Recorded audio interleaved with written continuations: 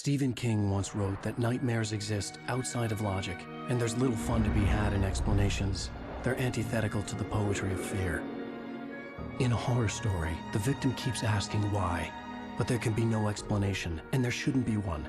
The unanswered mystery is what stays with us the longest, and it's what we'll remember in the end. My name is Alan Wake. I'm a writer.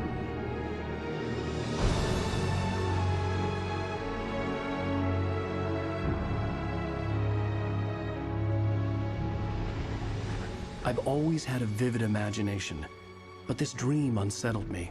It was wild and dark and weird, even by my standards. So yes, it began with a dream.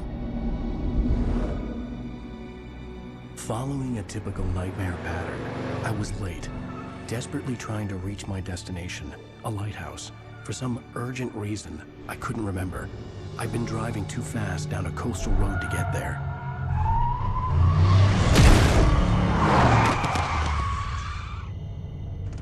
I'd seen the hitchhiker too late.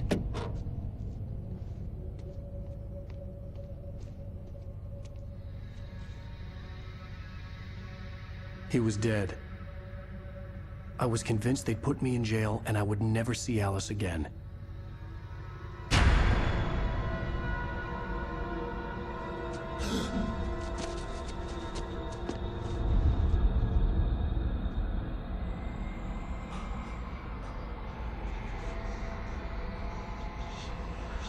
Suddenly, his body was gone.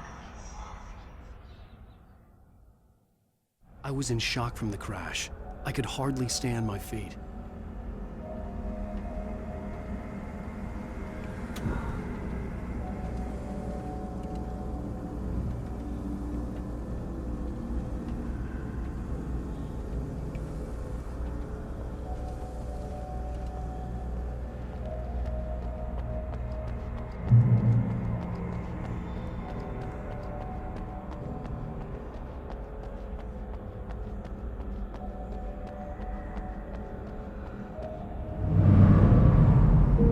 To go to the lighthouse. I knew there was something important waiting for me there.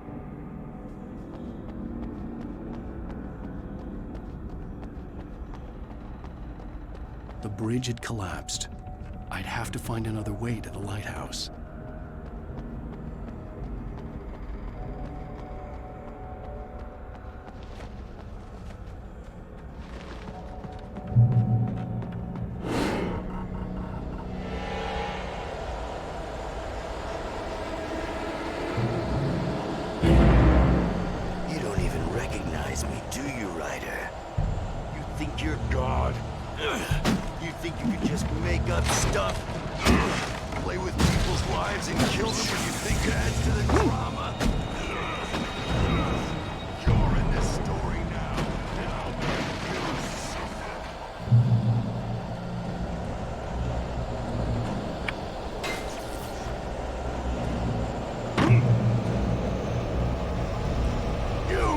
Your deadline! Damn.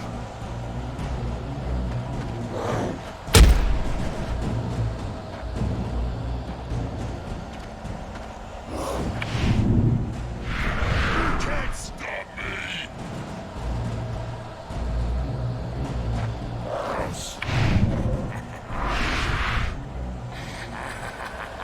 I realized that the hitchhiker was a character from the story I'd been working on.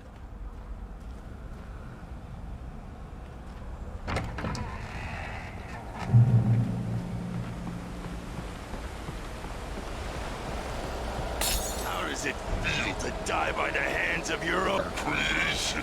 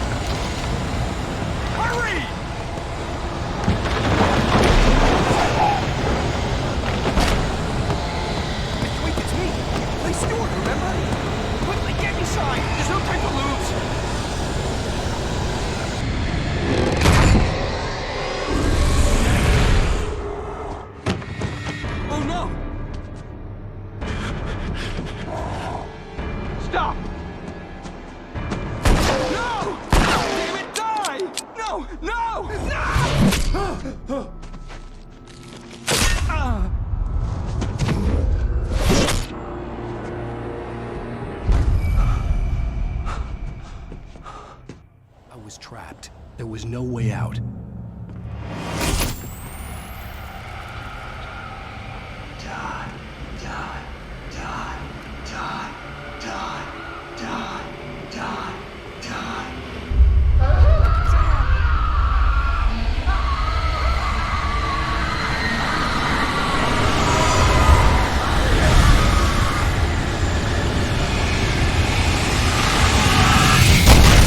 The cabin was a death trap. I had to get out.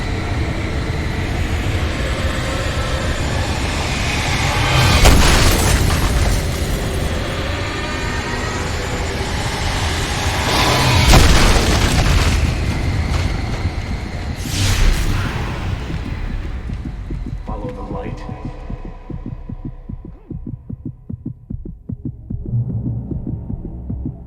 You are hurt. You should go into the light. You are only safe there.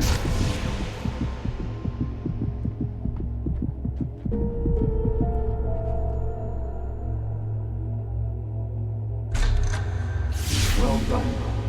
I have something important to tell you. It goes like this. For he did not know that beyond the lake he called home lies a deeper, darker ocean green, where waves are both wilder and more serene. To its ports I've been. To its ports I've been. Do you understand? No. Follow my light.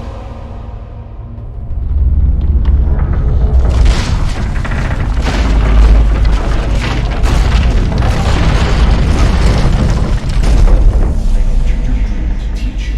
The darkness is dangerous. It's sleeping now. When it feels you coming, it will wake up. There's no time. I can only show you the most important thing. The hitchhiker has been taken over by the dark presence. You can't hurt him now. The darkness protects him from all harm. Only light can drive the darkness away and make him vulnerable again. Here, take the light. Turn your flashlight toward him and burn the darkness away.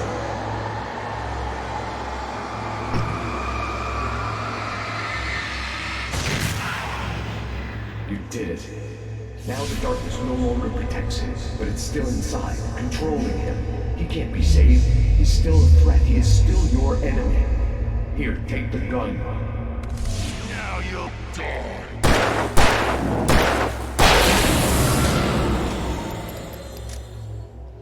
Good. You've done well. Remember what I've taught you. That is all. I will give you back your dream now. In the nightmare, a terrible darkness was taking over the world. The lighthouse was the last safe place on Earth.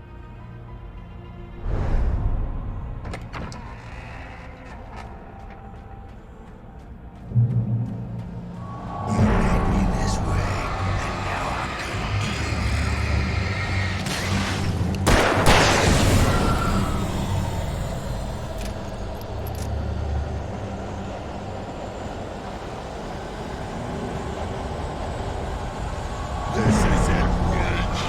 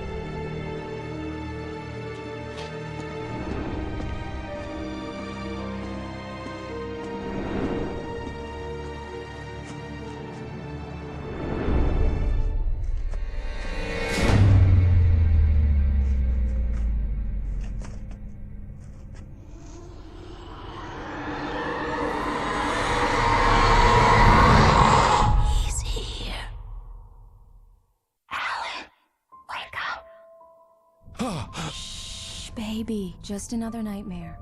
Everything's fine. You dozed off. Right.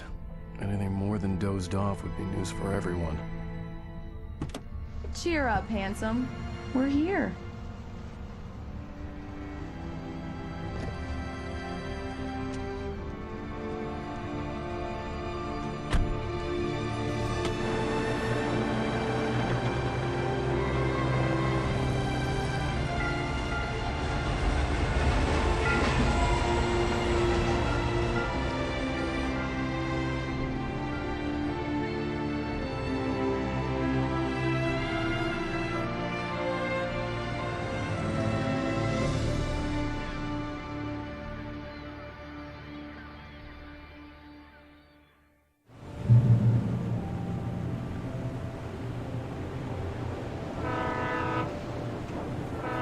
Let's act like we're on vacation.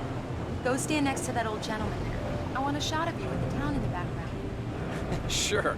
I'll even give you a title for the shot. A city boy, moments before he got eaten by a bear. Hi. Hello there. You picked a good time to visit our town. Deerfest is just 2 weeks away. Deerfest, huh? Did you hear that, honey? You have a lovely wife, if you don't mind me saying. I'm Pat Maine, by the way. Nice to meet you. Yeah, I'm Alan Wake. I won't pretend I don't recognize a famous writer such as yourself, Mr. Wake. A pleasure. I'm an avid reader myself. I hope this isn't too presumptuous of me, but I'm the night host at the local radio station. Any chance I could get an interview? Look, Mr. Maine, I'm on vacation. In fact, I'd appreciate it if we could keep my being here just between the two of us. I'm sure you understand. Fair enough. You can trust me to be discreet. Not a hard man to track down if you change your mind, though. I hope you two have a lovely holiday.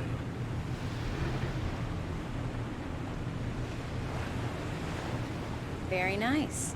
I got a couple of really good ones. And I see you made a friend. That's cute. Right.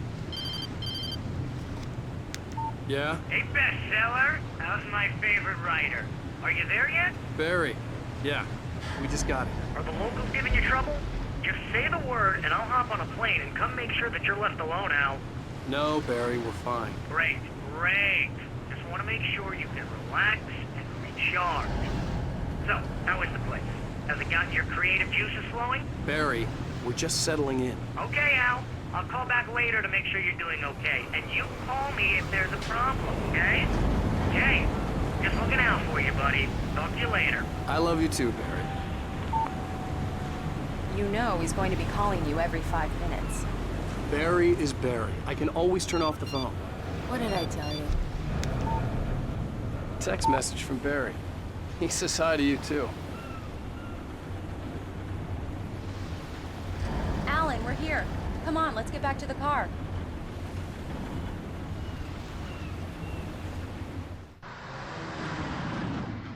We need to stop at the local diner to get the cabin key from the landlord, a Mr. Carl Stuckey. He's waiting for us.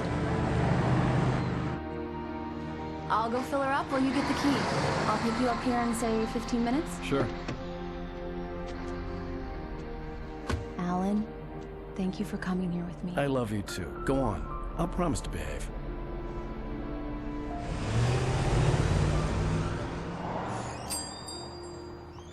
I'd forgotten there were still places like this. Towns where everybody knew everybody. Welcome to the Oh Dear Diner. Hi, I was wondering if you could help me. I'm looking for... Mr. Wake. Alan Wake. Oh, God! I am your biggest fan. I know people say that all the time, but I really am. I'm glad to hear that. Rose. Rose, I'm looking for Mr. Stuckey. Carl Stuckey? Carl? Of course, Mr. Wake. He must have gone to visit the restroom. He'll be back in a moment. I can't believe it. I've got all your books. I got the cutout from the bookstore when they took it out of the window. And you keep it here. Well, okay. Good for you.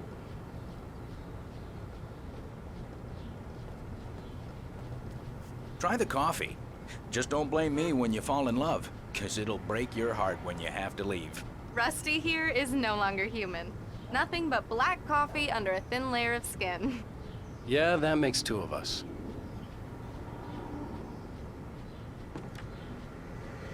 Are you staying long, Mr. Wake? I can't believe it. I'm having a conversation with Alan Wake.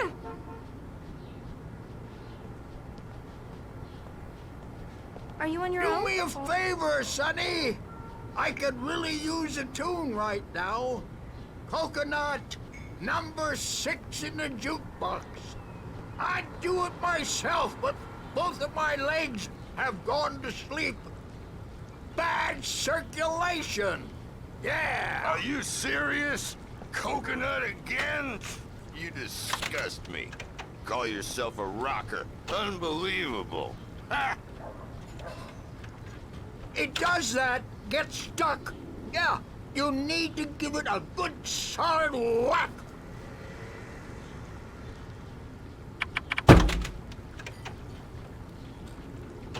Now that's what I'm talking about, yes! This is it. I've died and gone to hell.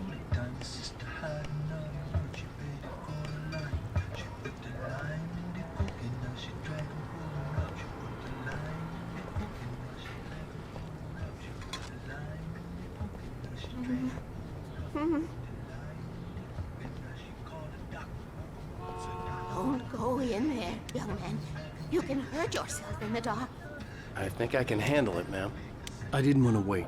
I wanted to find You don't Stucky, wanna die, to get the do key you? and get out as soon as Worse. possible. The waitress was giving me a headache. But he Overeager didn't fans listen. always did.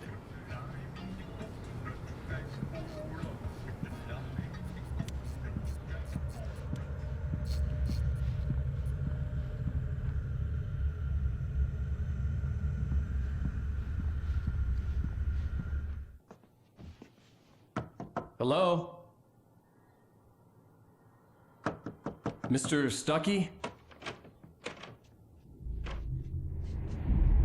Carl couldn't make it.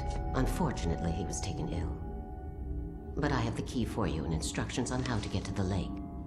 Okay. I wish you a good stay in my cabin. I'll come by later to check how you've settled in. And to meet your wife. I insist. Thanks.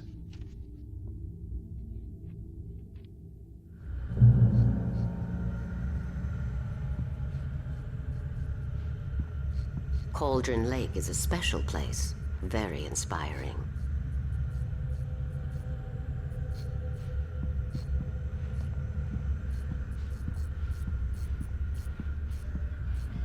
You got lucky this time, young man. You can hurt yourself in the dark. This really ought to be fixed, and then I must remind Sarah to change the lights at the station. It's been too long already.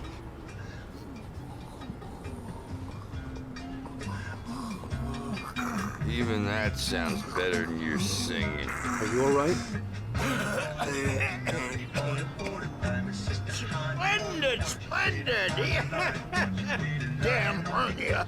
It swells up like a balloon if I lift anything heavier than a spoon. Yeah, splendid, splendid. It's been a long time, Tom. Good to see you. Hey, you wouldn't happen to have a bottle on you, would you, Tom? I wish.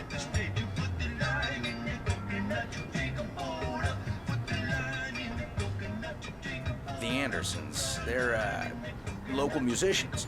We're waiting for Dr. Hartman to come pick them up. They wandered off from his clinic at the Cauldron Lake Lodge.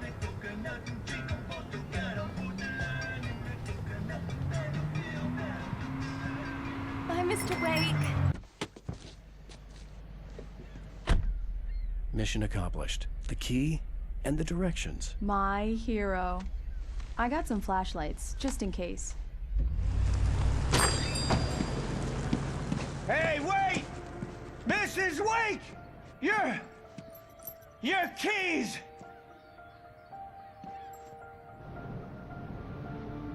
That diner was a real nut house.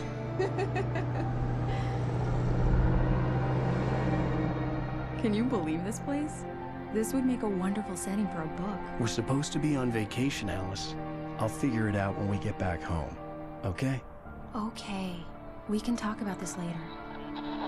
Batman here on PBFF. I didn't want to talk about it. I wanted to bury my head in sand. Here's another one of my favorites to go with it. Once upon a time, I was a successful writer, but that was a long time ago. I hadn't been able to write a word in 2 years, not since my last book. And now the weather. It's gonna be a clear night, so you folks in the big city might want to look up every once in a while, see those stars winking down at you. It gets pretty dark out here, but they'll light your...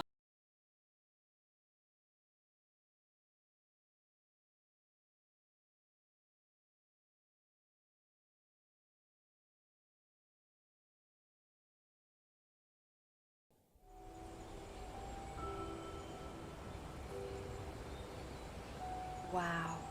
It's gorgeous, Alan. It's something, all right. Don't worry, honey. I'll get you inside safe and sound before it gets dark. And I've got the flashlight. I know. I'm okay. Alice had a phobia, the fear of darkness. I wanted to make sure we were inside with the lights on before sunset.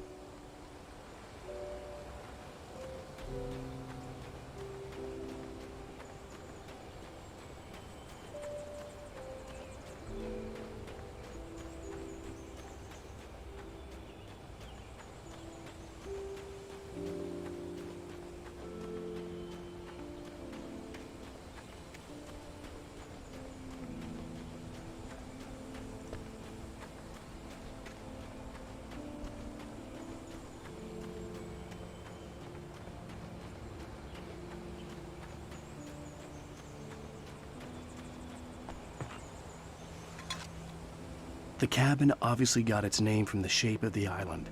It looked like a giant bird leg. Alice had mentioned that the lake was a caldera. There was a dormant volcano under it.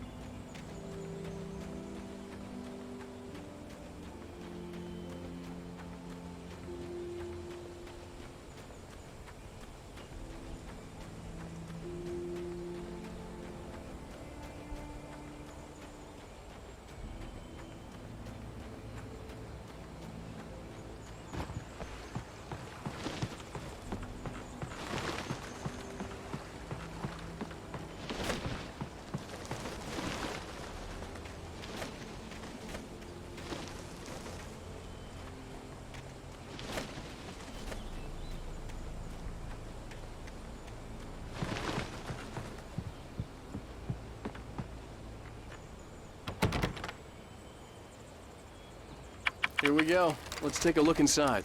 Come on. It's dark in there. We need lights. Can you figure out how to get the power on, honey?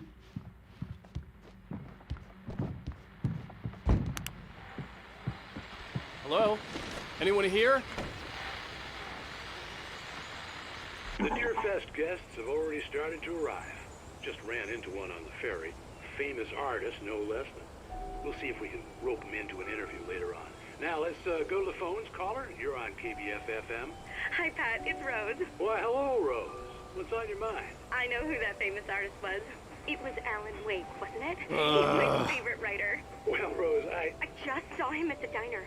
Oh, I am so excited he's here. I'm sure he's glad to be here, too. Well, folks, I guess the secret's out. This is Pat Maine on KBF-FM. And now, some music. Great. So much for keeping a low profile.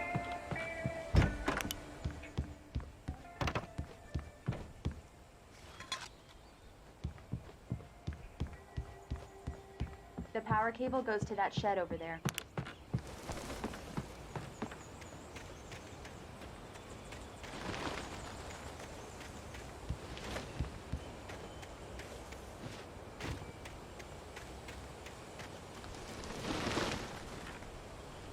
An old generator had been connected to the power cable.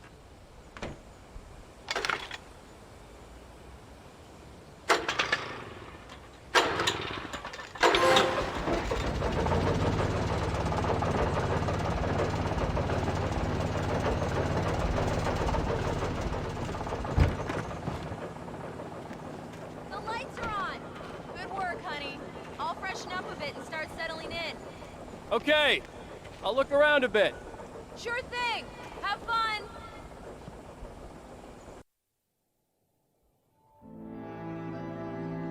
It was a beautiful place. I told myself I could rest here, sleep here, and forget about my work.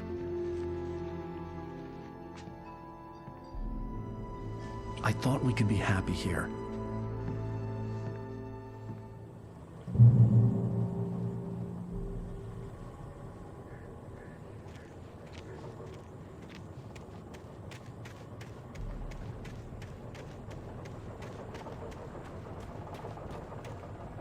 The island had once been the site for a love story.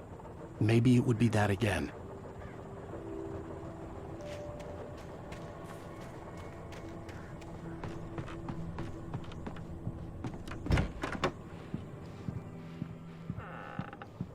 Alice? Honey? Alan, I'm upstairs. I have a surprise for you.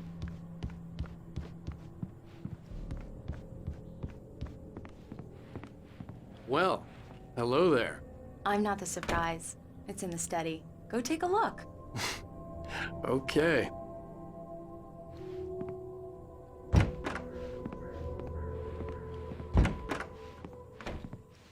Surprise! Alice? What is this? I guess I have a small confession to make.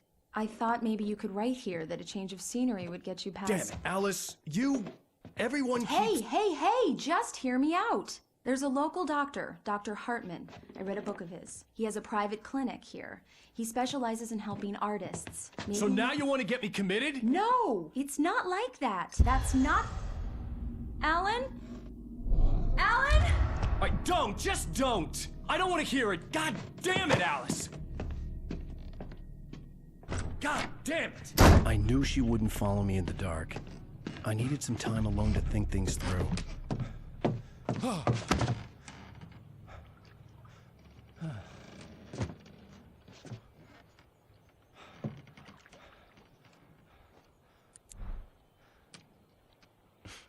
Damn it.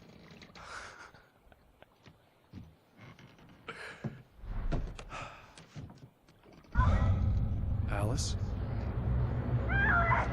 Alice? Alice! The cabin had gone dark. All the lights were out. Alan! Where are you? Help! Alice, I'm coming! What the hell? Help me! Alan! No! No! Alice? Alice?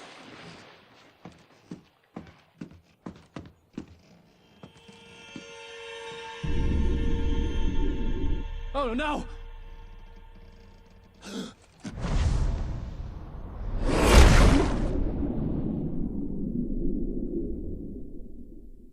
Keep going. Wake up. Alice?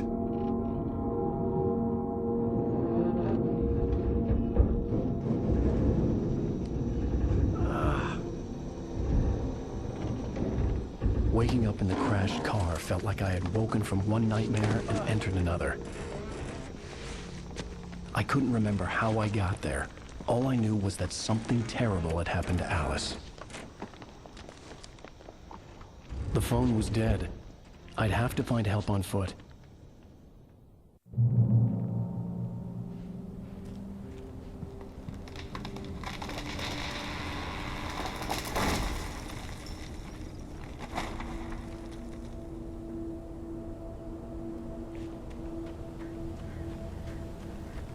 The gas station was my best bet.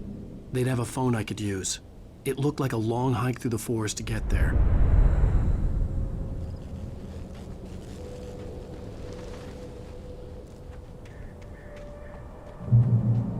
Damn.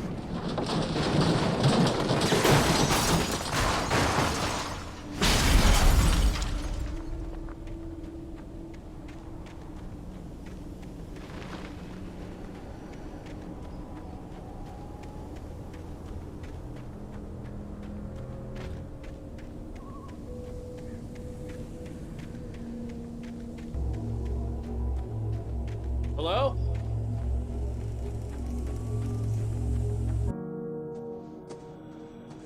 Hello? Is someone there?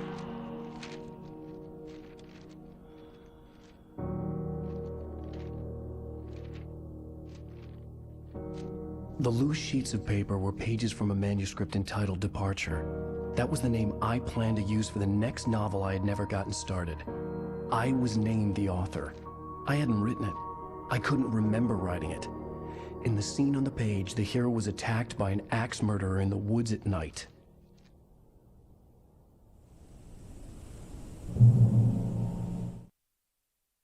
Departure by Alan Wake. The man turned to face me.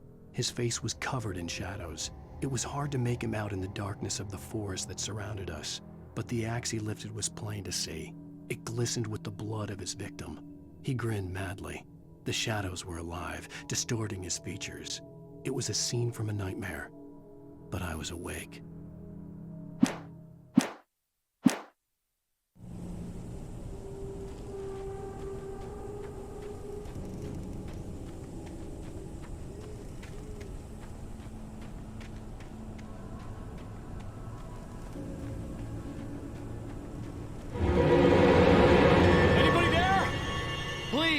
I've been in an accident!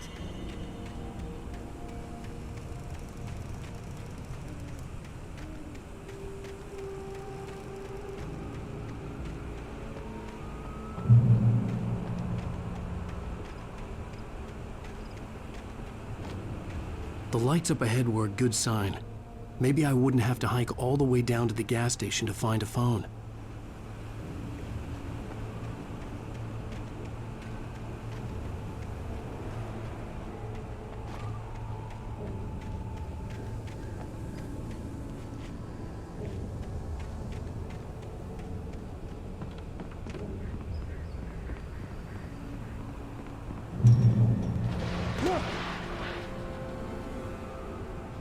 Anybody there?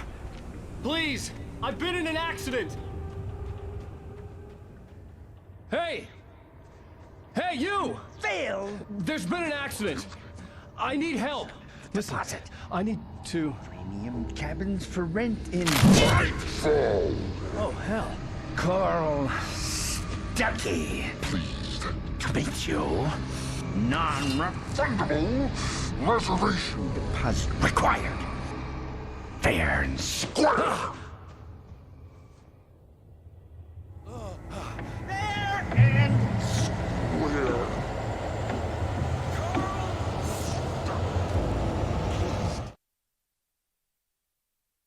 The Taken stood before me. It was impossible to focus on it, as if it stood in a blind spot caused by a brain tumor and eye disease. It was bleeding shadows like ink underwater, like a cloud of blood from a shark bite.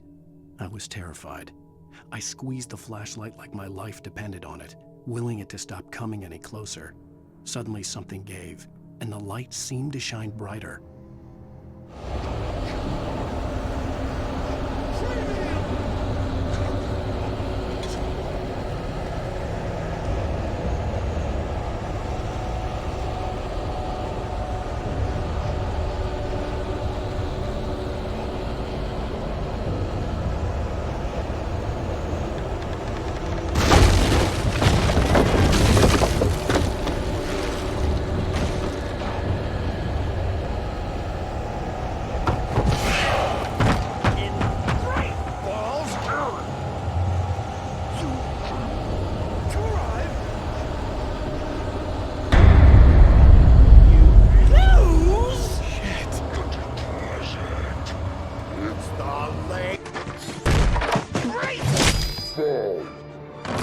I had to figure a way out of this.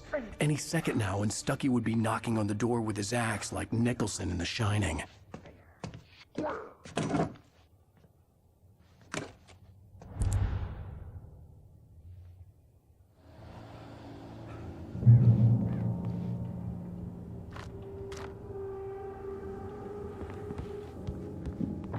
During your trying walking, it's the latest Yes. Bright Falls Sheriff Station. Hello? Two. One. This is bad.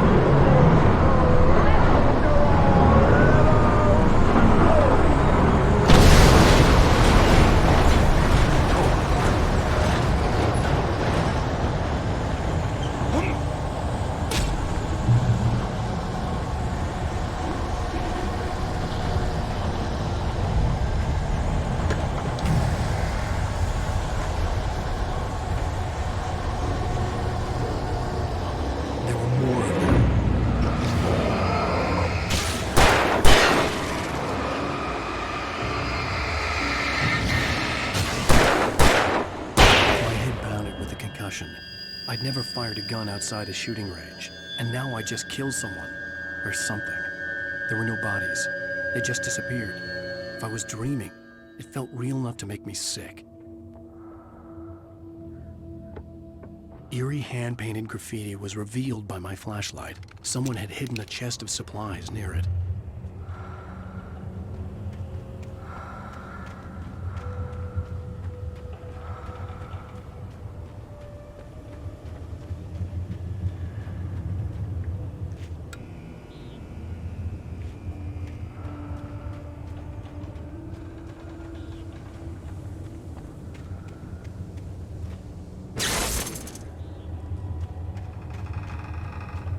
The dark forest was the last place I wanted to go, but I had no choice. I had to get to the gas station. It's rabbit season!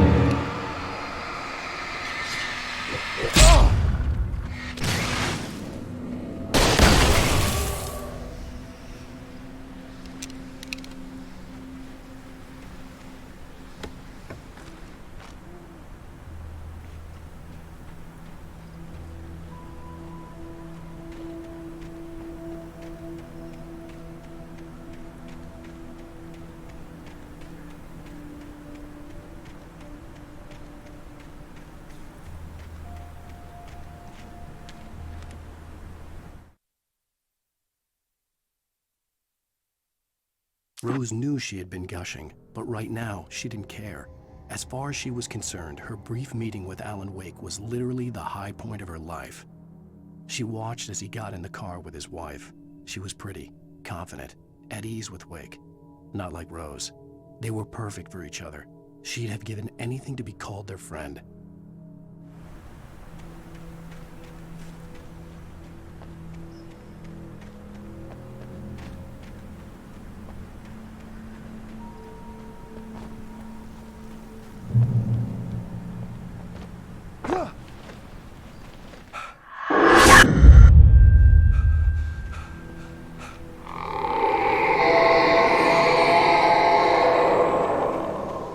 What was that?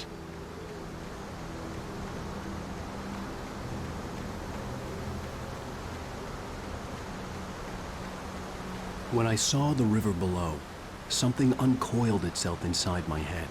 I realized that I'd have to find a way across. I didn't even want to look at the water.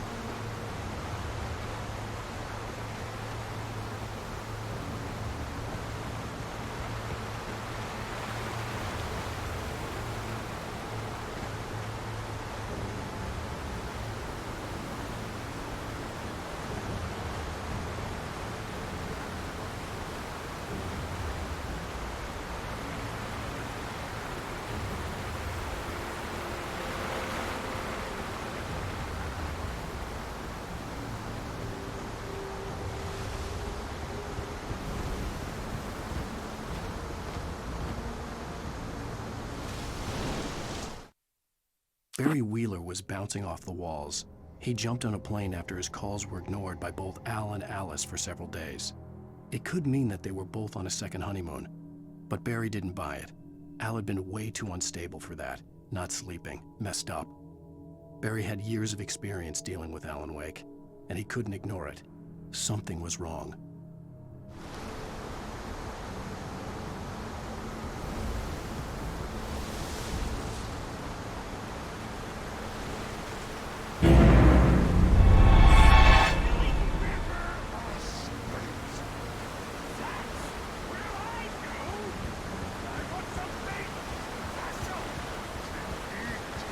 Stucky was still out there, in the dark, stalking me.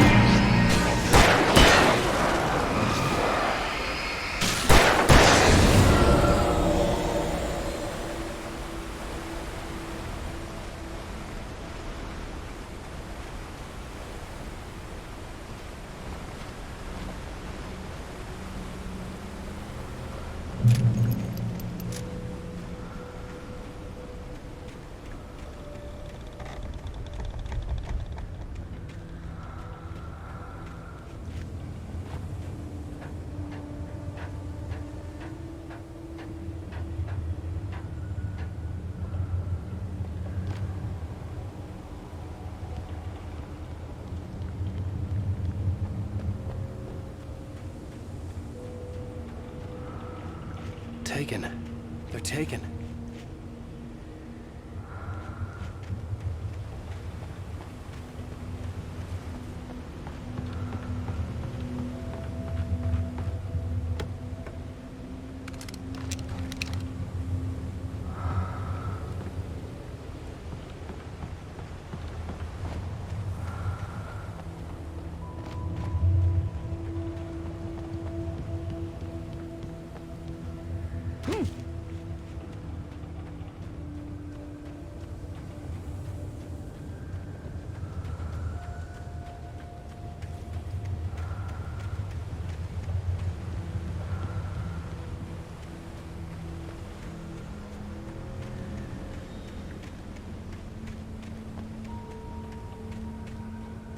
The staircase was broken. I had to make my way up some other way.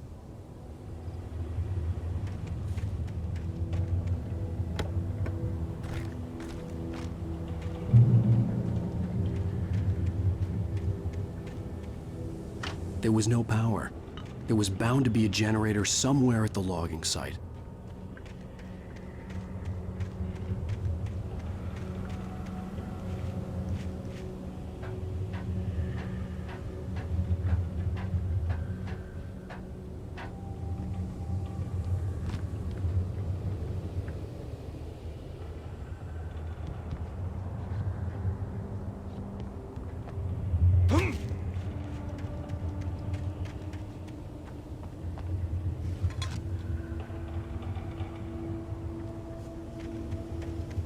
With all this forestry equipment around, there had to be something I could use to reach the top.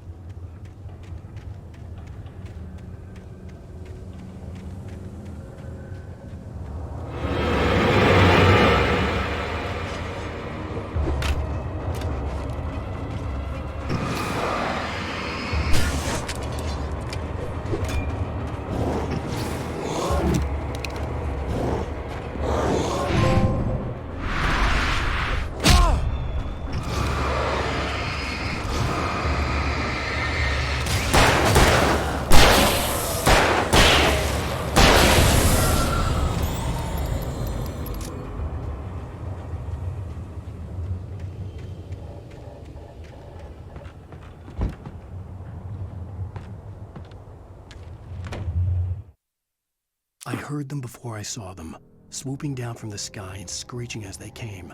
I spun around just as the cloud was upon me. For an instant, I stared into 100 dead eyes, black pearls glittering in the darkness.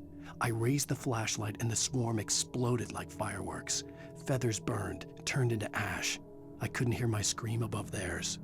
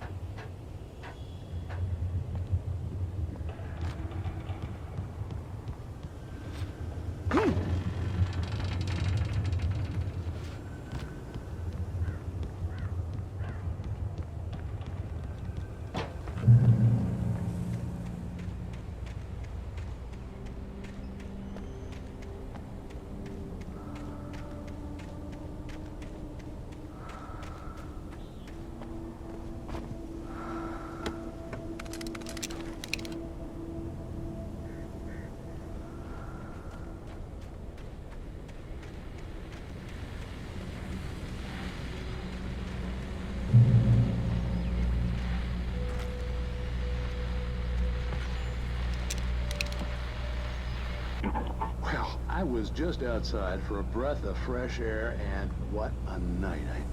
I know most of you are probably in your beds by now, but if you're still up and around, take a moment. Step outside for a spell and breathe in deep. The weather's absolutely still. The sky is crystal clear. It's like the forest is quietly breathing along with you. As you listeners know, I'm a night owl, and it's on nights like this I wish I wasn't cooped up in the studio. Makes an old man like me wish I could just roam wild. But here I am, and it would keep you company all night long if I weren't. It looks like I'm not the only one staying up late. Caller, you're on the air. Hey, Pat, it's Maurice Horton. Hello, Maurice. What are you up to? Well, I was just taking Toby on his walkies. Oh, isn't it beautiful out there? Sure, but Pat, the reason I called is that Toby heard something ruffling in the undergrowth and took off after it, and I couldn't find it. Probably a rabbit. Sure. Toby loves rabbits. Well, sure. Anyway, I figured that, if anyone runs into Toby, they could grab him. My number's on his collar. And Toby's a friendly dog? Toby loves people. Usually he comes back, but we were pretty far from home, and it sounds like he went pretty wild there. Great dog, but just too tough for his own good. Well, Maurice, it's out there now. Hope Toby comes home soon. Yeah, thanks, Pat. You have a good night now.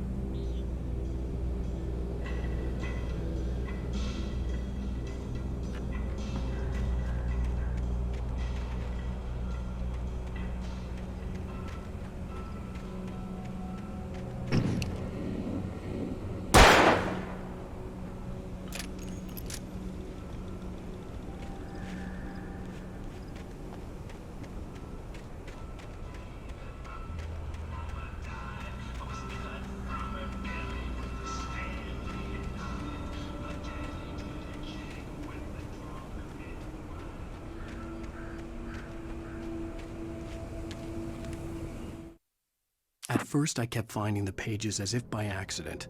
The book I couldn't remember was either a terrible and true prophecy or an act of creation that had rewritten the world.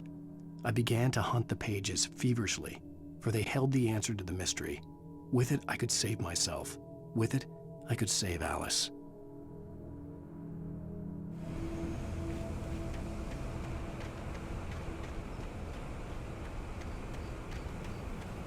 The gas station was closer now, its light welcoming in the darkness.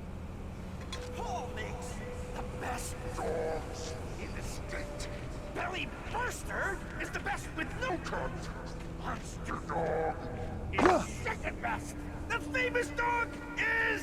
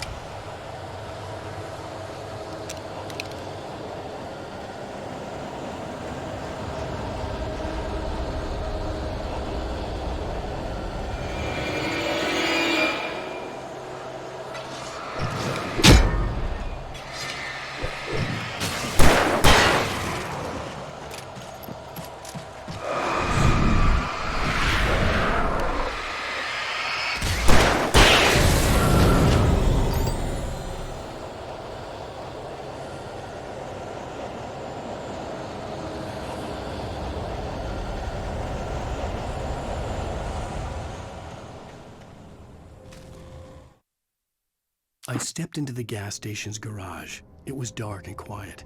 The place was a mess. It looked like someone trashed the place or that there'd been some kind of fight. Light spilled into the room through an open door at the back, and I made my way toward it. Without any warning, I was blinded by a bright light. An old portable TV on the shelf had come alive by itself. Impossibly, I could see myself on the screen, talking like a madman.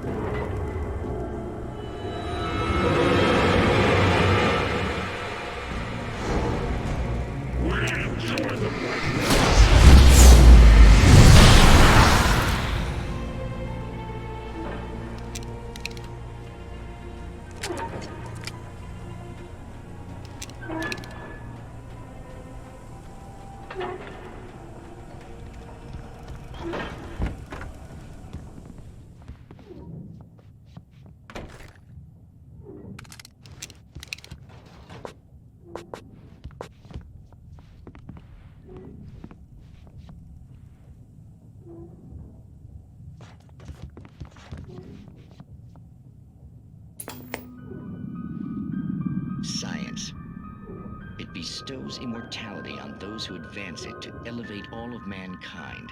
Newton, Einstein, Sagan, princes among men. But the price for such a legacy is steep indeed. In Night Springs.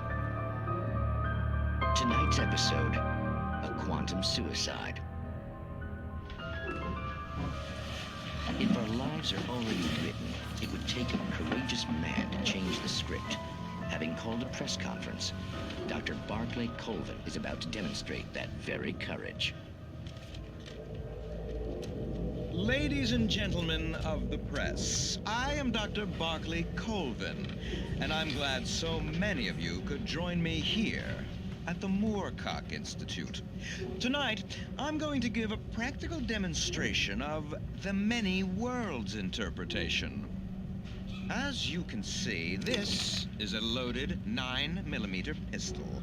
It shall be part of a thought experiment.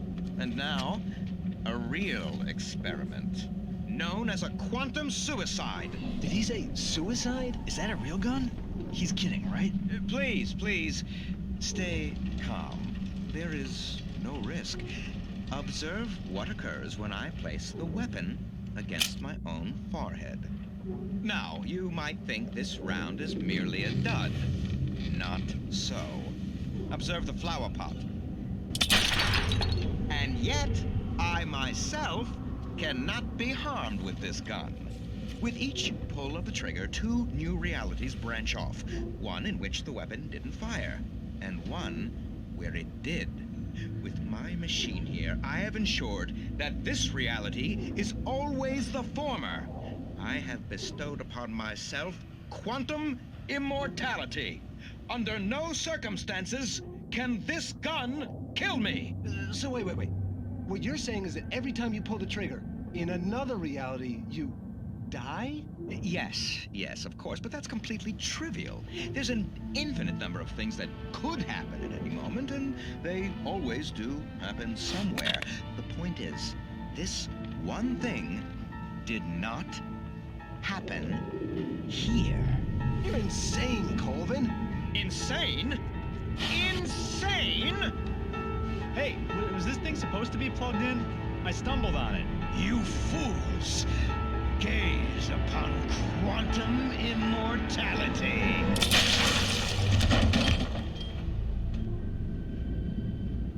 Poor Dr. Colvin, felled by his own hubris or the ignorance of the masses. Perhaps he should have left the crate unopened, the decaying atom unobserved. Curiosity often kills the cat. In Night Springs.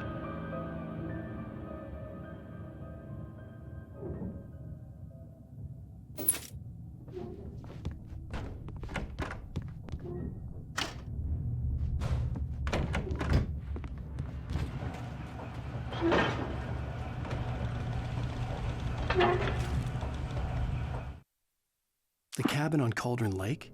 She asked. The sheriff looked at me suspiciously. The early morning light flooded through the office windows. I would probably never have gotten out of the woods alive without her help, but I couldn't tell her the truth of what I'd faced the previous night. She'd think I was lying or crazy. She'd lock me up, and she wouldn't help me find Alice.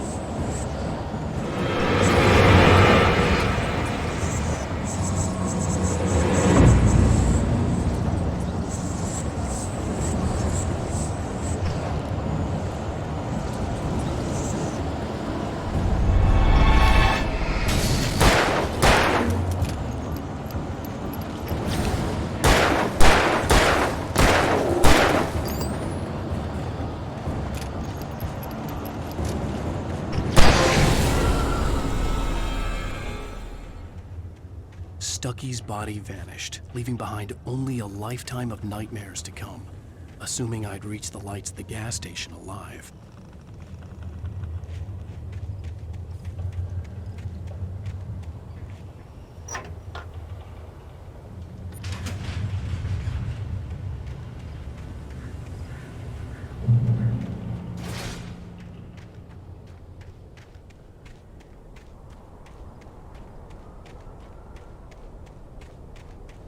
I recognized the parade float I had seen in Bright Falls when I first arrived with Alice.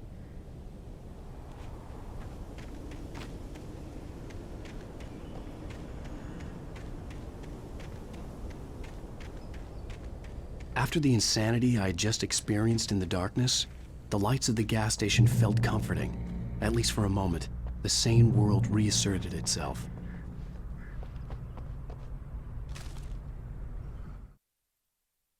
Stucky spat on the garage floor and tried to shake the cobwebs from his head.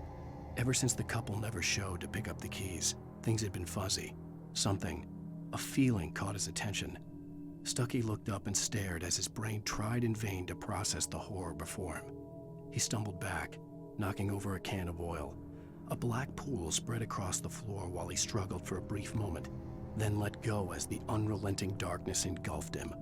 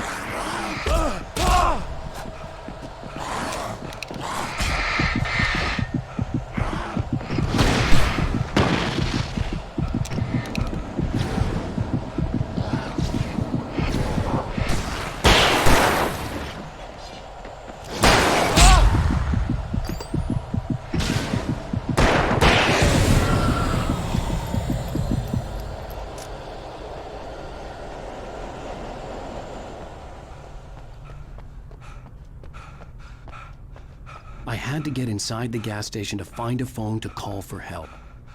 The Deer Fest had been 2 weeks away when we arrived. If the day count on the banner was right, I was missing a whole week between the night we got here and now.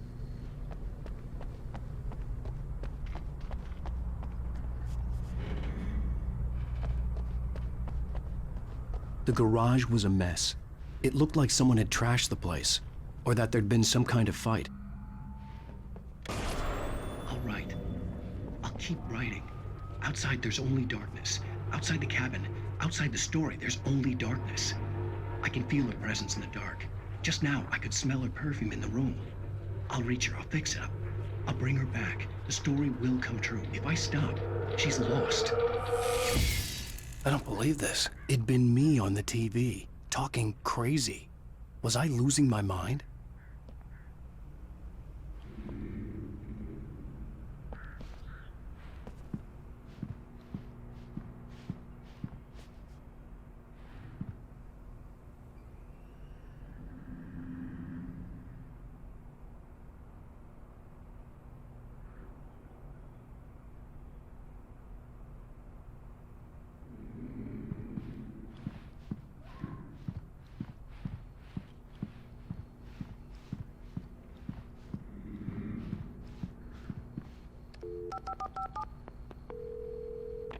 Bright Falls Sheriff Station.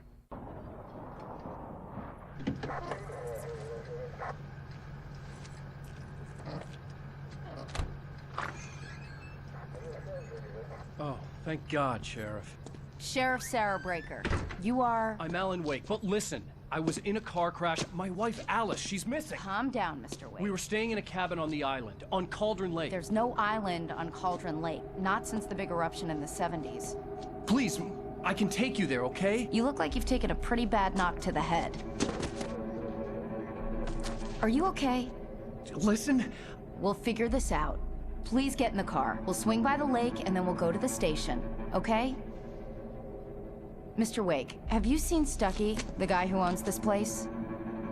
I realized I couldn't tell her what had happened in the forest. She wouldn't have believed me. And then she wouldn't have helped me with Alice.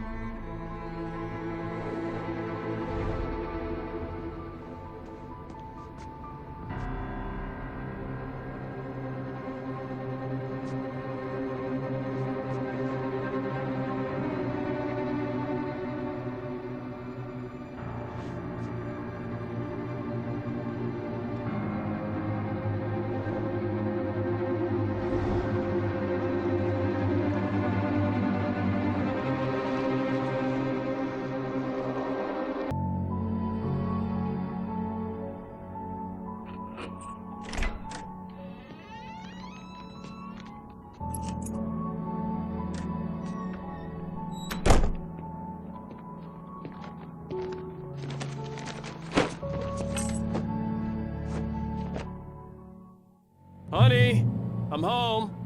Back here, sweetie. How was it? Worst weather I've ever seen. You should put some coffee on. It'll warm you up. Hey, handsome. This is gonna be a long night, but these shots are turning out great. I guess you're gonna need that coffee then. I'll go put it on.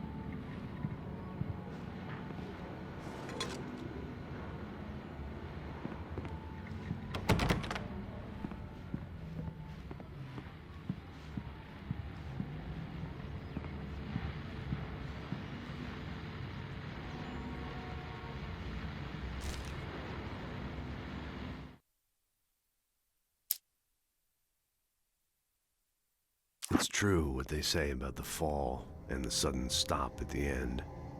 I'd lain here in the snow while the lurid chain of scenes that had led me here kept playing in my head. A rerun of my own private snuff movie. A memory of my corpse. Alone at my own wake. Thinking in metaphors again. The femme fatale was gone. Only a sour taste remained of the kiss that killed me. This was a late goodbye. 13 years after I'd gotten my revenge, it had finally caught up with me. It had been a long time to bear the pain. My blood painted the snow red. A gruesome slushy dissolved all the scattered painkillers and leisurely dripped down to the sewer, mingling with the bile of the city, becoming one with it. I can see them now. My wife and my baby.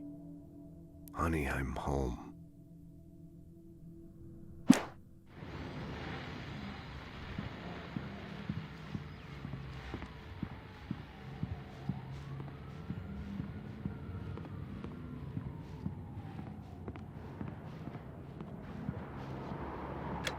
Coffee's on.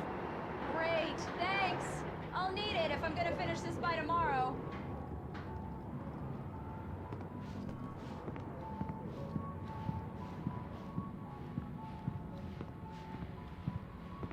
Oh, hey, I just finished those cover mock-ups. They're on your desk. Tell me what you think.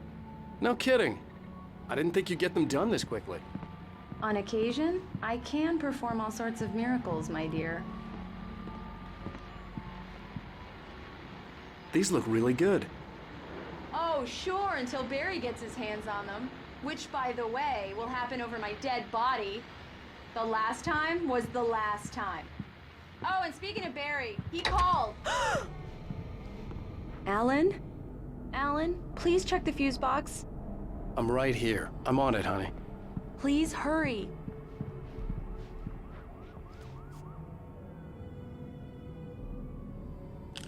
Honey, it's a power outage. I've got the flashlight. Okay. Hi. You okay? I'm sorry. It just really spooked me. Don't worry. We'll just break out the candles. I know it's stupid, but it's just... Especially when I'm not prepared for it, you know? It gets to me. I love you. Tell me a story, writer. Okay. I used to have these nightmares when I was a kid. The dark really spooked me, too. When it got really bad, my mom gave me this old light switch. She called it the clicker. The clicker, huh? Yeah. If I ever got scared of the dark, I could just flip the switch and a magic light would scare the monsters away. Oh, sure. Here it is. Alan. Maybe it'll help you too. Yeah, nice story, writer boy. You made that up right now, didn't you? No. Seriously. I love you, even if you are a liar. Thanks for this.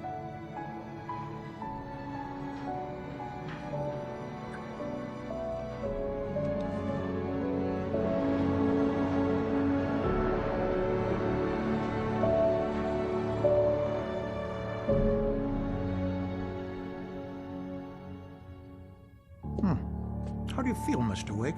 Any nausea, disorientation, anything like that? Mr. Wake, how are you feeling? I'm okay. My head's fine. I had to lie about my headache and memory loss. He'd send me to a hospital for tests. I couldn't leave without Alice. Very well. I don't think you have a concussion, but you've obviously been through quite a shock. You should take it easy for a couple of days. Thanks. Well then, Mr. Wake, we're done here. If the pain gets any worse or you experience any other symptoms, you should come see me. I'll let you get on with it then. Sarah, Sheriff Breaker, is waiting for you. She's very good at her job. I'm sure she can locate your wife in no time. Doc Nelson was the image of a small-town doctor. Sheriff Breaker had called him to the station to take a look at the cut in my head.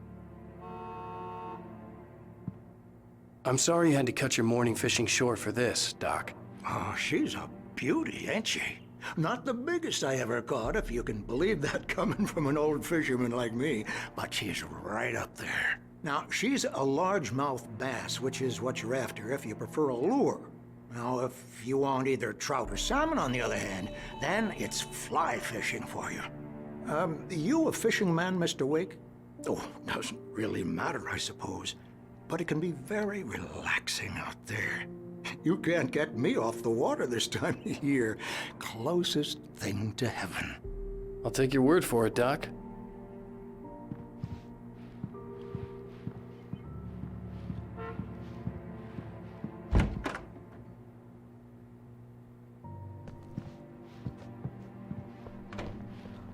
Thank you for testing the lights, Miss Weaver. Everything seems to be fine.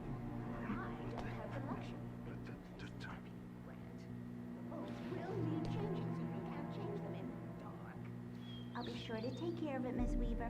Have a nice day now. Come in, Mr. Wake. Your phone's on the desk. The battery was dead. It's charged now.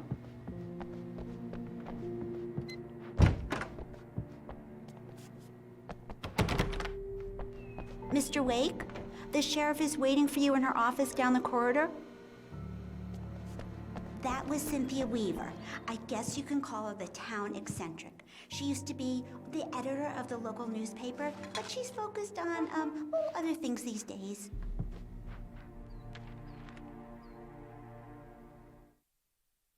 Alice looked through the viewfinder, lining up the shot.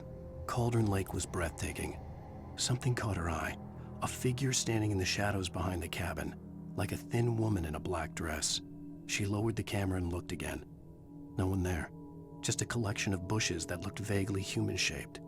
She shook her head and laughed.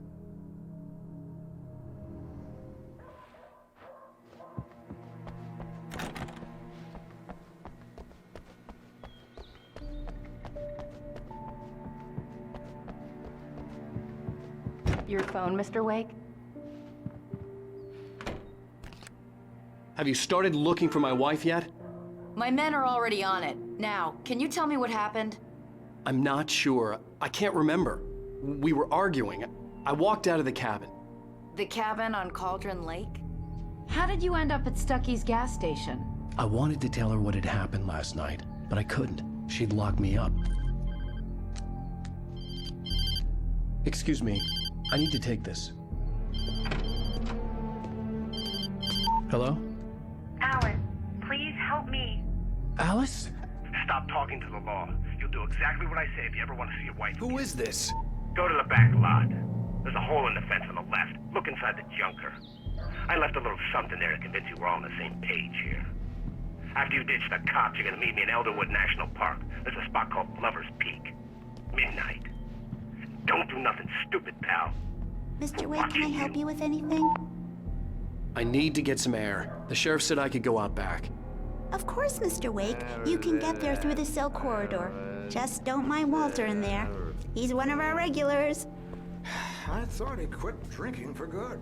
Oh, no such luck. mister! He went on a bender Hey, and can you beat turn Dan the really light- badly. the He started lights shouting on? like that the The moment he deputies, woke up. they don't understand. They won't listen to me. I need it to be bright in here. Thank you, man, thank you. Hey, you're all right. You're a good guy. Don't let anybody tell you different. You know, I shouldn't even be in here. The cops, they got it all wrong. See, sure, I beat him up, but I wasn't drunk. I mean, I wasn't drunk at the time. I only got drunk afterward. Okay, listen. You gotta listen carefully now. Here's the kicker. That wasn't Danny. No, sir. It only looked like him. You wanna know who it really was? I'll tell you who it really was. It was a goddamn space alien! I know it sounds like something a drunk would say, but believe me, I wasn't drunk then.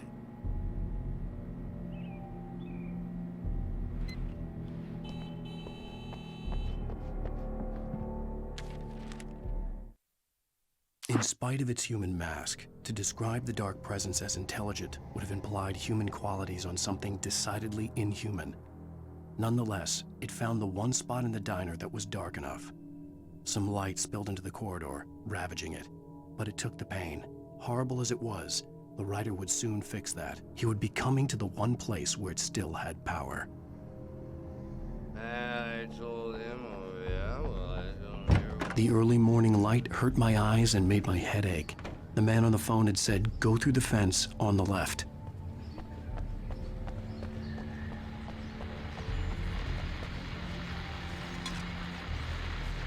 Well, folks, it's been another long night, and it's about time for me to sign off for a while. God knows I need my beauty sleep. Just one more item before I go. It's been a busy night for the Sheriff's Department. We've had a few broken windows, even a report of shots fired on Main Street.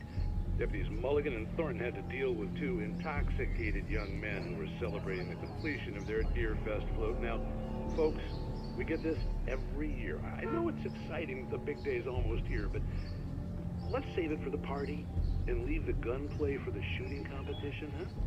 There's no point in getting all worked up yet.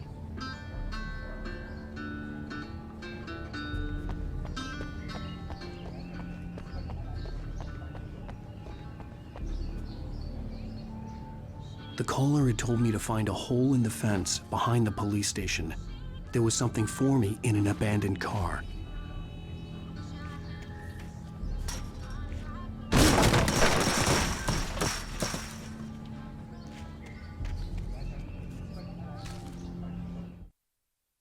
The kidnapper fired his gun one last time, and the shadow vanished into the darkness it had come from.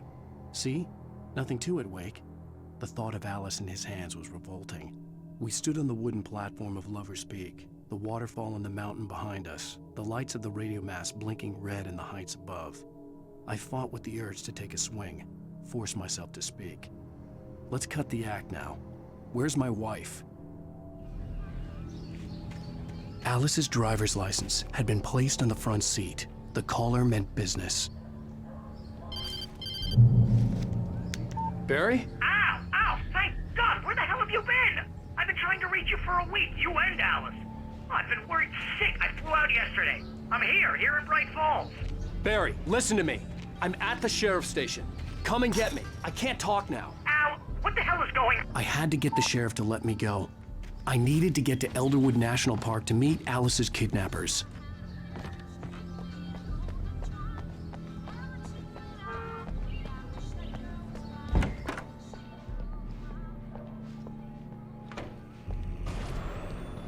writer is a light that reveals the world of his story from darkness, shapes it from nothingness.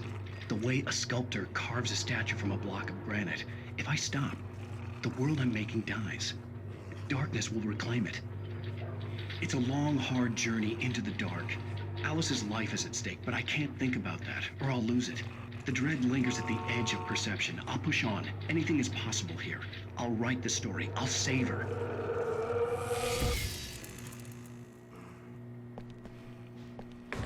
Marvelous, Sarah. I just wanted to settle all the damage the Anderson brothers might have inadvertently caused on their recent and regrettable little outing. They are not accountable for their actions, of course. I can assure you that my staff has been reprimanded. Tor and Odin never caused any trouble to anyone when they were still living at their farm. Indeed. All we can do is to slow down the progress of their dementia.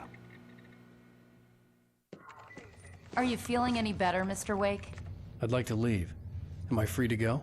Well, we still need to talk about... Am I under arrest? No, of course not. But I need to know where you'll be staying so I can get in touch with you. I'd avoid the motel. The Majestic is known for its roaches. The cabins at Elderwood are pretty nice, though. That sounds perfect. I'm Dr. Emil Hartman. I'd like to invite you to stay at Cauldron Lake Lodge. Did you talk to my wife? I had the pleasure of discussing your situation with her on several occasions. Did you set something up with her? I invited her here. My clinic is a place where... Oh, hey! Oh my! Take it easy. Hey, nobody move! Get your hands off of my client! Who are you? I'm Barry Wheeler, his agent. If you have business with Mr. Wake, you talk to me. You yokels won't know what hit you once I sick my lawyers on your asses. No harm done, Sarah. I'm all right. I don't want to press charges. Mr. Wake, my offer still stands. Get me out of here. What the hell was that about, Al? We don't need a replay of that thing with the paparazzi. I thought they were gonna lock you up. I had to talk to someone. I told Barry everything. He thought I was certifiable, but when he heard about the manuscript, I had him. The fact that I'd written something, even if I couldn't remember it, was enough for him. He smelled money. And he believed that Alice had been kidnapped. Anything beyond that was another story. I had a midnight appointment with the kidnapper in a place called Lover's Peak, somewhere in Elderwood National Park. The plan was to rent a cabin. I don't like it, Al. I don't like any of it. It's not good. In fact, it's the absolute opposite of good. Mr. Wake! Barry, you found him! Hi, Rose. Oh, wow. I was just thinking about you, too. Great. I was just bringing Rusty some coffee. He's on the balcony, looking after Max. Poor thing. I really need to go. Great to see you again, Mr. Wake. Later! Who's Max?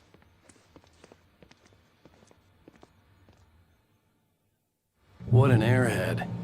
Jeez, Mr. Takes a swing at everybody. This is not her fault.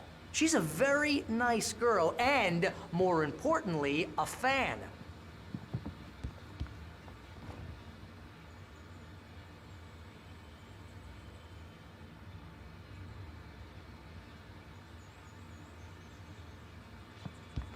Seriously, Al, what you were saying in the car, just listen to yourself. What, you shot a guy and his body just disappeared? When was the last time you slept? What, are you high? Have you been drinking? No! Look, Barry, I'm missing a week, and someone's got Alice. Do you and everything's understand what it sounds like when you say stuff like that? Don't get me wrong, it's a good story, could be a bestseller. But when you start confusing fiction with reality, you're buying yourself a ticket to the funny farm. All right, wait here.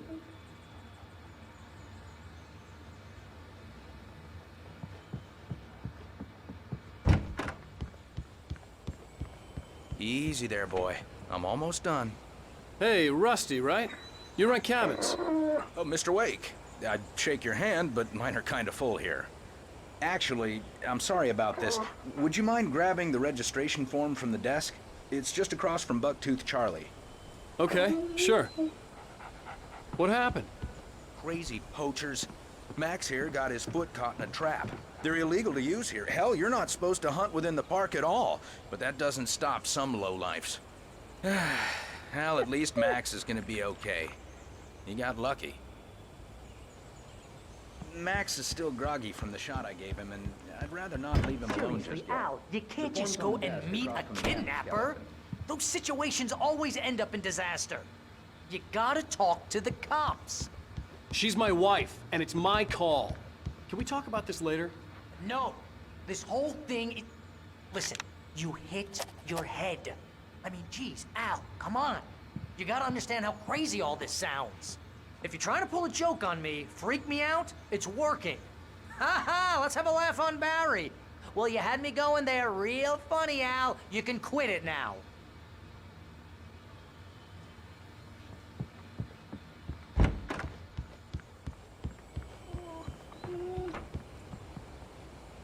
I think this is the form you wanted. And here are the keys. Okay, you're all set, Mr. Wake. Glad to have you staying here. Thanks. Can you tell me how to get to Lover's Peak? Oh, sure. It's at the end of the nature trail. Just follow the paths, you'll get to it eventually. It's an easy walk. Nice spot, too. If you have any trouble finding it, just keep your eyes on the radio mast. It's right below that.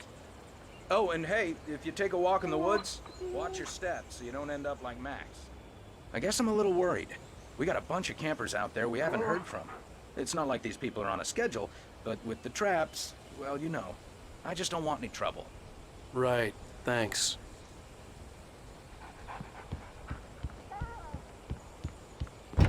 Look, Al, you're asking me to believe that you shot a dude who went poof into thin air, a guy who was bulletproof until you pointed a flashlight at him. You hear that from people who end up spending time in padded rooms, strapped to their beds, wearing white shirts with too long tangled up sleeves, and eating a healthy diet of pills. Al, you make cruel jokes about people who believe that kind of stuff. You're the skeptic. You gave me an hour-long lecture on homeopathy last month. What was it? If there's no proof, it's pure bullshit. Period. Guess the laugh's on me then. Al, come on! I mean, okay. Okay, maybe something weird happened to you, okay? Well, thanks for the heartfelt vote of confidence. All I'm saying is you gotta throw me a bone here, bestseller. What would you think if it was me? There's no way you should be going out at midnight with a gun. No one asked you to come here, Barry. Either work with me on this or go straight back to New York. Your choice. Uh-huh.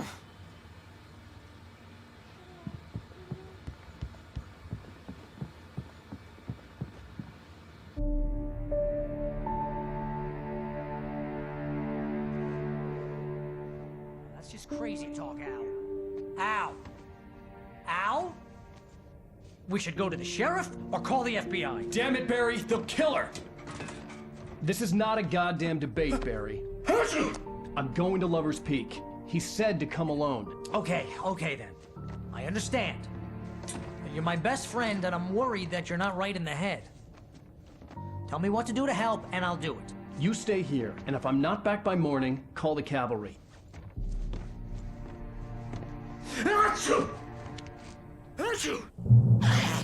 Just be careful with the natives, Al. These yokels are dangerous. Everybody hates a tourist, or it'll be Deliverance all over again. Bless you. Oh, this place is trying to kill me. I'll bet there's mold in here, spores, poison ivy, God knows what. This is so not worth a 15% commission.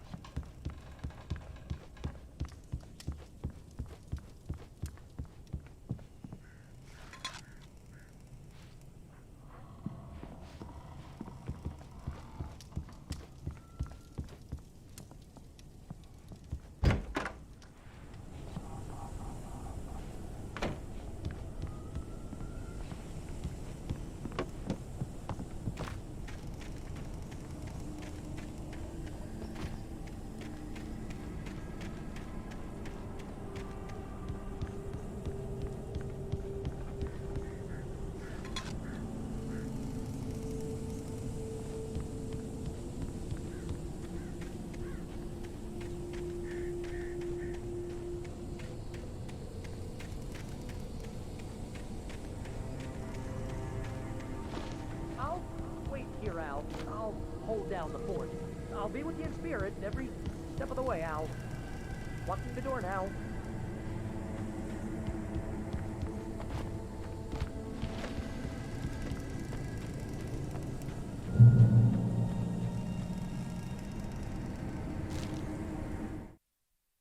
Barry had never gotten along with Alice, but he knew Alan loved her with an almost frightening intensity. And now something had happened to Alice. And here was Al armed with a gun and saying things people got put in padded cells for. It was as if his friend had experienced a massive psychotic episode and was now totally disconnected from reality. It scared the shit out of Barry.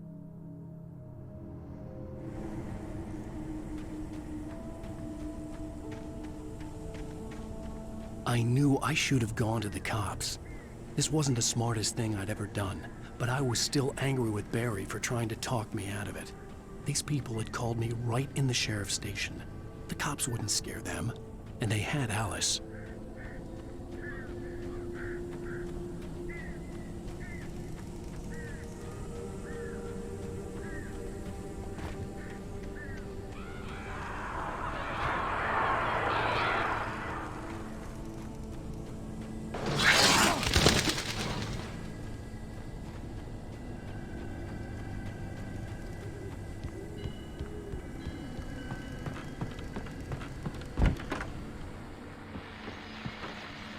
Welcome back to the show, folks. As promised, our very own Dr. Nelson has just parked his rear end in the studio. Doc, what's your Deerfest plan like?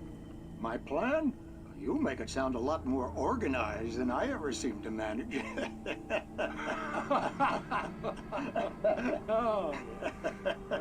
No plan, really, just taking the atmosphere. I'm getting a little too rickety to do much more than that, you know. Oh, tell me about it. No sack race for us older gentlemen, huh? Yes, exactly, Pat. But I'm going to check out the parade, of course. And I'll be one of the pie contest judges, too. Well, that takes a different kind of constitution. Oh, yeah, it's my kind of exercise. Now, Doc, seriously, you're in pretty good shape, though. You're the outdoors type. I know for a fact you're an avid fisherman. That's right. Matter of fact, just caught a heck of a largemouth bass early this morning. But you're not taking part in the fishing contest? No, not this year. See, Pat, I'm just not that competitive anymore. Now I just like to take my time and enjoy the peace of it. It's no fun if I need to worry about what I'm catching, you know? Well, considering your track record, the participants are probably pretty happy you feel that way. Well, Pat, that's kind of you to say.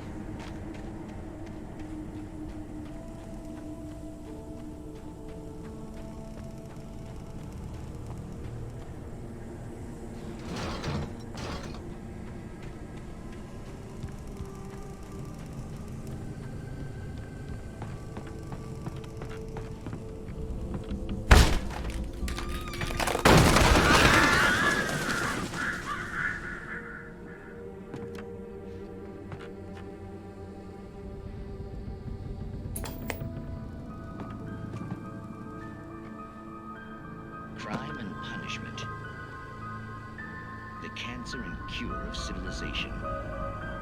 But some crimes are impossible to punish, especially in Night Springs.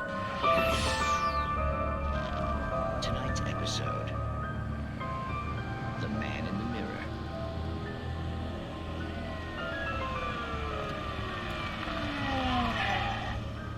He's inside, Agent.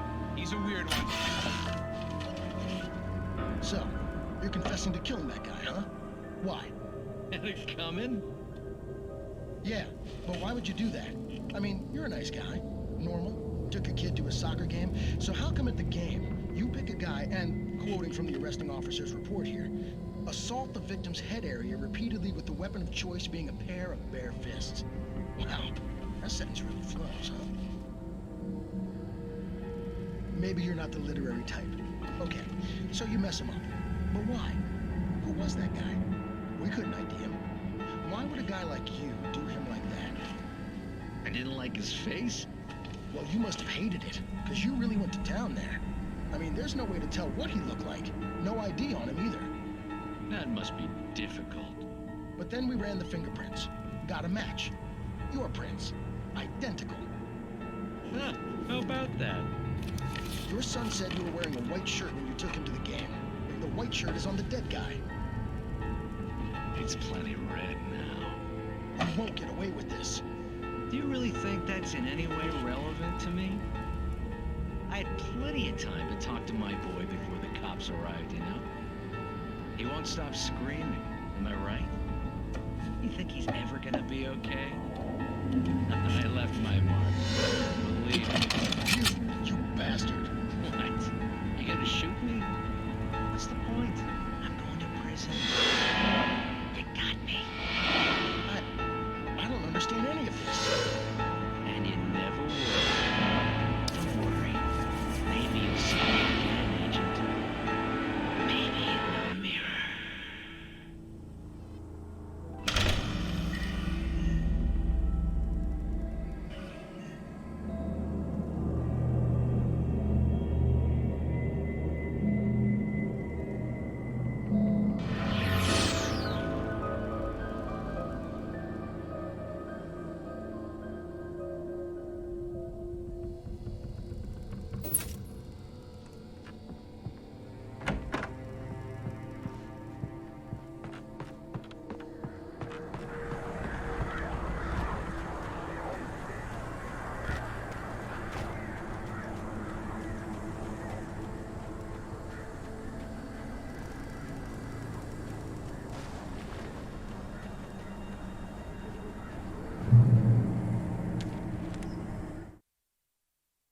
The air in the visitor center was heavy with an awful smell, as if some rotten drowned thing had crawled up from its grave. Rusty kept coughing blood. My eyes were drawn to the twisted shape of his broken leg. The attack had been vicious. Max whined in his cage. Rusty's eyes were wild with fear and terror. He gasped. "Mr. Wake, it happened just the way it was on that page."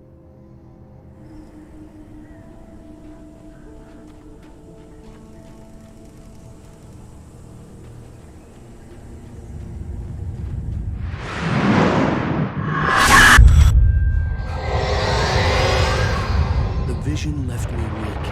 This was no head injury.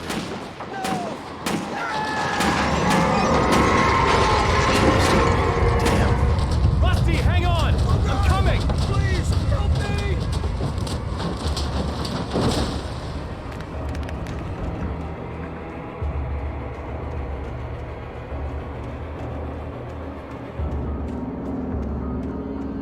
Anybody? Help me! Help me!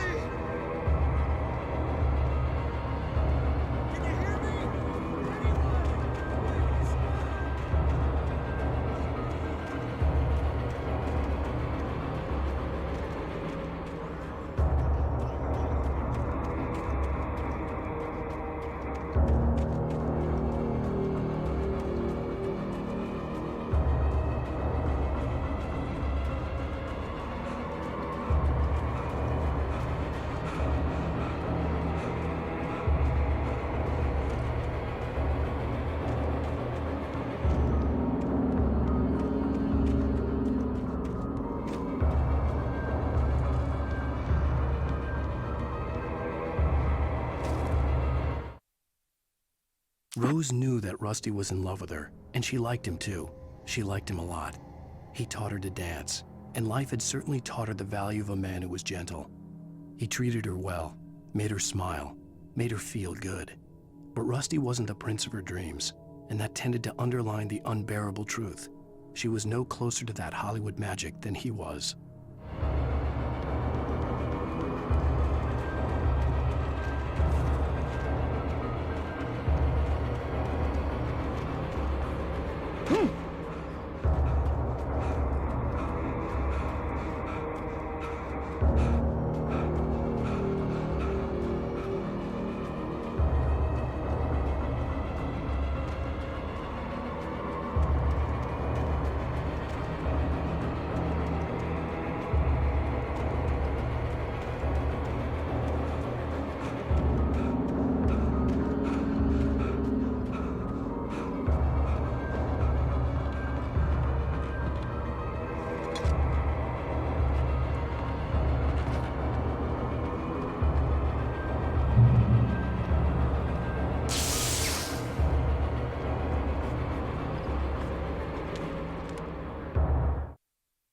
The visitor center was sturdy, but the impact turned the front of the building into splinters. Rusty was thrown across the lobby like a rag doll and hit the far wall hard. It didn't hurt until he tried to move and saw his leg bend the wrong way, felt the broken rib stabbing him on the inside. Rusty howled in pain and fear, suddenly afraid to die alone.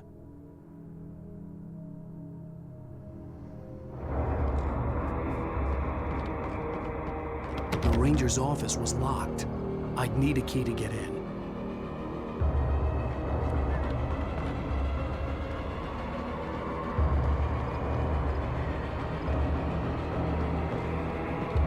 Hello?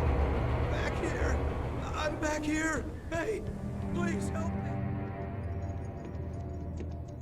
Mr. Wake?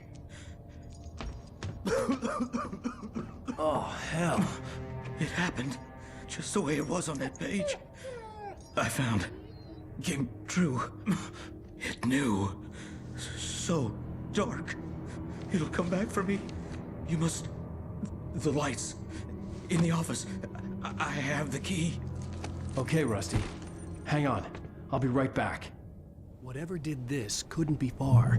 Rusty had found a page from the manuscript. It would help me understand what had happened.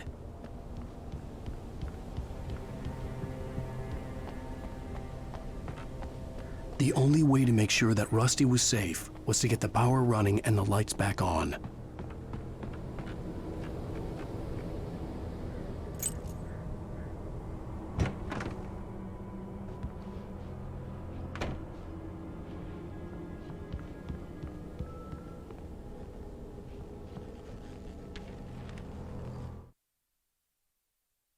At the last instant, I changed direction and threw myself down.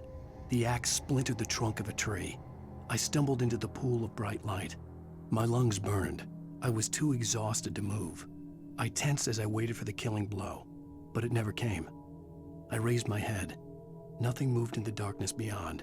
For the moment, bathed in the cold light, I was safe.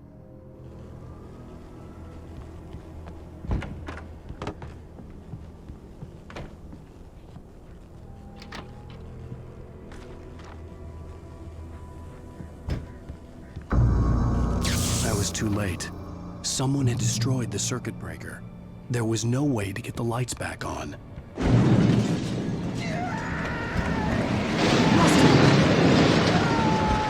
Rusty! The ground was covered in burning patches that looked like liquid darkness.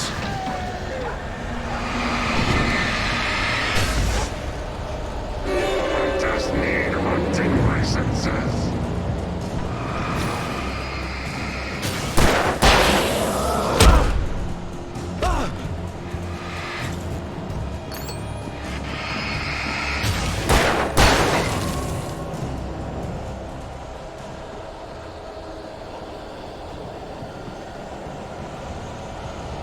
Something had torn a mammoth-sized hole in the wall. Please don't feed the animals.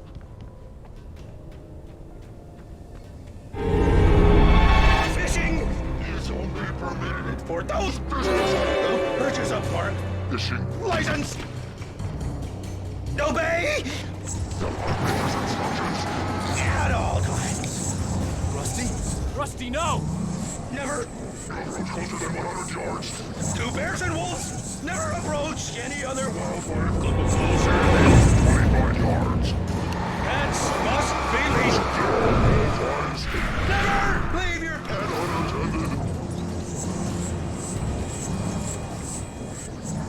It is against the law to remove any natural objects or historical artifacts from the park grounds. This includes even humans or even simple berries.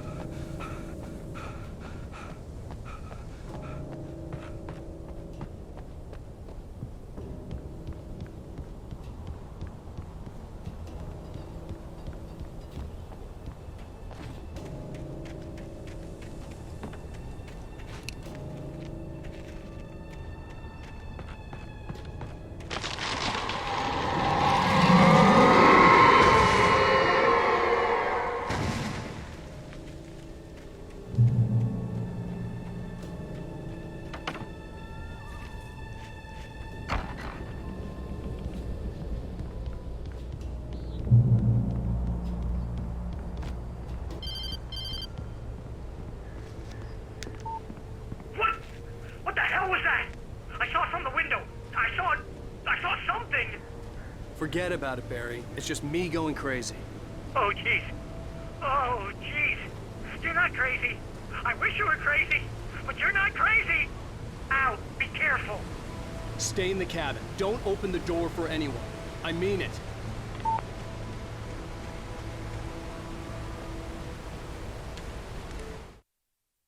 In that last instant of consciousness, Rusty thought about Rose.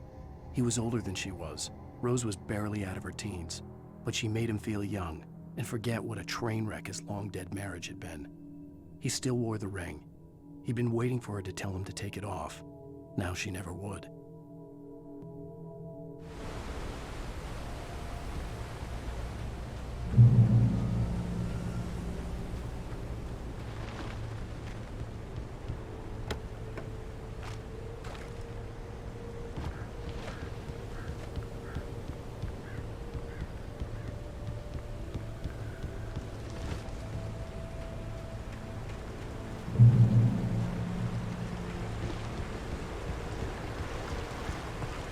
Lover's Peak was at the far end of the nature trail.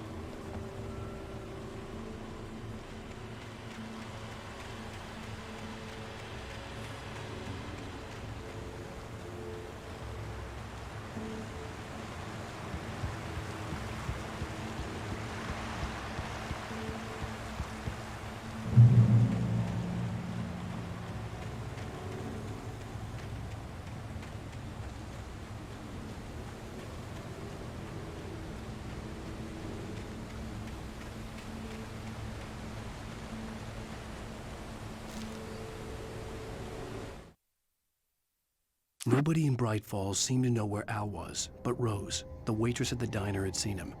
From what Barry could tell, Al pretty much fell off the face of the earth when he left the diner. Rose was just the kind of fan that Al hated, but she really tried to help. She was smart too, knew a lot about what was going on in the town, knew a lot about Al, even knew who Barry was. Barry liked her. That was no big surprise. When it came to women, Barry and Al rarely saw eye to eye.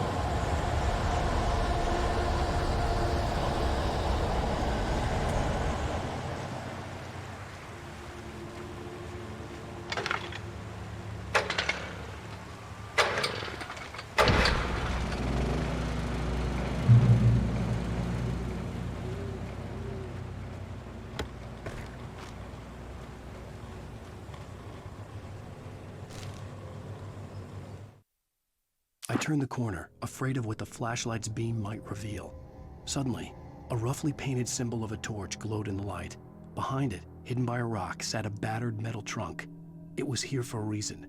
Packed with supplies, batteries, flares, ammo. Things you need to make it through the darkness of the night. Something left behind by someone who knew what I knew, and more.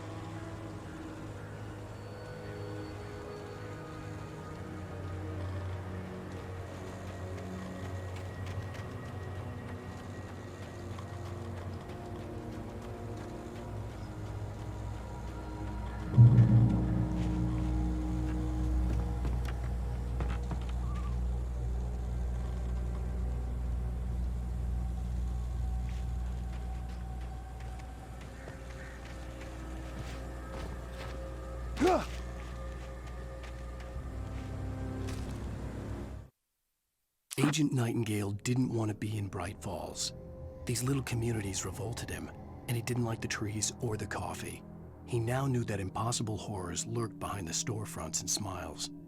He desperately wanted to turn the car around and just drive until he passed out or ran out of road and booze. But he had a job to do. He had a rider to catch, at any cost.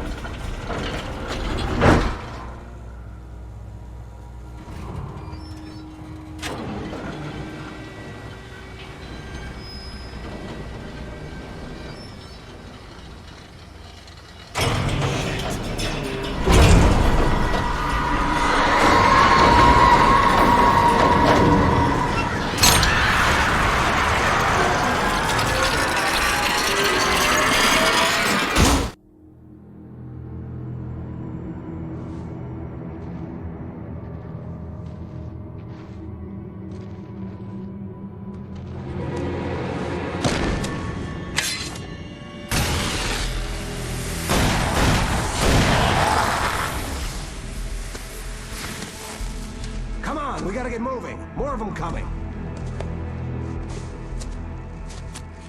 That flashlight's kid stuff. The flares won't keep the bastards away.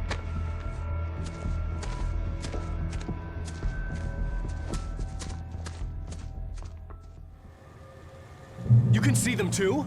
Hell, of course I see him. Come on, we gotta move. Why?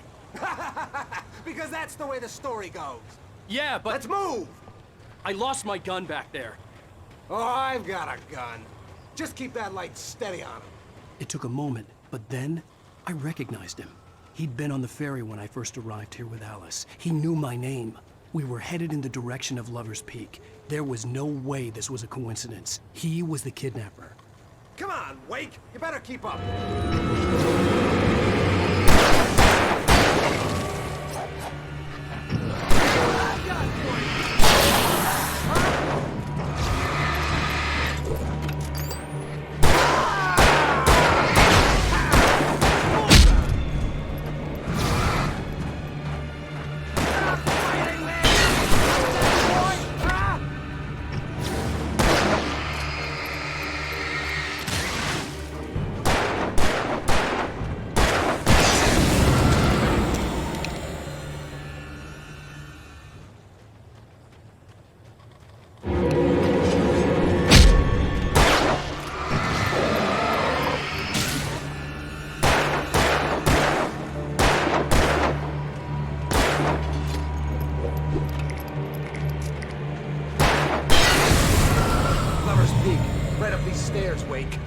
Use the flares from the emergency box to hold them off while I get these boards off. Give me the gun. Yeah, no can do. Are you kidding? Give me the gun! No time for back talk. Pull them off, man.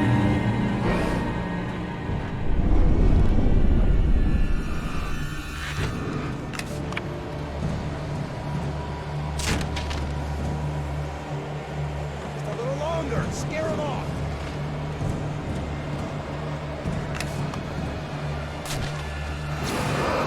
Get some light on those bastards. That'll keep them off us.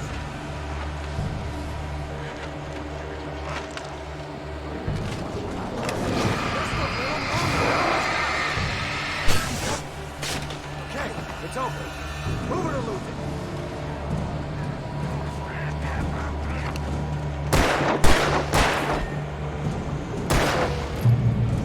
Get some!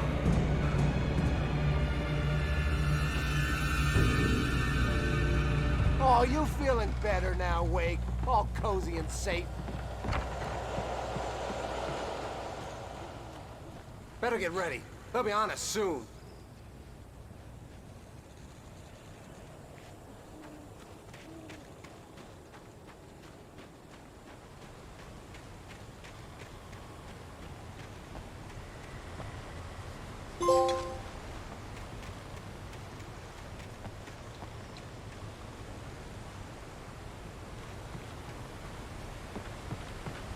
This is it, Wake.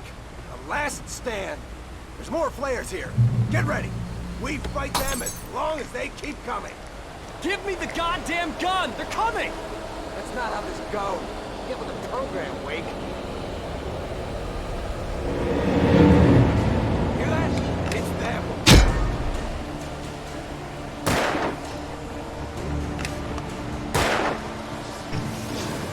Yeah! That's right! That's right! You just keep coming! Just die already! Die!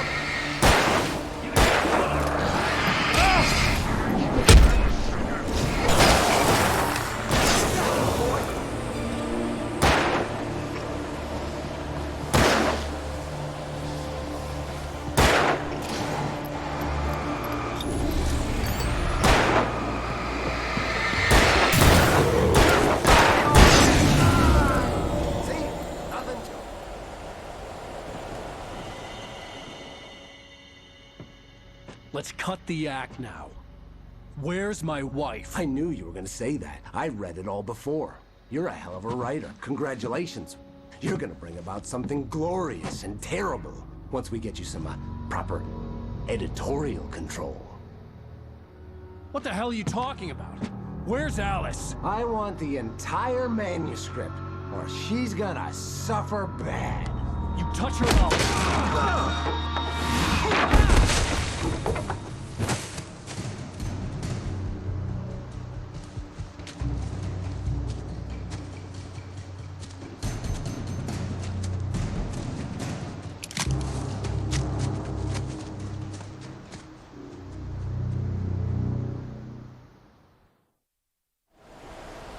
You're gonna give me the manuscript or you'll be sorry! No! Come back here! I swear I'll kill you if you hurt Alice! Do you hear me? Come back here!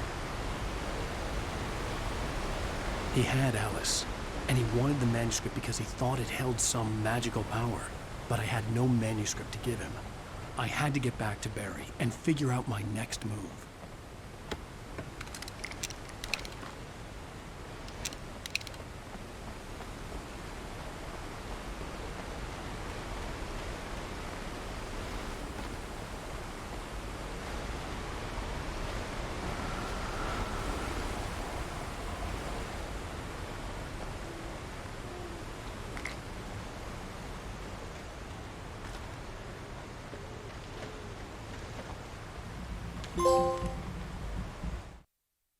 On more than one occasion, Alice had tried to explain to me how it felt to be afraid of the dark. To her, darkness wasn't simply the absence of light, but something more tangible than that. It was something you could touch and feel. Worse than that, it was something with a mind of its own, something malicious and malign. For her, things changed when they were wrapped in darkness. They turned into something else, something foreign, and nothing was safe or innocent anymore. I'd never really understood what she meant, until now.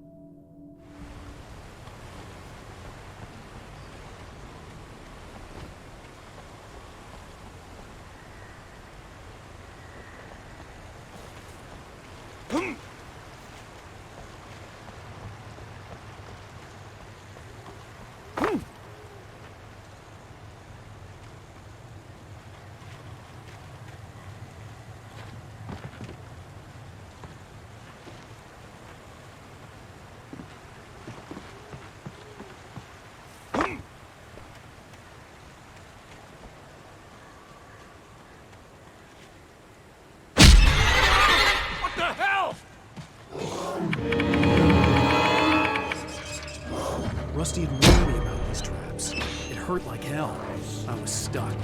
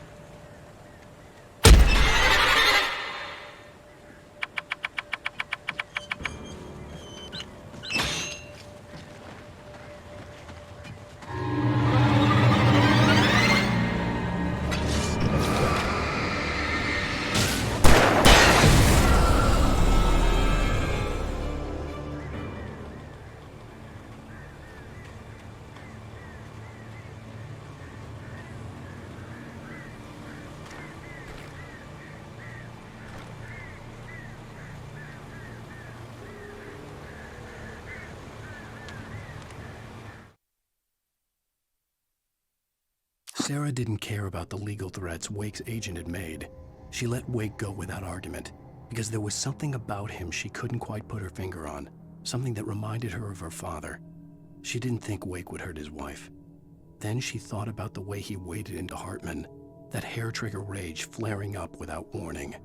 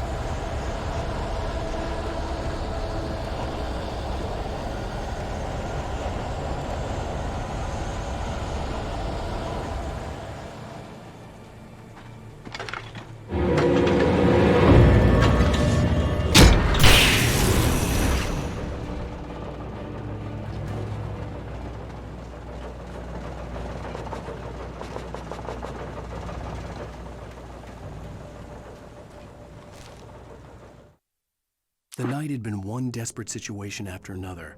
I was exhausted, and my body felt as though it had been chewed up and spat out.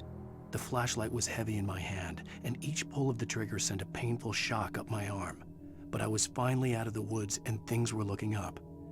That's when I heard the chainsaw.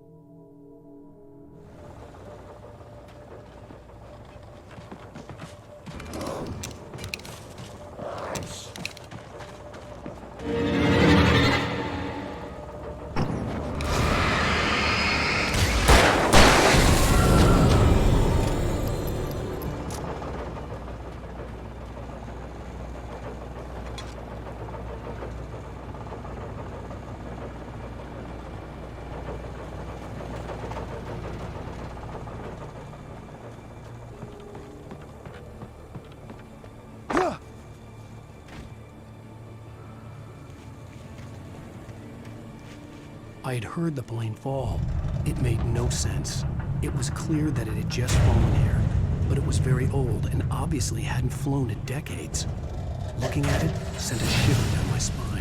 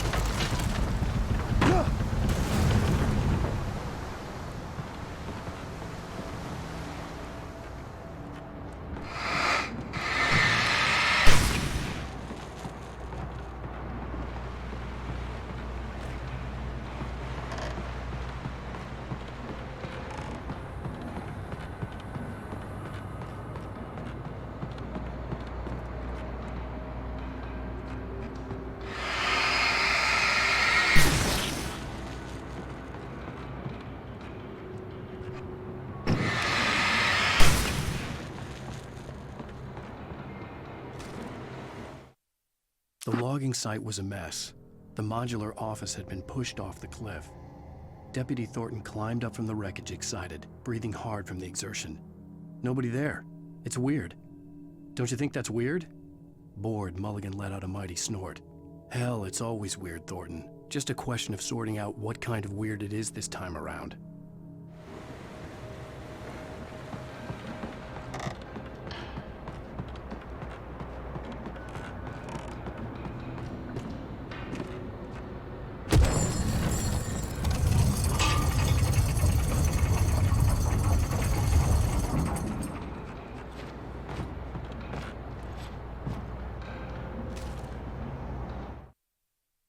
When Barry saw the darkness attack the visitor center, it made him a believer.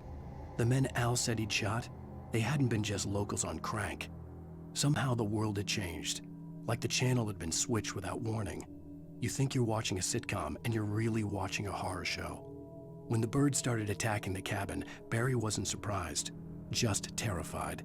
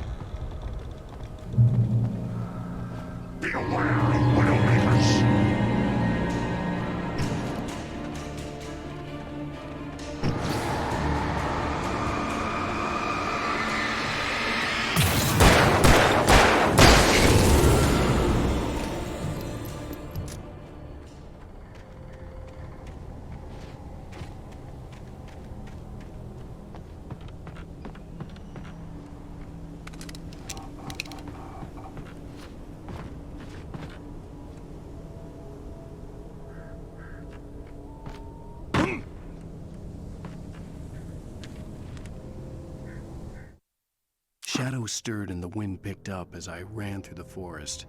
I felt the dark presence turning its gaze toward me. Then the moonlight was blotted out by dark shadows that raced violently across the ground, moving too swiftly to be natural. Darkness gathered between the trees and melted again to reveal the taken. No natural path had brought them here.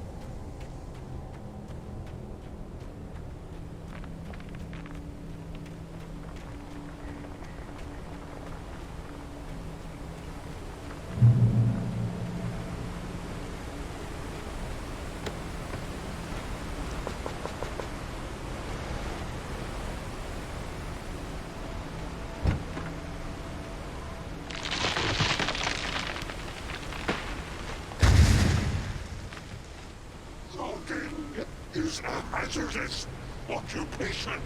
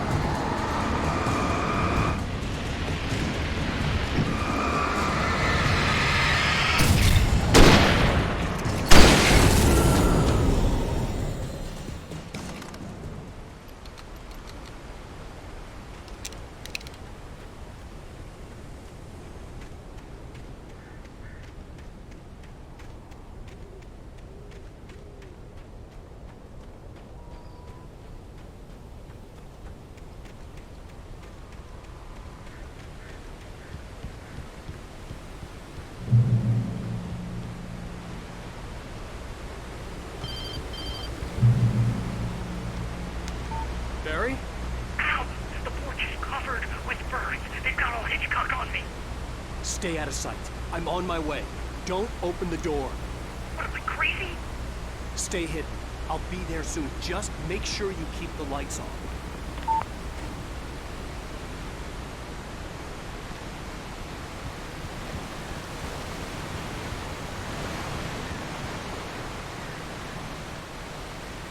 I still had to reach Barry at the cabin, but at least I was out of the woods.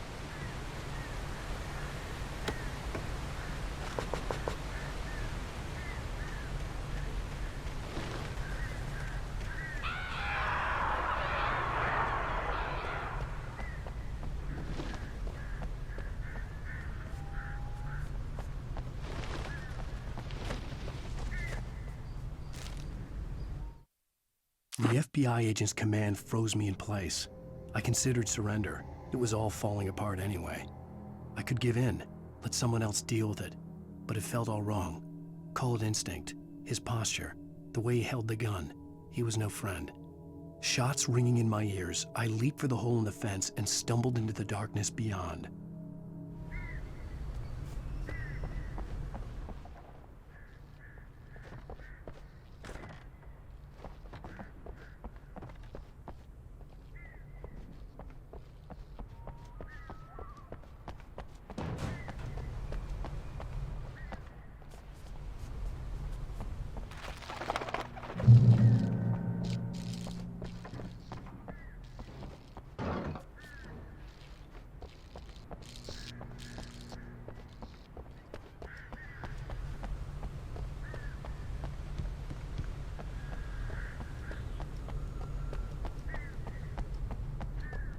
I had to find the key to the garage.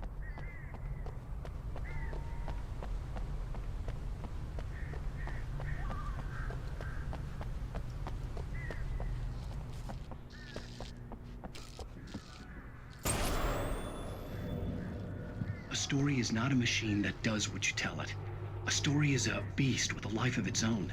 You can create it, shape it, but as the story grows, it starts wanting things of its own. Change one thing and you set off a chain reaction of events that spreads through the whole thing. The characters have to be true to themselves. The events need to follow a logic that fits the story. A single flaw and the magic is gone. The story dies. Alice dies.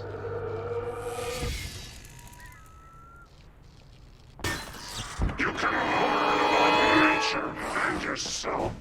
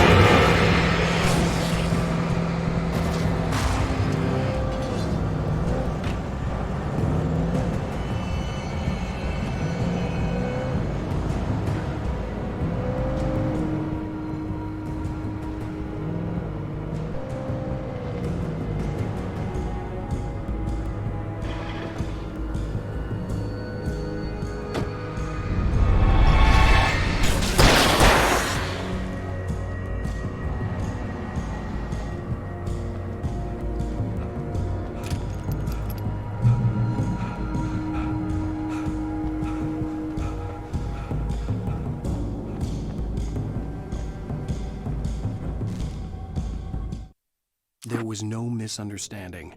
Cauldron Lake was where Alice and I had stayed, but there was no cabin and no island. I was missing a week. What had happened to me? What had happened to Alice? I had to get her back. I couldn't face life without her.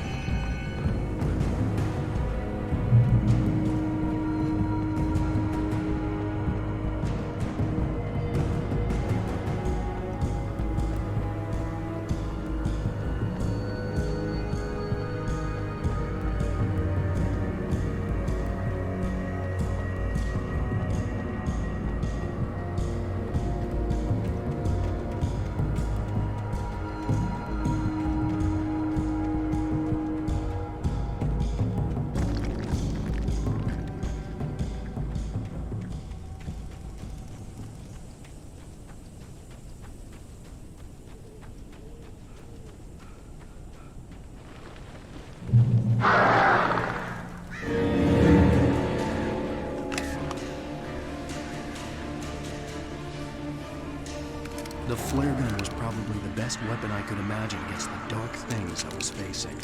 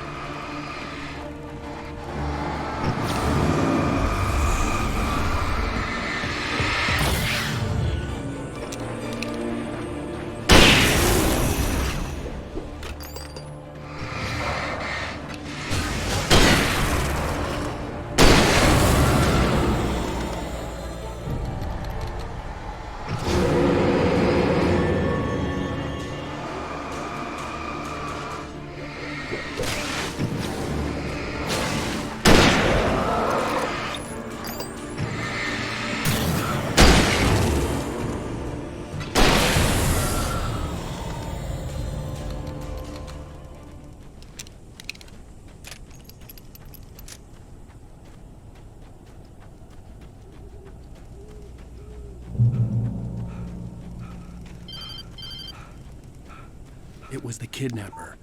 You son of a bitch! Where's my wife? Enough horseplay, Wake. You deliver the manuscript, and you can have your woman back. Simple as that. I don't... Listen. I'm gonna need time to finish it. I still need to write the ending. I need a week. It's not done? I need a week. 2 days. The old Bright Falls coal mine is nearby. You can find it easy, city boy. The main building, there at noon. You bring the manuscript, you'll get your wife. Not, well, get me? Yes, I get you.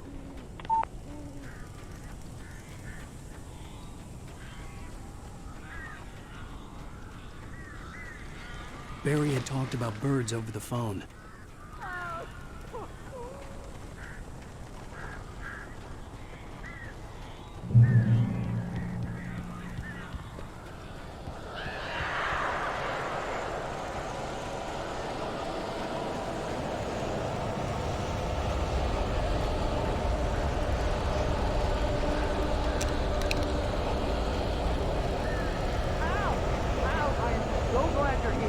A couple of them got in here before I blocked the chimney. This isn't normal. These birds are weird.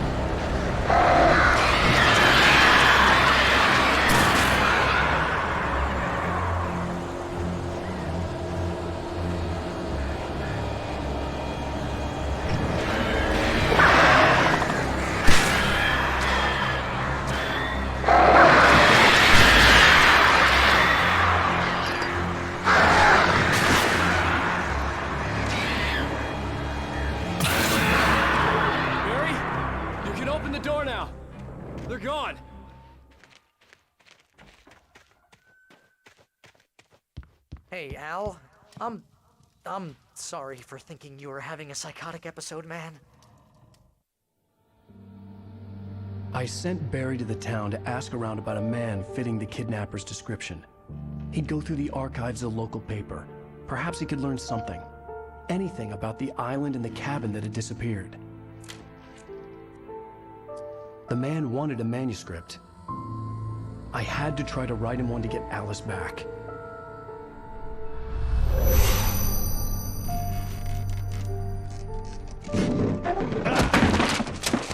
For me, the supernatural had always been nothing but a metaphor for the human psyche, a tool to use in writing fiction. Now, it was happening for real, and I couldn't put a single word on paper.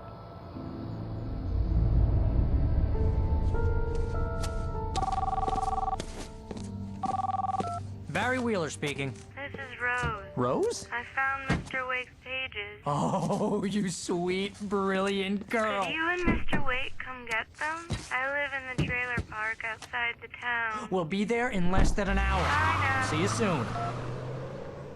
Have a great day. Hope you come back soon.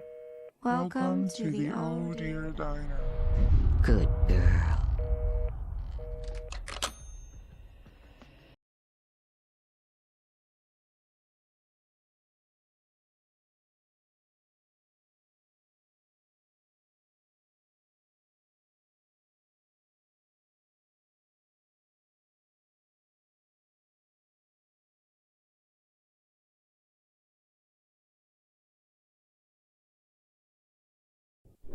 How the hell did she get her hands on the manuscript anyway? I don't know. She's resourceful. I told you were too hard on her. Listen, I found out all sorts of interesting stuff while I was digging around. Yeah. Mr. Wake, it's Sheriff Breaker. We have an FBI agent here, Agent Nightingale. FBI? He's anxious to see you. You'd better come to the station. Okay, I'll be right over, Sheriff. Let's make this quick, huh? Help you folks? Name's Randolph. I'm the manager. We're looking for Rose. Works as a waitress down at the diner? Rose, sure. Nice girl. Who wants to know? I'm Alan Wake. The writer, huh? I heard on the radio you were visiting. Well, I'll show you her trailer. That Rose, she's a nice girl. Always pays her rent on time. As I was saying, Al, I found all sorts of weird stuff from the local newspaper's archives.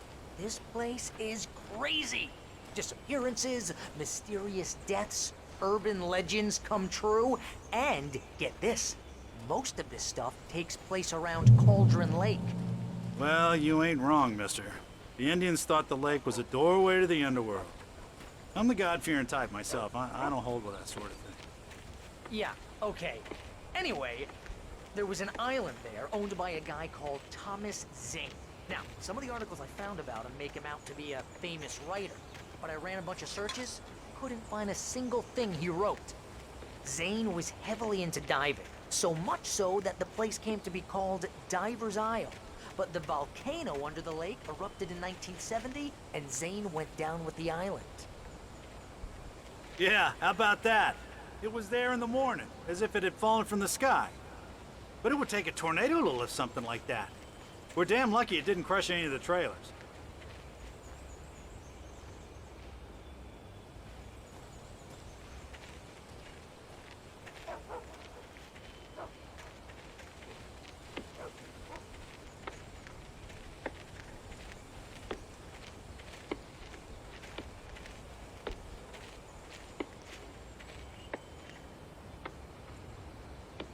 It gets better. A local girl, Barbara Jagger, drowned in Cauldron Lake just a week earlier. They were lovers. Sure, Jagger's a local spook store. The Scratching Hag comes for you in the dark. Childish stuff like that. Anyway, Al, I'm just getting to the best part. All of the articles about this stuff were written by Cynthia Weaver. I asked around, and she's that crazy bag lady you met. What, the lamp lady? She can be a little loopy, but she's not homeless or anything. Yeah, anyway, she knew both Jagger and Zane before they both died, and she had some kind of a breakdown.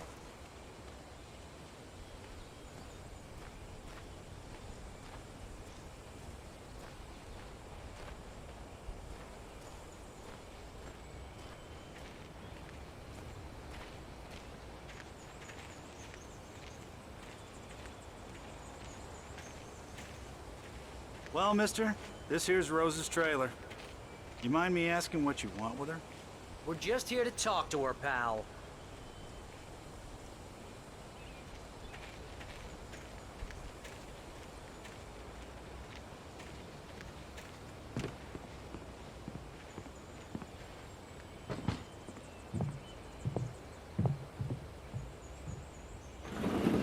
Welcome to...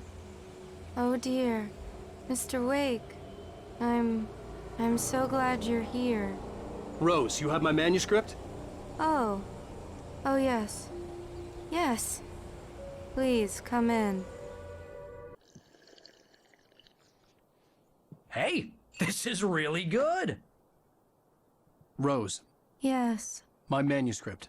I really need it. I understand. I know what you need. A muse to inspire you. Oh, for Barry. She doesn't have anything. Yeah, hey, Al? Al, what's... Oh... Barry! What? What?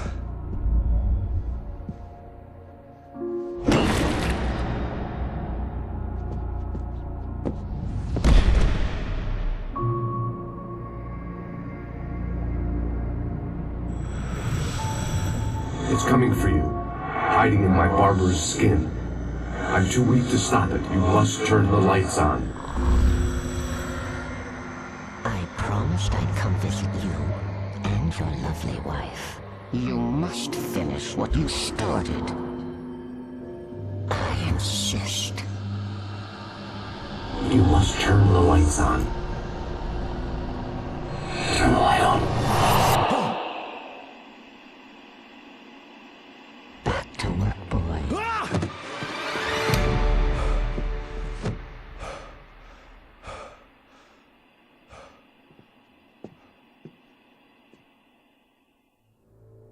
I felt nauseous, hungover. Only anger kept me going. I can't tell reality from dream anymore, but it seems I have an imaginary editor to help me. She's an old woman in a funeral dress. I call her Barbara Jagger. She's very strict. I'm writing faster and faster. My manuscript is being heavily revised.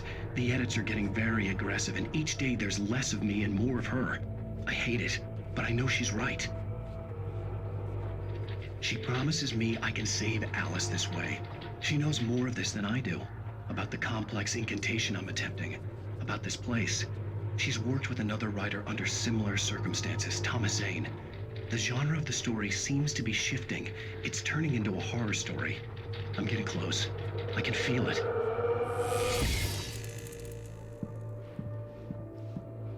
Rose took a day from me. I had less than 12 hours left to meet the kidnapper. All I could do was get Barry into the car, work something out once I got on the road. Welcome to the Oh Dear Diner. What can I get you today? Coffee?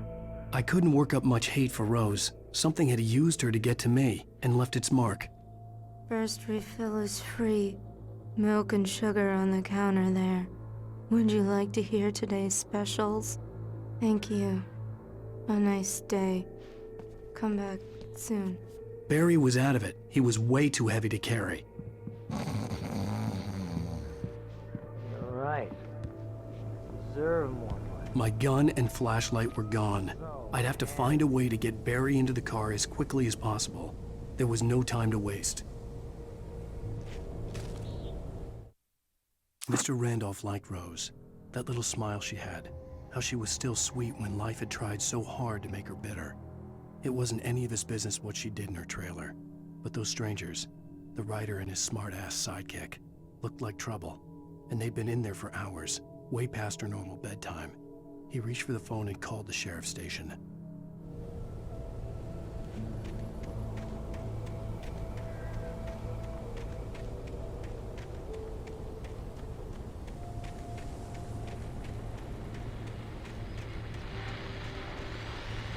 I just stepped outside to catch a breath of fresh air. Let me tell you, the weather's getting heavy.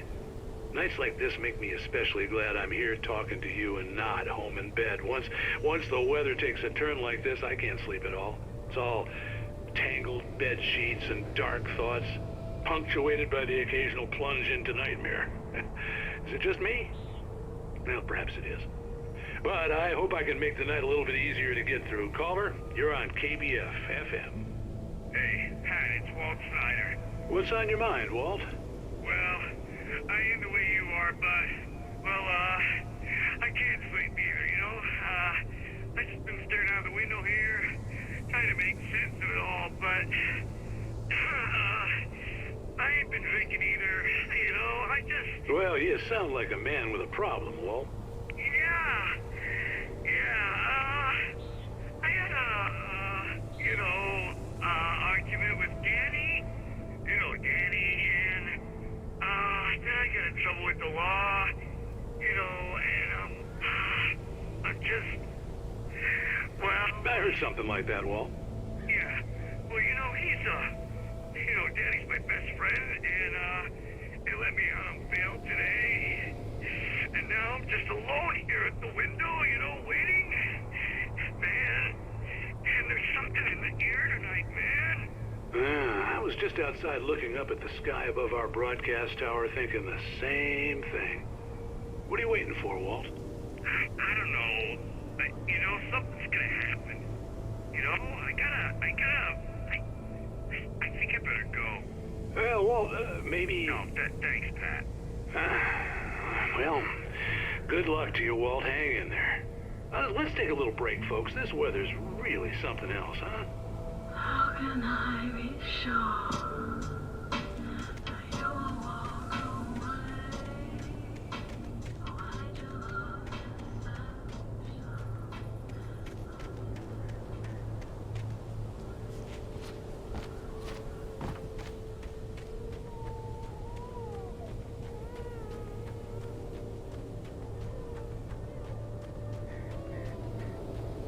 Oh, you're gonna get it now.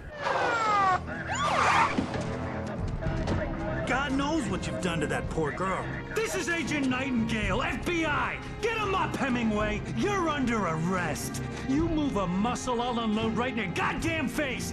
Stay right where you are, Slane!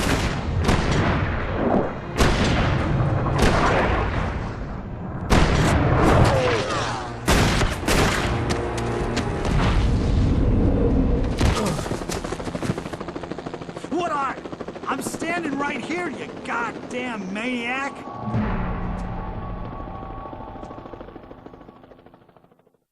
I hated to leave Barry behind, but there was no way I'd miss my appointment with the kidnapper.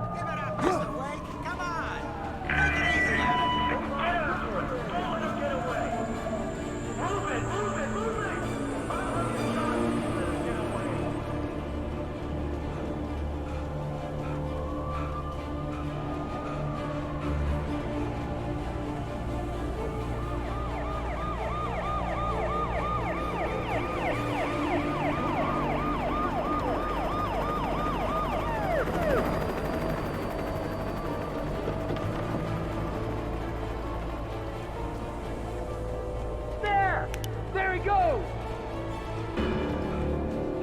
Okay, man. Keep your eyes peeled. He's gonna try to make it through here. Oh, damn.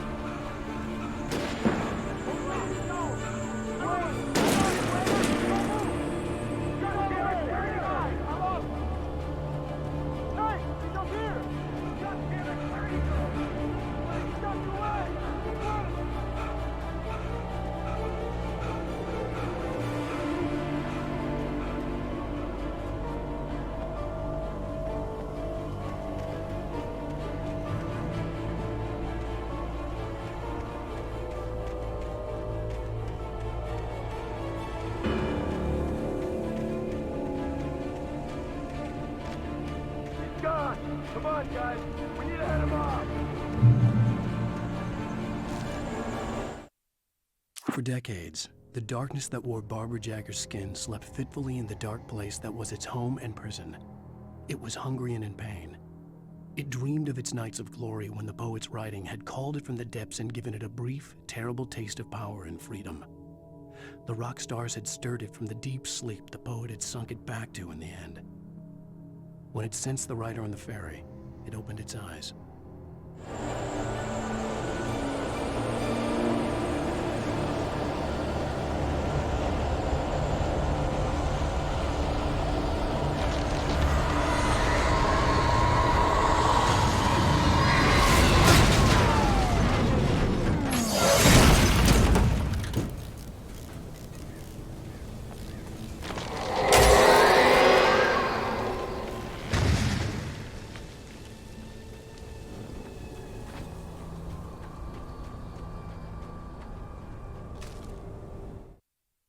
Rose didn't know how the strange old lady got in her trailer, and she looked wrong somehow. The woman showed her teeth in an approximation of a smile and traced a finger down Rose's cheek. "Pretty girl," she said. Rose felt as if she was falling asleep, but her knees didn't buckle. The crone spoke in a whisper, her words ice cold and dark in Rose's ear.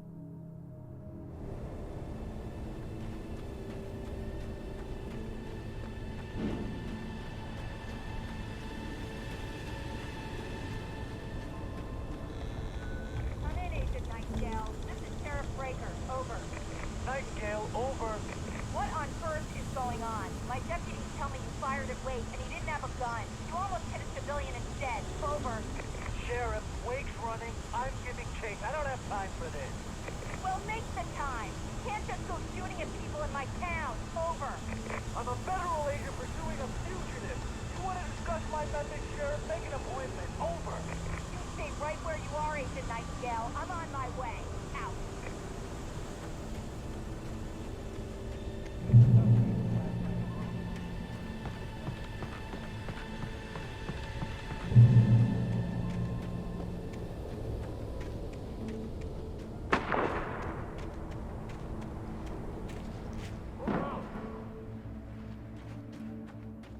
Search the area.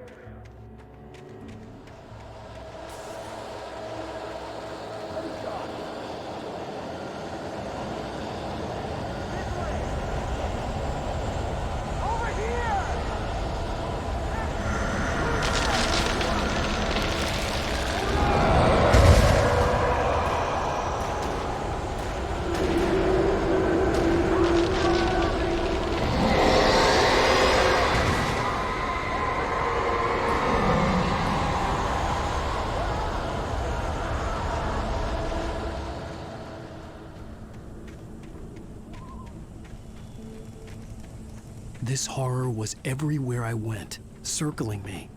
The cops didn't stand a chance. They were after a writer, not a monster.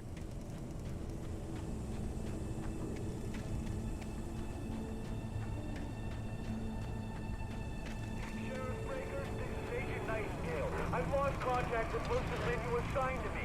It's Wake's doing. Wait, are you seriously telling me that geek writer just took out my deputies? Are you kidding? I mean, have you seen this guy? He wears a tweed jacket. Over. He's the guy we're chasing. If it's not him, who then? Bigfoot? Over. I don't know yet, but I'm not in the habit of jumping to conclusions. That tends to come back and bite you in the ass. Out.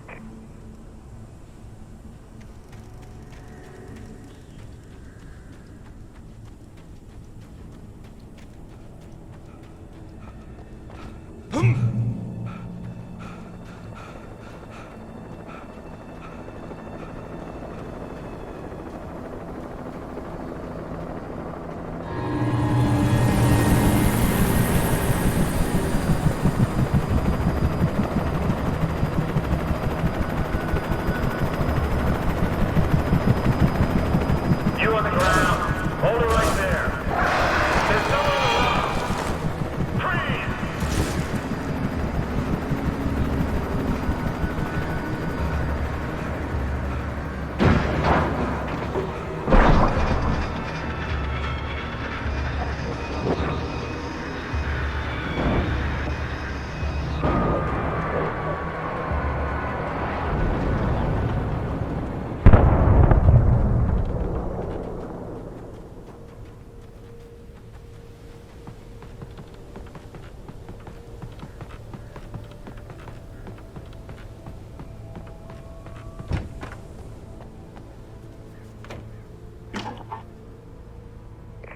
This is James. Mulligan, Thornton, come in. Over.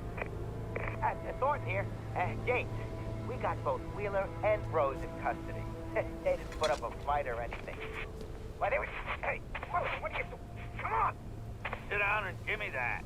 James, Mulligan here. Over. Go ahead, Mulligan. Over. We got Wheeler and Rose here. Wheeler's drunk or hopped up on something. Speaking of which, that Fed had a pretty distinctive whiff of Otis Scotch about him, if you know what I mean. Over. I don't have anything on that, Deputy Mulligan. Over. Well, whatever. Anyway, Rose is just being plain weird here. You better get Doc in to take a look at both. Over. Gotcha. You better get them here quickly. The, Fed's gonna want to interview Wheeler. Over. Oh, yeah, I'll bet he does. Looks like they have a lot in common. Mulligan out.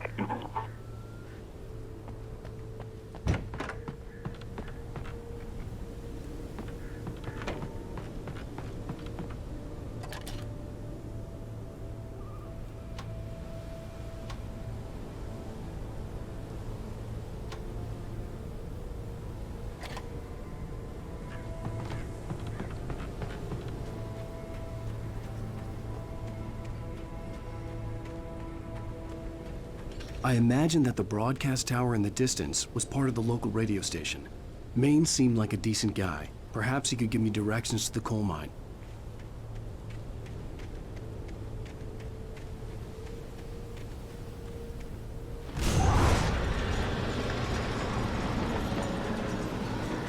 Unnatural shadows clung to the gate. The darkness that was after me was trying to stop me. I wouldn't get through without a light.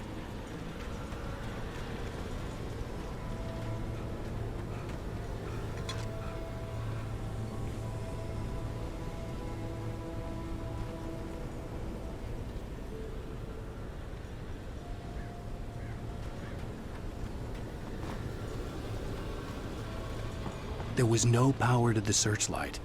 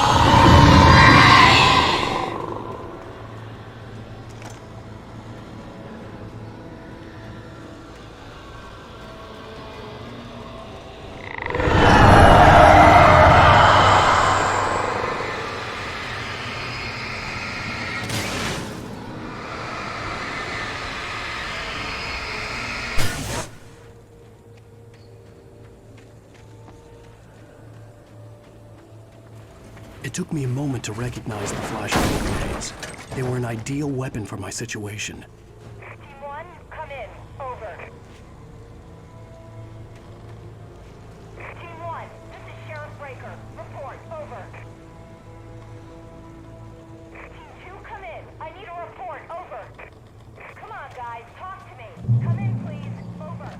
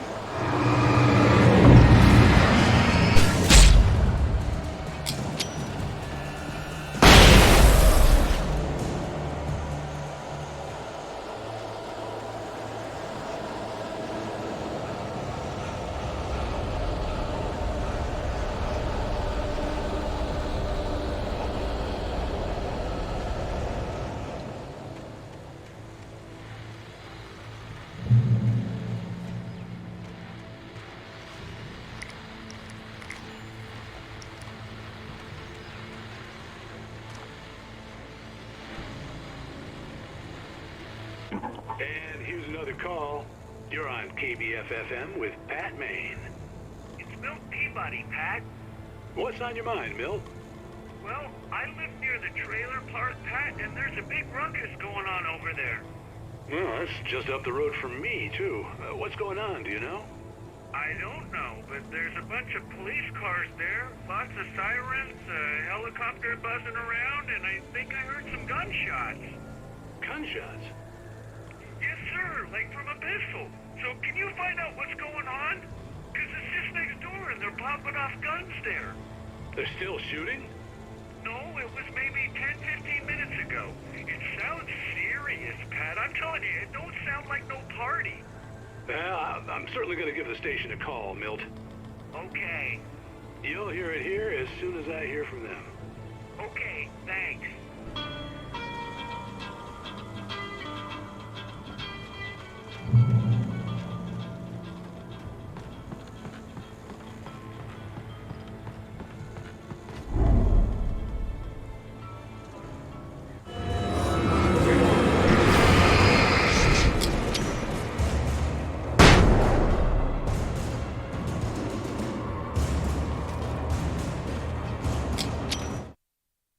Touched by the dark presence, Rose was lost in a dreamland where everything was drawn in black and gray crayons. The old lady had promised her that all her wishes would come true. She would be Alan Wake's muse. She was smiling so hard it hurt her face. She crushed a bottle full of sleeping pills into the coffee. Deep down inside, she was screaming in terror.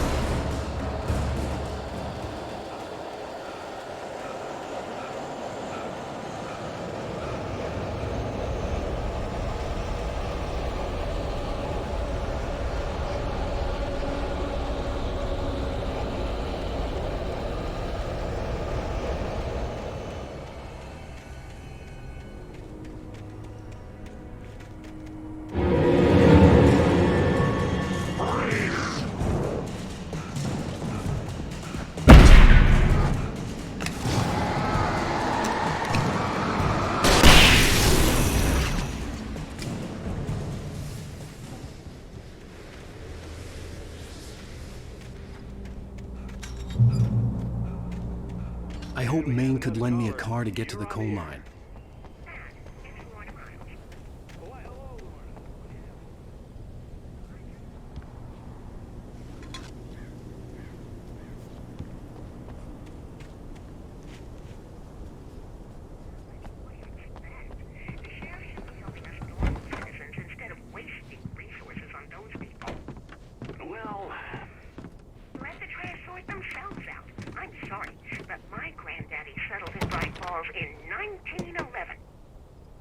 Thank you very much for that compassionate viewpoint, Lorna. Oh, here's a little surprise. The famous writer Alan Wake just walked in. Folks, I'm going to see if I can talk him into an interview. Come on in, Mr. Wake. Oh, I'm so glad you could find the time to do this, Mr. Wake. Nowhere to run now, Dan Brown. You back away from me. Don't hurt. Whoa. Everyone calm down. Put the gun down. We're all friends here, right? Cool your jets, Nightingale. We got him. What the hell's the matter with you? There's a civilian in there.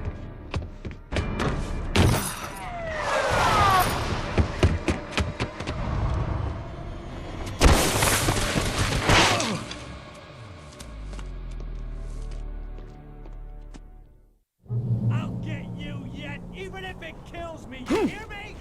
You hear me, H.P. Lovecraft? I had fallen off so many cliffs it was ridiculous. That's what you get for naming a book The Sudden Stop. It was probably good I hadn't had the chance to tell Maine where I was going. I'd have to lose the cops and find my own way to the mine. Nightingale stared through the broken studio window into the dark woods. He turned around, started to walk out, but Maine grabbed his arm. "Young man, you almost shot me. You don't shoot off rounds at people like that. What's the matter with you?" Nightingale shook his arm free, marched out. His cheeks burned with rage and humiliation.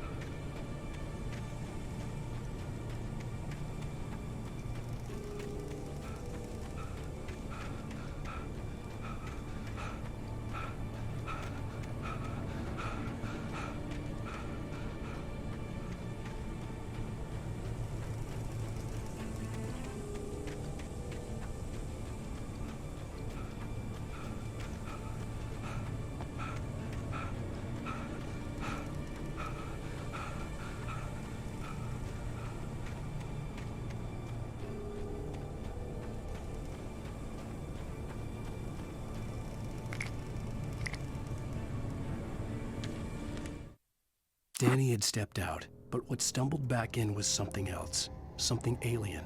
A monster. Walter tried to kill it, first with his fists, then a chair. It wouldn't die. Instead, it kept coming, unaffected by the beating it had taken. After Walter managed to kick it down the cellar stairs, fear took over. He ran, got behind the wheel, gunned the engine. The booze wouldn't make him forget, but he knew he had to try.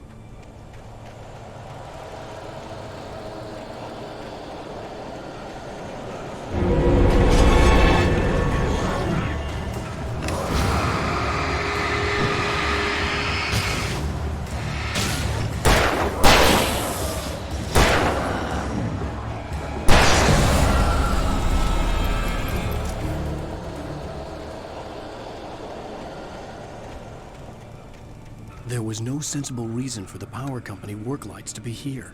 It was almost as if they'd been left for someone like me to use.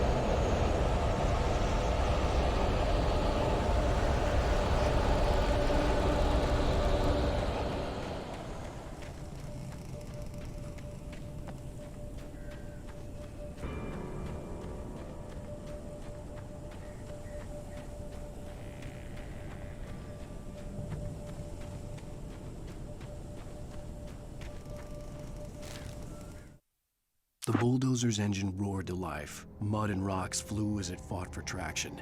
It crashed through the concrete wall and landed heavily in the yard. If it were an animal, it would have shaken its head after the impact, fixed its eyes on me, and charged. Of course, it had no head, nor eyes. Shadows crawled on its form, twisting it into a monster. Then, it came for me.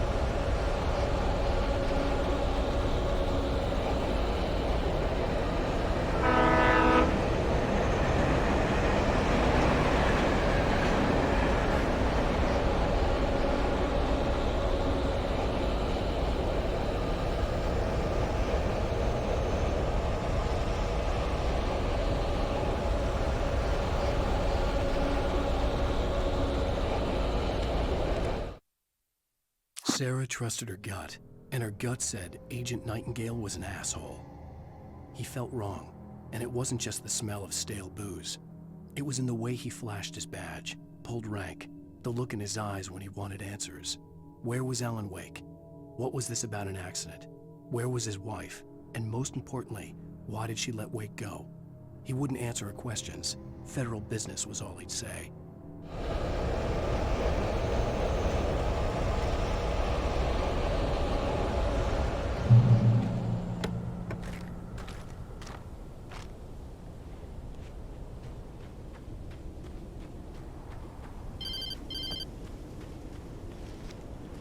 Hello? The most stubborn man I've ever met. Alice? Alice? Alan, I'm so afraid. It keeps me in the dark. Please help me. I look at you, Alan, and it's not you. Something else. Looking out from behind your eyes. Alice, I'm here. I'm so alone here. It's all gonna go to hell. You need to be careful. Cooperate. The connection had been terrible, but that wasn't the only thing that hadn't been right with the call. She sounded wrong somehow, but she had called me.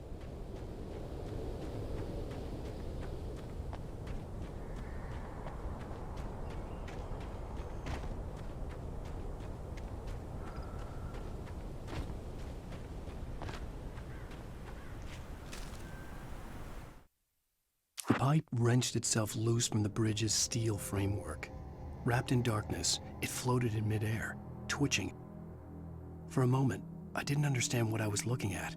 The heavy object lurched at me with impossible force. I threw myself out of the way, but just barely. When I turned my flashlight on it, it shook in a dark rage before it flew at me again.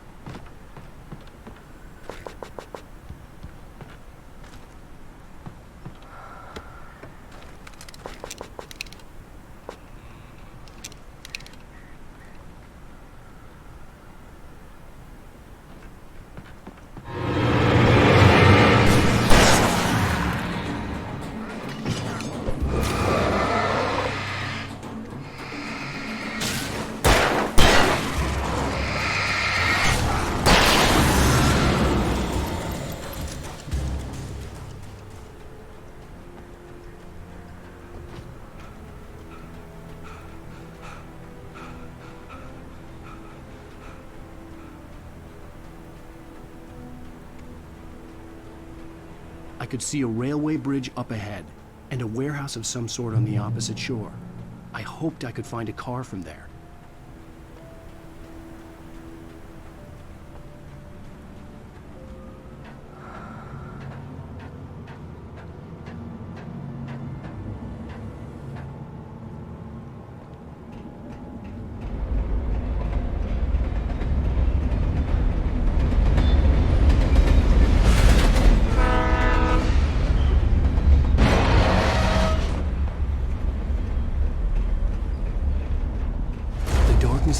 pursuing me was growing stronger, and it was taking over everything in its path.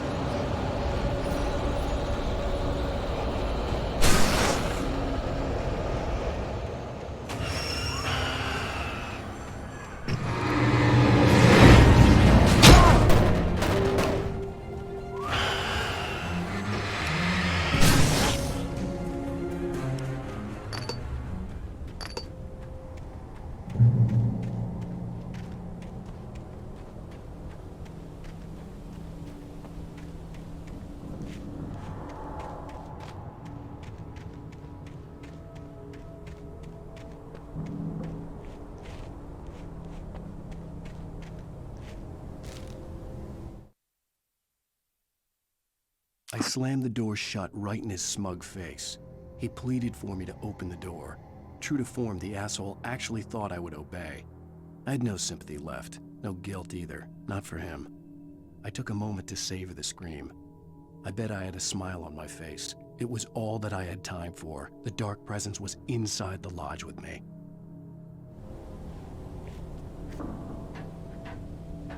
As a teenager, just starting to get interested in writing, Stephen King had been a source of inspiration to me. I thought about all the inanimate objects that had come to life in his books. No one is safe in a good horror story. Certainly not the protagonist. That's what makes them fun. This was anything but. The darkness could possess anything, and it was getting closer.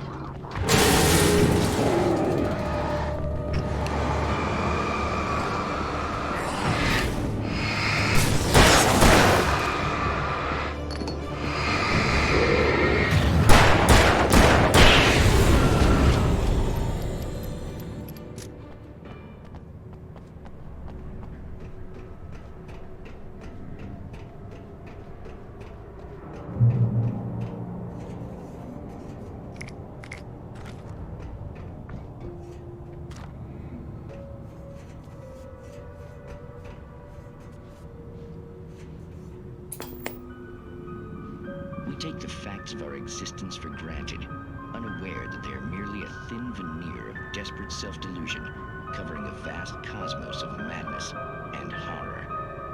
All too often, the stars are right. In Night Springs. Tonight's episode, A Family Occasion.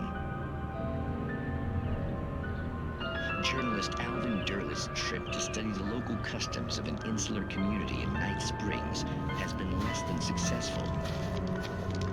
Until tonight. Well, I'm glad you changed your minds about this. Ancient customs, local mythology. My editor loves this kind of stuff. Well, Mr. Durleth, we don't want to feel like we're on exhibition. But you have demonstrated the seriousness of your intent. Oh, I am serious. Really, just do your thing. I'll stay out of your way and observe. Actually, I thought you could assist us. I'm afraid we are a man short. It would provide you with an intimate perspective. Could I really? Of course, Mr. Durleth. Well, I guess that's the least I... What would I have to do? Oh, here. Let me show you with a kiss.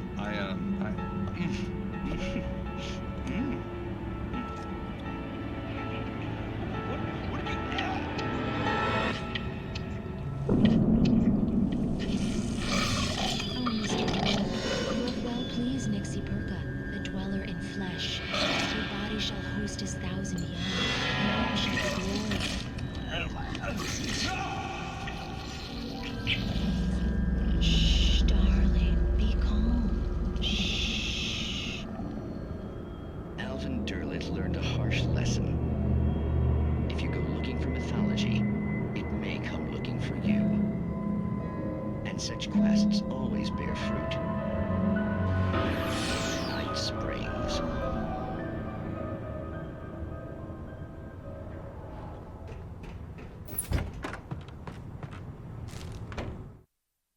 The darkness surged towards me, sucking everything loose from the ground into its depths, tugging at my clothes. I saw the flare the kidnapper had dropped and threw myself towards it just as I felt my feet leave the ground. The darkness embraced me with the force of a tornado.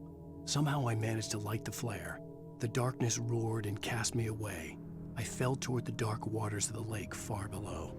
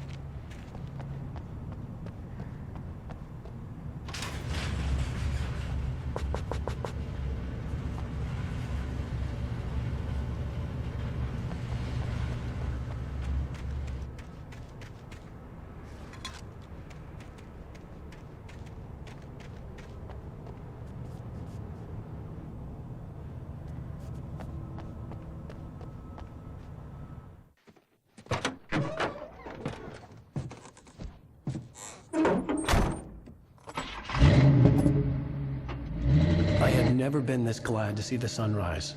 I had a couple of hours to get to the coal mine.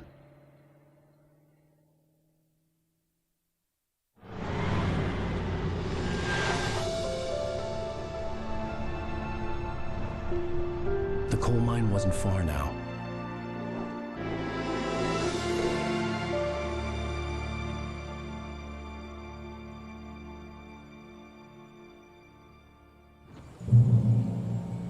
Today, I would meet the kidnapper, and he would give me Alice. I wouldn't give him any other choice. A drowning man will clutch at a straw. Little by little, without realizing it, I'd come to believe that the story in the manuscript was coming true. The current of its narrative had taken me deeper and deeper into dark waters. Alice had been taken from me. Barry was probably in jail. I was a fugitive from the FBI. The whole world taken over by the dark presence was trying to destroy me. It all felt real, but it matched a textbook case of insanity.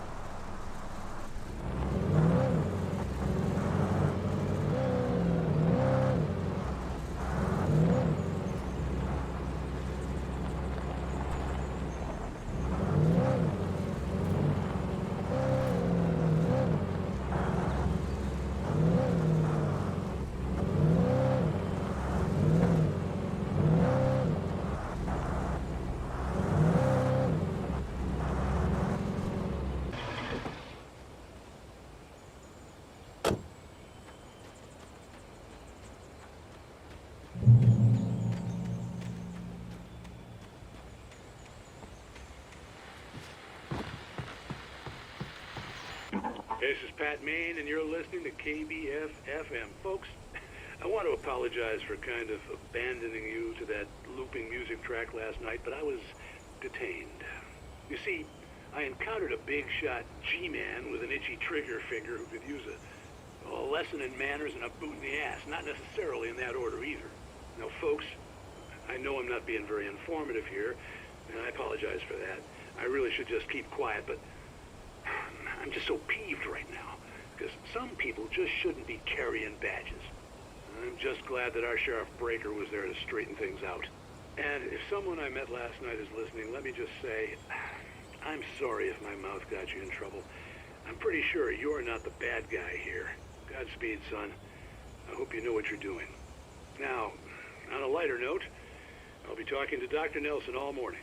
But first, a little music.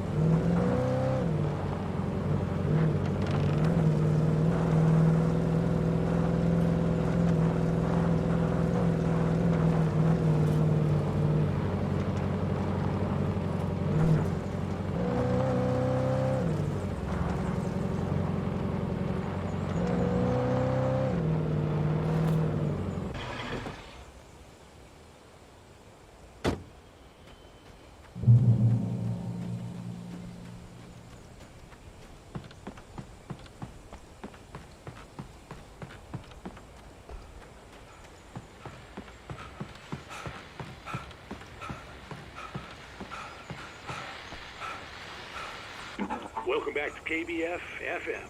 Hope you enjoyed that tune. Now, Doc, you were talking about life and finding that special someone, that soulmate. Well, you were talking about that. I was saying I don't buy it. Well, see, to me, that's strange, because I always pegged you as a hopeless romantic. You got me there, Pat. But I think love's where you look for it. And you need to do a lot of looking, sure. But the idea that there's that one special person out there for you, and if you miss that chance, it's gone forever and you're forever incomplete. I mean, isn't that depressing? Or heck, childish even? There's plenty of fish in the sea. And apparently a fisherman has a fishing analogy for everything, but what you're saying, isn't that a little harsh? Well, no.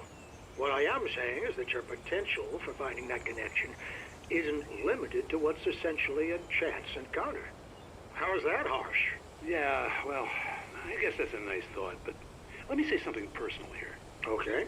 Now, well, I don't disagree with you exactly, but I can't really fit that together with what I feel, what I felt for someone, because she was the one, she was.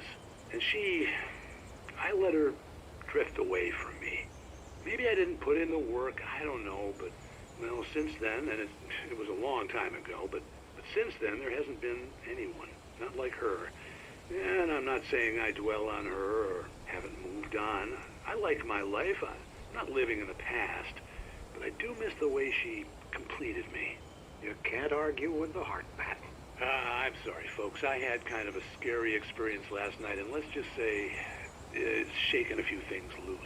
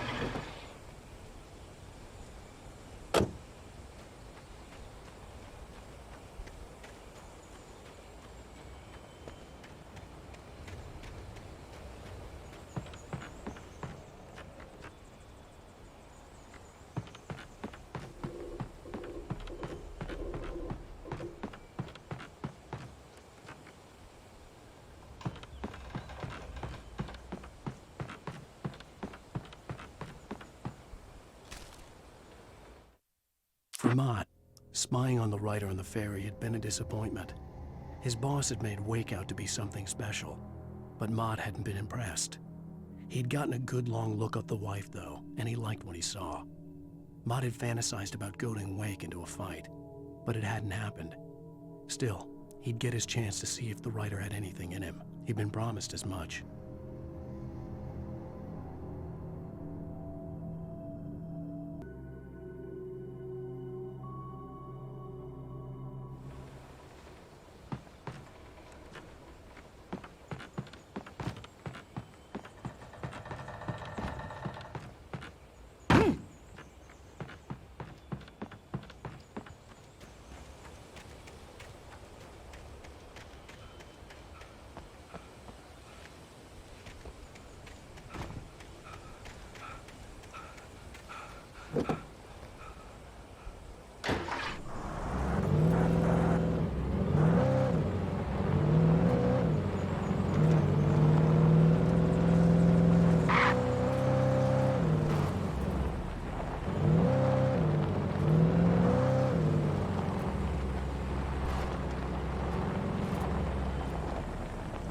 I was early.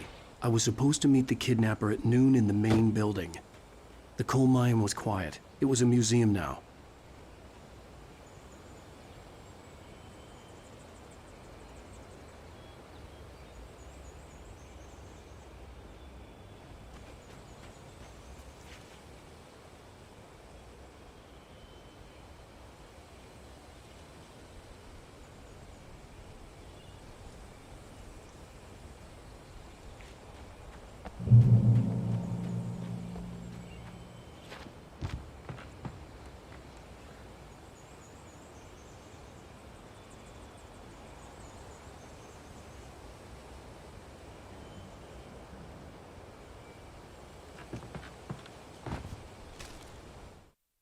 With Nightingale gone and the night wind blowing in through the broken studio window, Maine stared at Sarah. The sheriff looked away. Maine's voice shook with barely controlled anger. That boy's doing more drinking than thinking. I hope you know what you're doing, Sarah. He's got a sickness in his eyes. You take my word for it. He wants Wake for a reason, and it's not for anything good.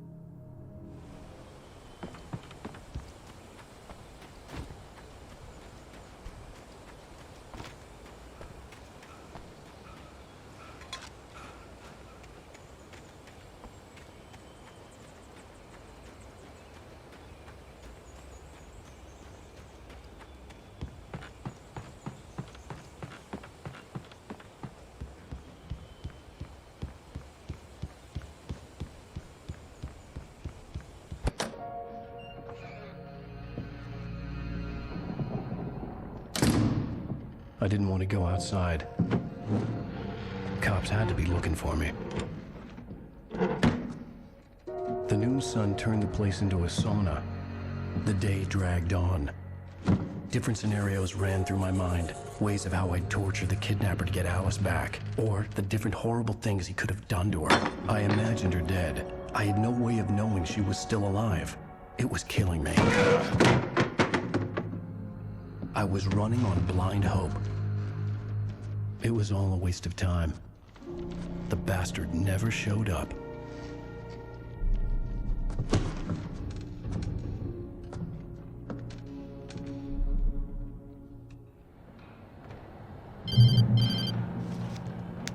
Wake! Where the hell are you? Change of plans. You know where Mirror Peak is? It's a big mountain north of where you are. You follow the path from the mine, you can't miss it. There's a lookout point there. I'll be waiting. I'm through being jerked around by you. You want to see your wife alive? Because if you do, you better watch what you say to me. Do we understand each other? I want to talk to Alice. Yeah, and I want the manuscript. Don't keep me waiting, Wake. Hello? Hello! Ah! I'm gonna kill him! I had to get to Mirror Peak.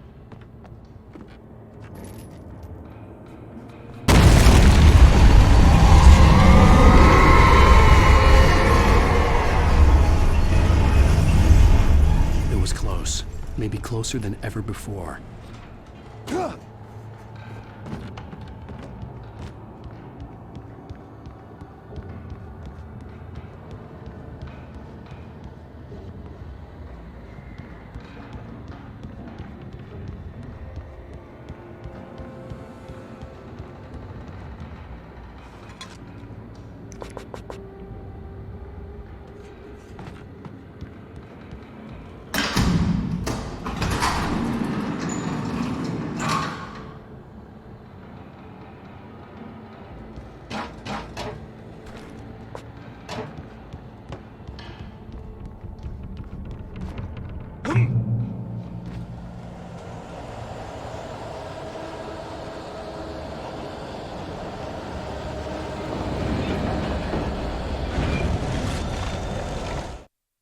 When Thomas Zane fell for Barbara Jagger, it happened fast. She was young, vibrant, and beautiful, full of life. He had never been a very happy man, and without any seeming effort, she had changed all that. Zane felt good for the first time in his life. Everything she did was another piece of a jigsaw puzzle he hadn't even known he'd been missing. And best of all, she made the words flow, strong and sharp. She was his muse.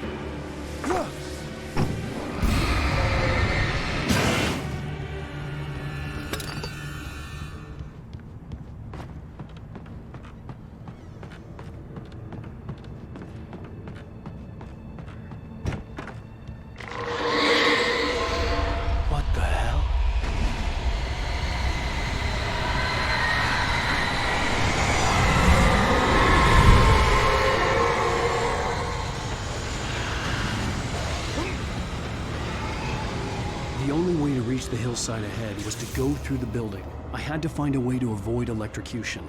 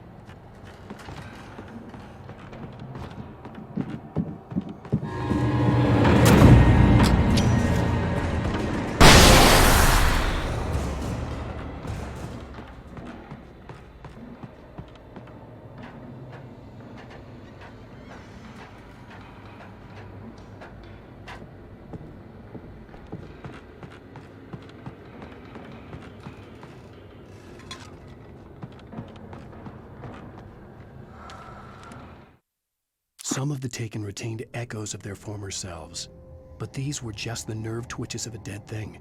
Nothing remained but a shell covered and filled with darkness. In most cases, these puppets were enough for the purposes of the dark presence. But for anything more elaborate, as with the writer, it was different. It needed his mind. And so rather than taking him over completely, it merely touched him.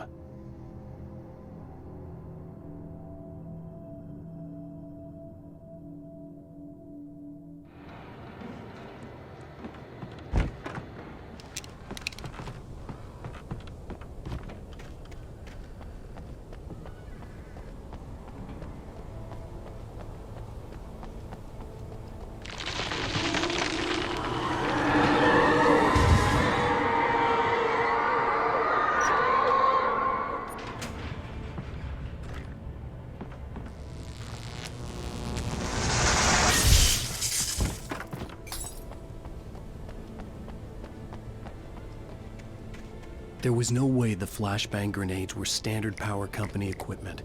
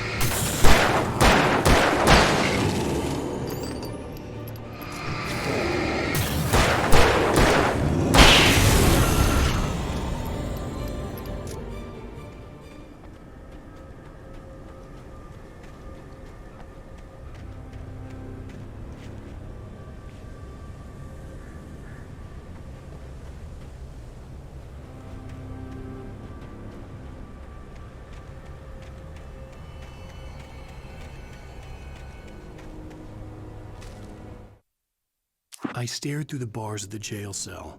Barry stood behind me, swaying on his feet, looking as ill as I felt. Agent Nightingale stood on the other side of the bars with Sheriff Breaker. Nightingale had a stack of manuscript pages in his hand. He seemed unhinged as he gloated. "Well, I've got you now, Raymond Chandler. It's all here, all the evidence, including conspiracy to murder a federal agent."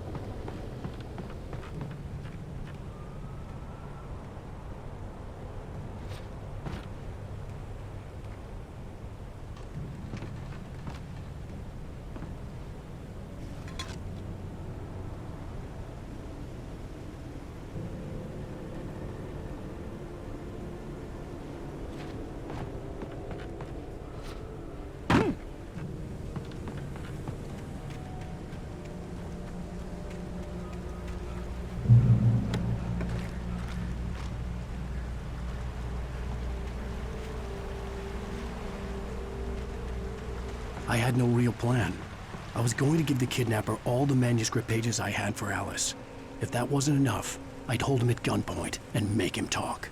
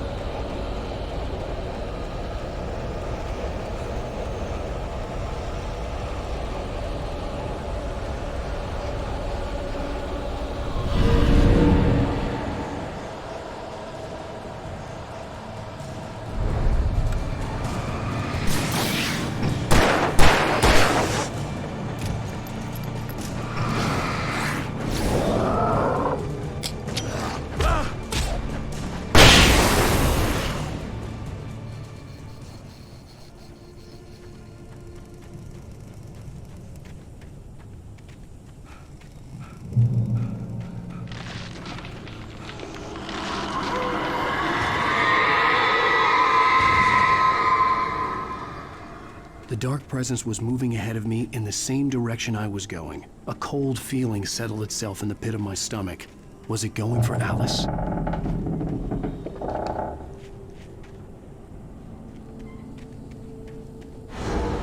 The graveyard shift may cause cancer.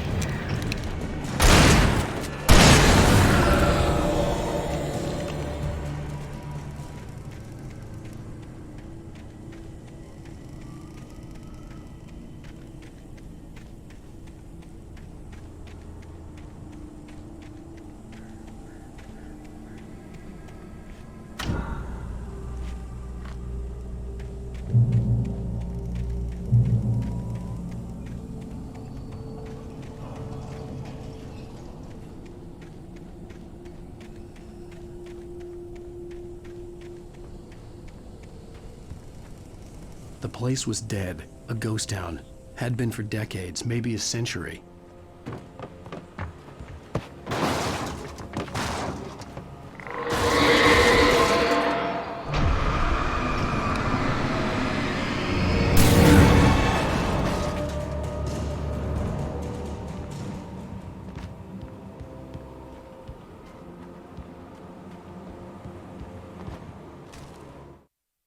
Things were never as simple in real life as in fiction. I had lost count of the times I had wished there'd be a clear reason for my writer's block. Something to fight, something to lash out on. There wasn't. I was filled with doubt. I was nothing like the hero in my books. Alex Casey had gone through his life with single-minded determination, never wavering from his goal. Even now, I was angry at myself, angry at Alice, angry at Barry. I was fumbling and I had no plan.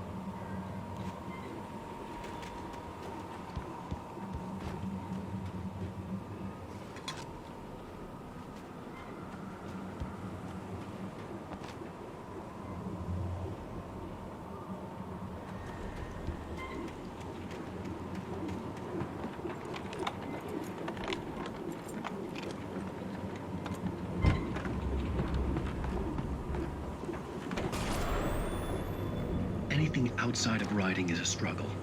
I feel ill. I managed to make my way downstairs. There's a shoebox filled with books and papers by Thomas Zane. It's very hard to focus, but I managed to read some of it. He's a poet, and a good one. He writes of muses and creators summoning fabulous things from a magic lake, using his powers to shape the world of a realm of gods and dreams and demons, dark things that wait for a chance to slip through, wearing the flesh of men as disguise. Zane writes about himself, his girlfriend being taken over by a dark presence, about growing scared of the lake. Zane believes it's a mirror to the gaping void of darkness above, where some Lovecraftian presence lurks. I crawl back upstairs. I'll borrow these things for my story. They ring true. They fit.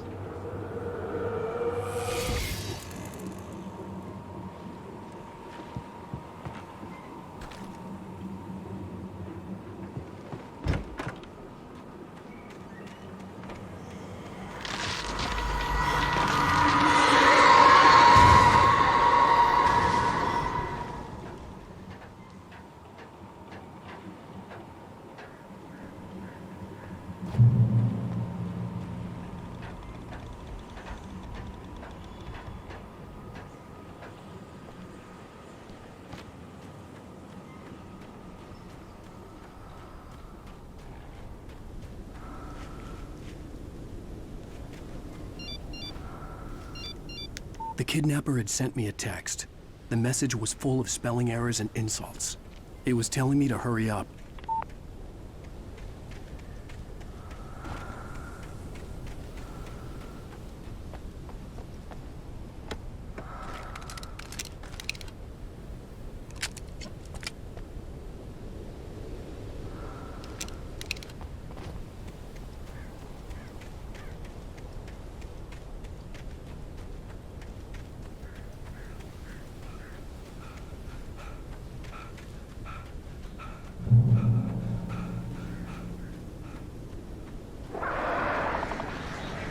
Birds.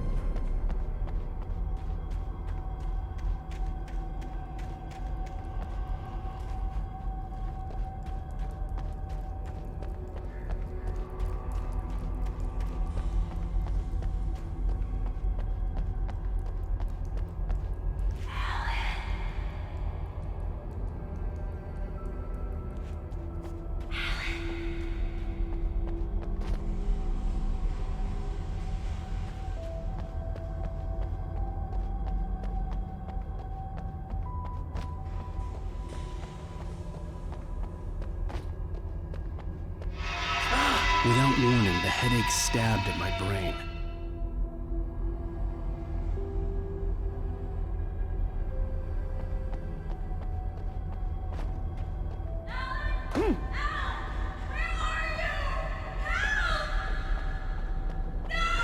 Alice?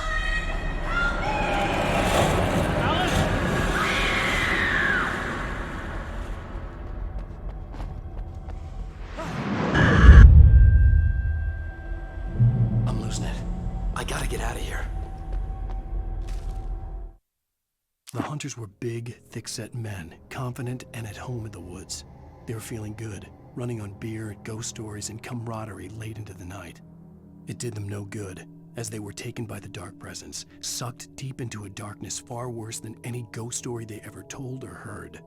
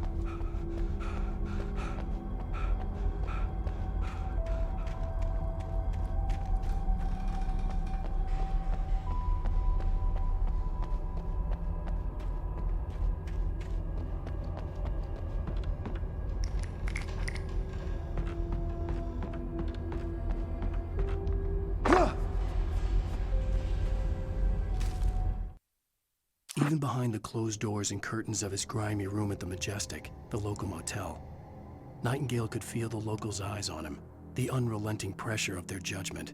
He forced it out of his mind. For all he knew, they could all be under Wake's spell already. You do what you have to do to get the job done. He took comfort from the bottle in his hand. Please, he thought, just let me get through this.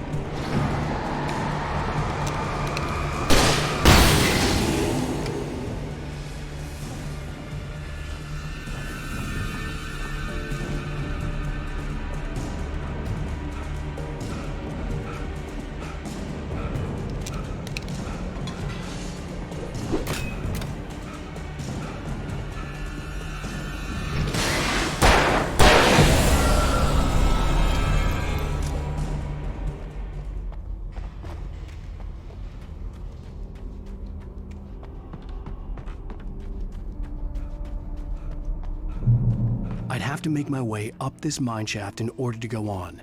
Maybe the machinery could help me with that.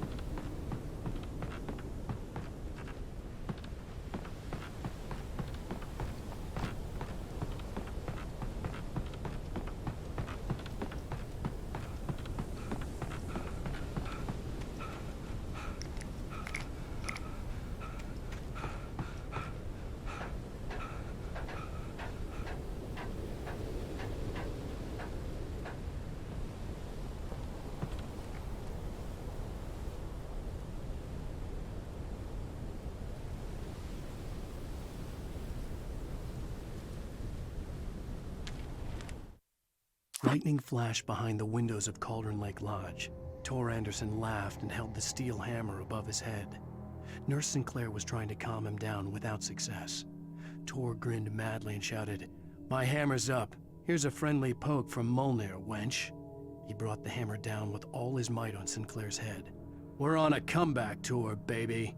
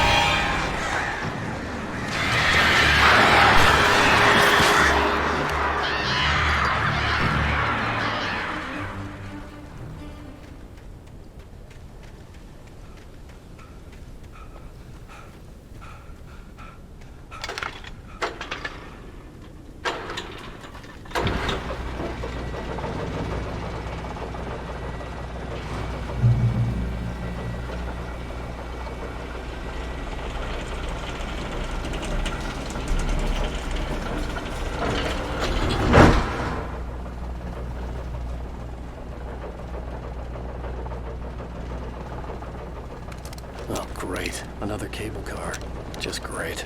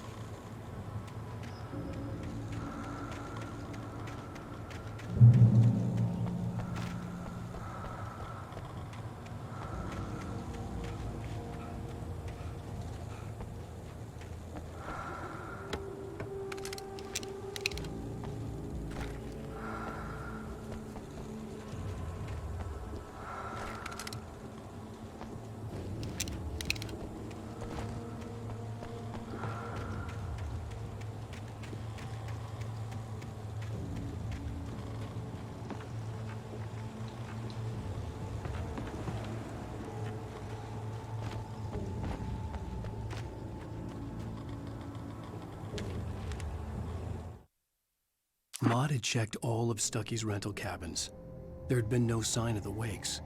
It was dark when he'd found their car parked at the end of the road by Cauldron Lake. It made no sense.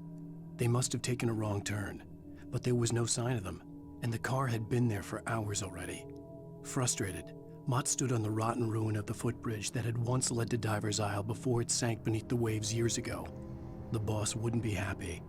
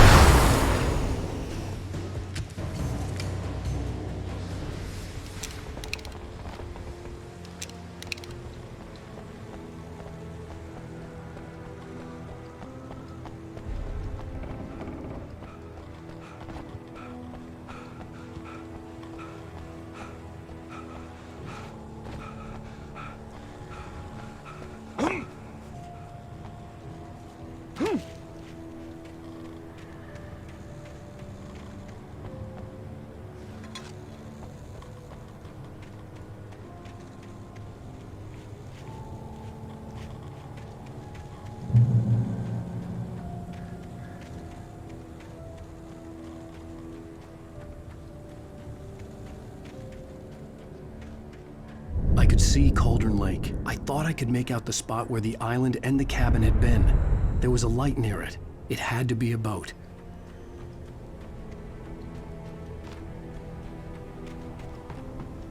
I was close now. I had to get there fast. I dreaded what I would find.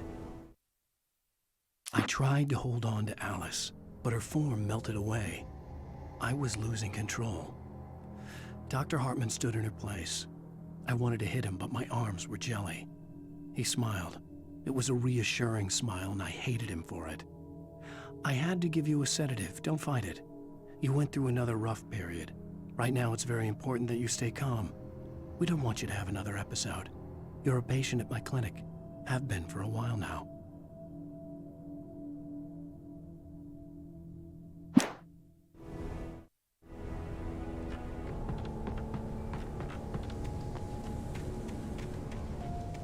Wait! Are you? Wait! Hey, I'm here! I'm coming! No! Get away! Sorry. Please, lady. The boss didn't know who he was messing with. I didn't know. I swear, I didn't know.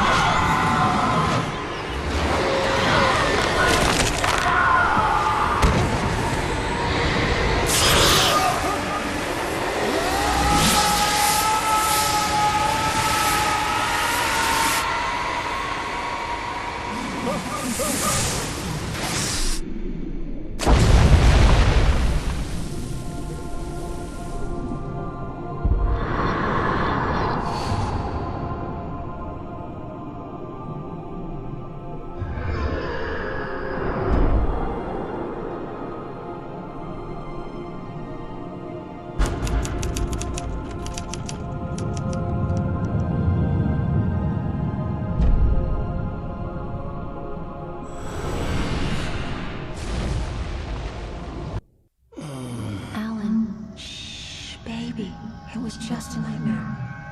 Alice. There you go, Alan. Hartman. I fell. I had to give you a sedative. Don't fight it. You went through another rough period. What? Right now, it's very important that you stay calm. We don't want you to have another episode.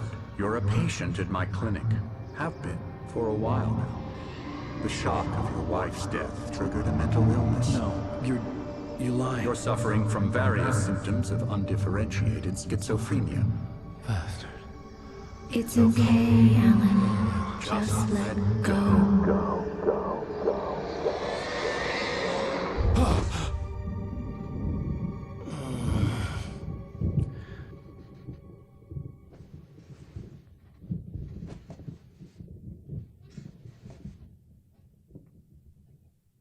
I felt groggy.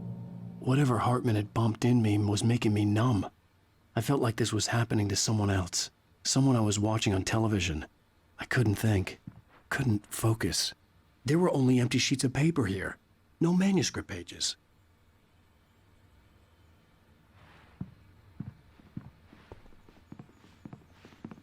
The door was locked. I was a prisoner here.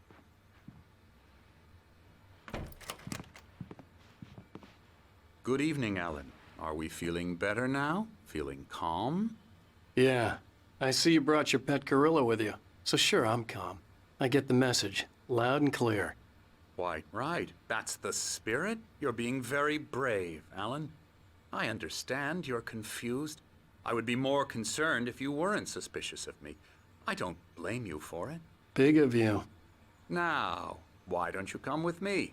We'll reacquaint you with my clinic and go over everything you might have forgotten. Little walk and some fresh air? Yes, it will do you good. This corridor is for patients. Most of them aren't here right now. Jack took them out for a fishing trip, except for the ones who are particularly vulnerable, of course. I encourage creativity as a part of the recovery process here at Cauldron Lake Lodge. I specialize in treating artists. I bet you do. Splendid, Alan. I honestly believe we can get this thing under control if we work together. This way, Alan.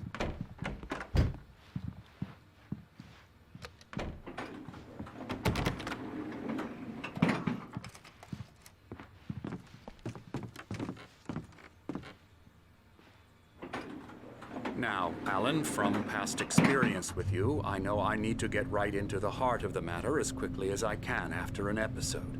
So I'm just going to say this. Alice is dead. No. You're in a very vulnerable state until you understand and accept this. Alice drowned, and you couldn't face that. You're suffering from hallucinations, paranoid delusions, unusual thinking, an obsession about light and darkness, a feeling that everything revolves around you, your thoughts and dreams. Your mind has constructed an elaborate fantasy scenario in which your writings are affecting reality. She has been kidnapped, and supernatural forces of darkness are trying to stop you. We go this way, Alan. I wasn't ready for another shot, so I went along with it. He had to be lying. But under the influence of the drug he had given me, I had to fight not to believe his words. It's all in your head. You've been making it up. Apart from the tragic accident with your wife, no one has been killed. Your delusions are just a manifestation of your subconscious mind trying to protect you from the too painful truth. Unless we fight the fantasy, it will return. I know the instinct is to resist me, but think about it. Doesn't this make far more sense than the insane supernatural conspiracy you have concocted in your mind? You're a skeptic by nature, Alan. We both know this. Everything can be explained logically.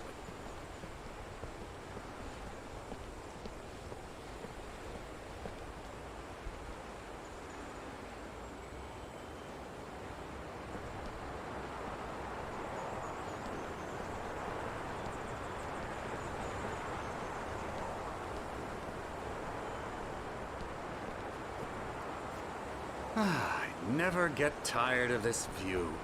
Very inspiring, isn't it? Cauldron Lake spread below us. I could see Mirror Peak on the other side of the lake. I thought I could make out the spot where Diver's Isle had been when I arrived with Alice. Now there was nothing but waves. It seems there's a storm coming. Funny, I don't recall there being a mention of that in the weather forecast. Well, no matter. This way. Follow me. Alan, what I'm telling you is good news. Right now, we're in control.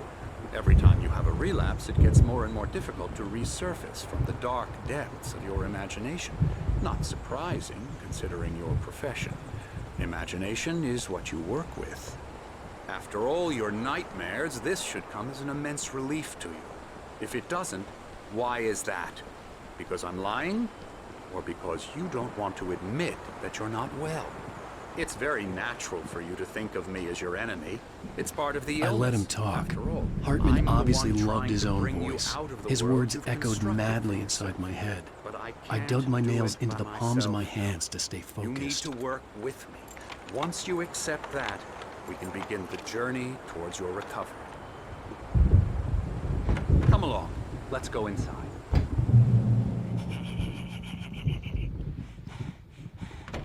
Here's the entrance to the office wing. That's for staff only. You were impressed by my trophies when you first arrived here. I do love to hunt. The great outdoors, man versus nature. It's wonderful stuff. Pretty damn wonderful, yeah.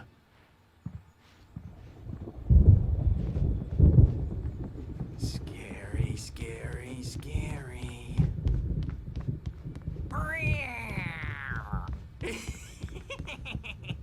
Emerson.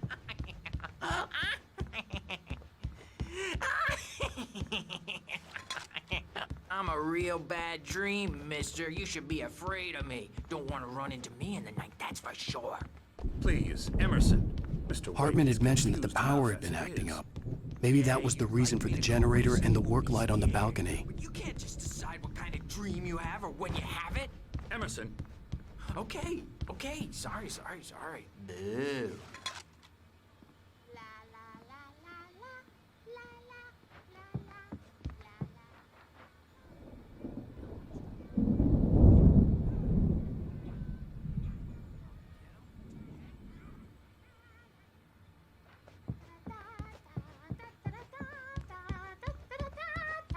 Now, you might have noticed the typewriter in your room.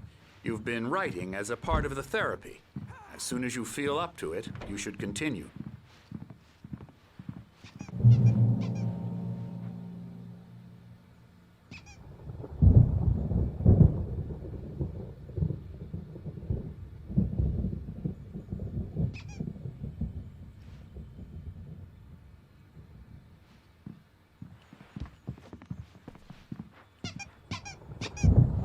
My rheumatism's killing me.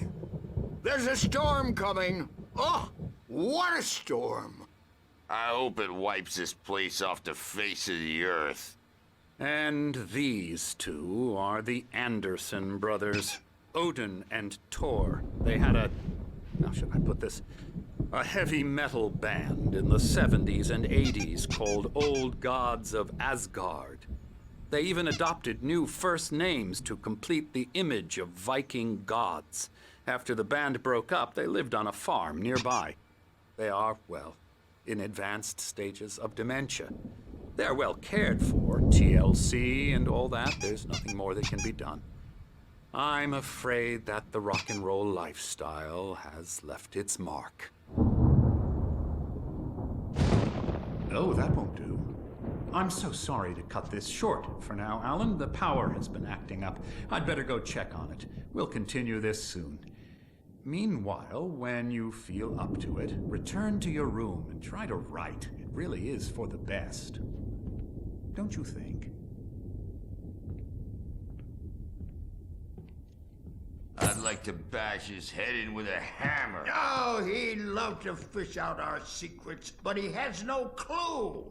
He's not crazy enough. Not crazy like us, Sonny. Yeah! Being crazy's a requirement, Sonny. Who else could understand the world when it's like this? It takes crazy to know crazy. That's the sanest thing I've heard in a while. Zane! You're all right, Tom. Hey, we like him, don't we, bro? He's got to go to the farm. The Anderson farm. Valhalla! We wrote it all down, lest we forget. A crash course. All you need to know to get your head right. You need to find the message. Here, Sonny, here's something for you. Gave me a rash, but I kept it safe from these bastards. Zane could feel the poems, taking form, shaping things. As he experimented, he imagined he could almost feel the power surging through the keys of the typewriter. It exhilarated him. But there was fear, too. If not for his young assistant, Emil, he would have given it up. But Emil convinced him otherwise. He, too, had a way with words. My head was clearing up, or according to Hartman, I was sinking back into the fantasy. I was convinced he was lying to me about everything. Crazy or not, the Andersons made more sense. Yeah, good thing he's not overreacting or anything. Well, he's the boss. I may need a hand here later on, Birch. The storm's bound to make Juno do jumping. Something's wrong. I'm not myself. It's hard to think that there's a shadow inside my head. I can only focus on writing. Everything else is a blur. I'm trapped in this cabin. Have been for days, but it's always dark outside. My editor is real. I saw her again. She's not human. It's not human. A dark presence is wearing the old woman's face. She was covered in clinging shadows. There's a hole in her chest where her heart should be. I think I've made a horrible mistake. I don't think I'm any closer to saving Alice. It's been lying to me, using me to get the story it wants, and the story will come true.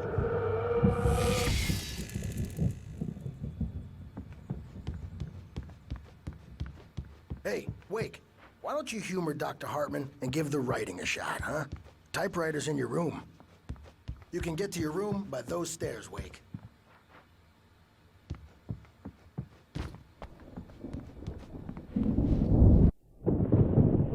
The white glare of the blank page in front of me hurt my eyes.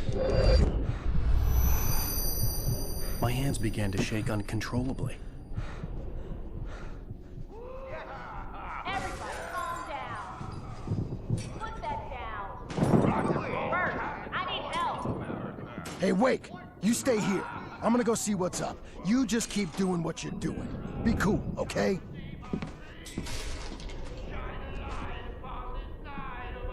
I didn't know what the chaos was all about, but it could be my only chance of getting out of here.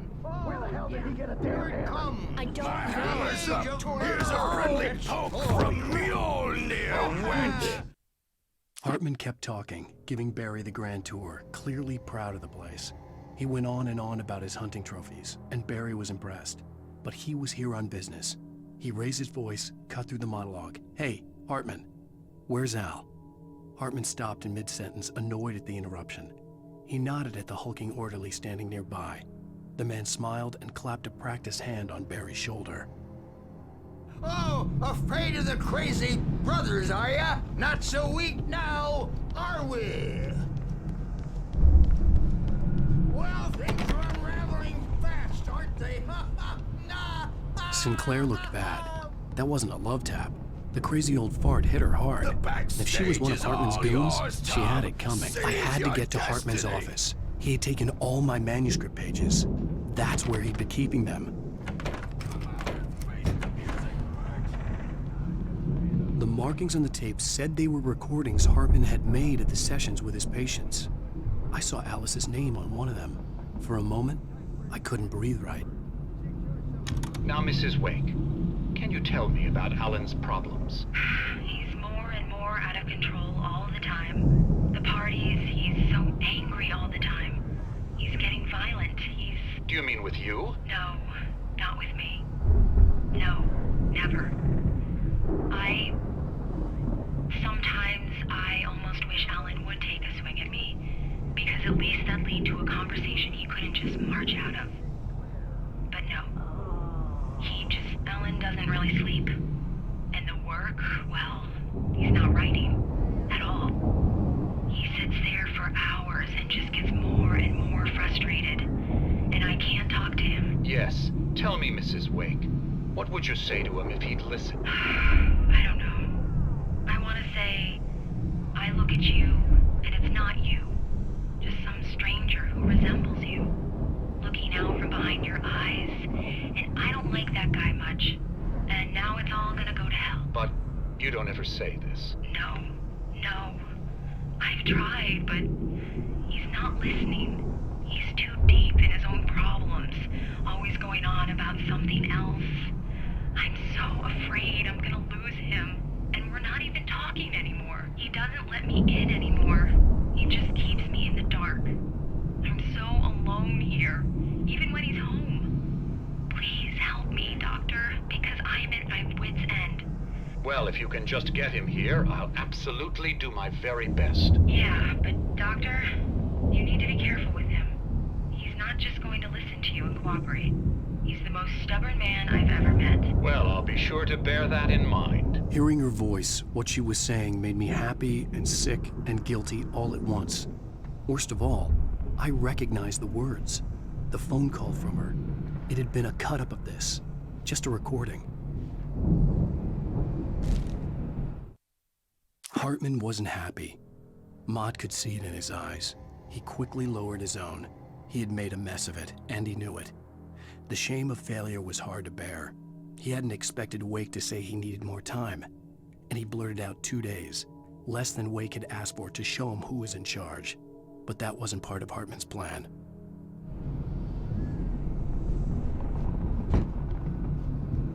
Let me out of here! Hartman, do you hear me? I'm gonna sue your crazy quack ass to shreds! Barry? Ow! About time! Barry! Man, am I glad to see you. We need to get to Hartman's office. It's right next door. You okay? Yeah. I mean, no! The cops found me at Rose's trailer, but they didn't hassle me too much. I'm obviously a victim in this, and I demanded to be treated as such. Or else I'd sue their asses.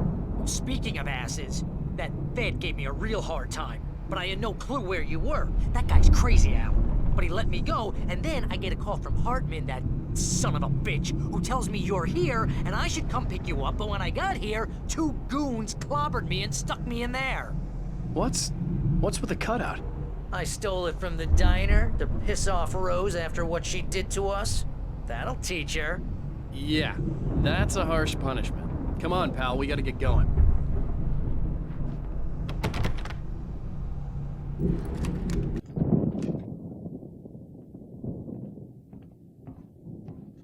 These were all the pages I had on me. And more.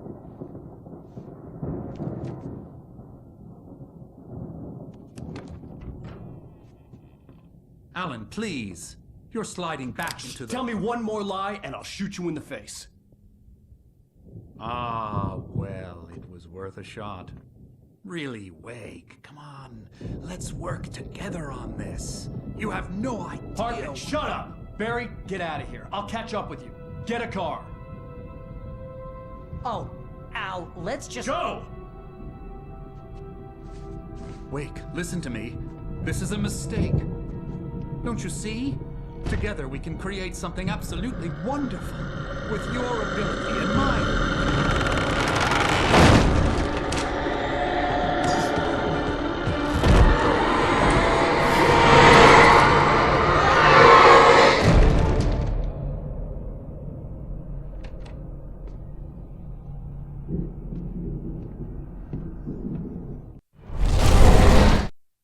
Hartman followed the fall of Alan Wake with his binoculars. When the rider hit the water, he ordered Jack to take the boat to him. The spot was easy to see in the dark, even with all the extra lights in the boat. The flare floated and kept burning even in the water. Jack turned the radio louder as the engine sputtered. The music was rough and clanking, something the Anderson brothers would no doubt have enjoyed. But Hartman chose to ignore it. Wake was finally within his reach.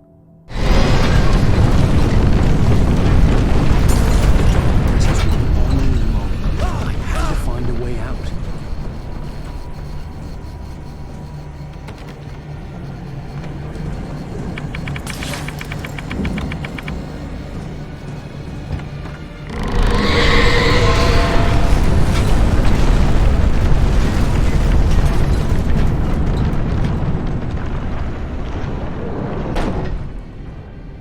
I needed light to get the possessed bookshelves out of my way.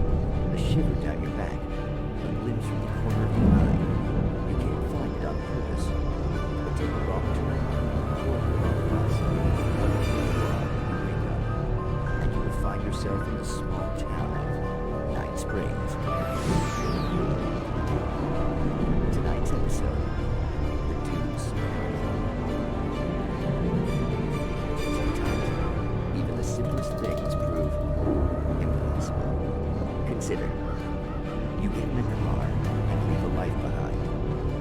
Easy. Not tonight. Thanks for the ride, Mark. I'm so glad to be leaving this place. You have no idea. What, Night Springs? Come on, Linda. Relax. It's not that bad. Hey, what's that up ahead? Oh, God. There's someone in the road. I think there's been an accident.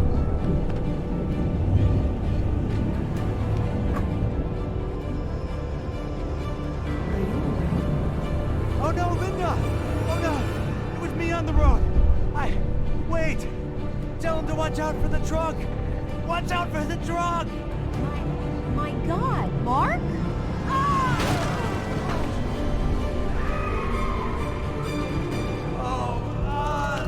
No, please! God, no! Linda! Linda! Thanks for the ride, Mark. I'm so glad to be leaving this place. What, Night Springs?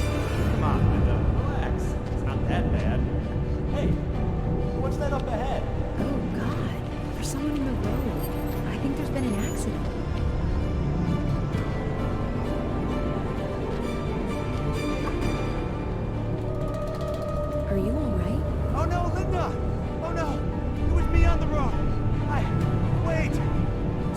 Watch out for the drug!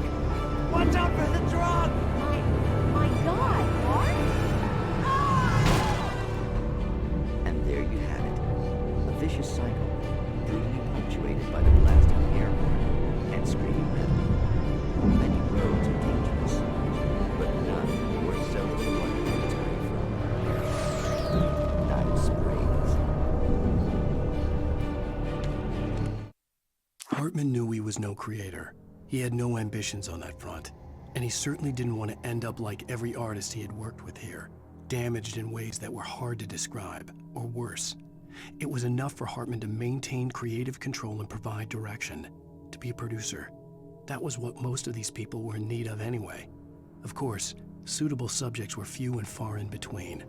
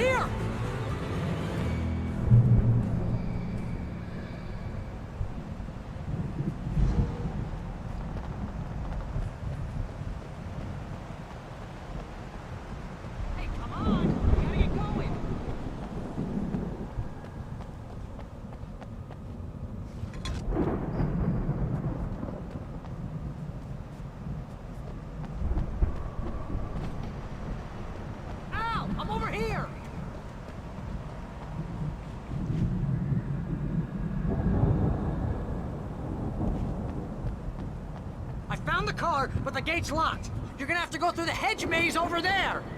Barry, I don't have a light. Take this, Al.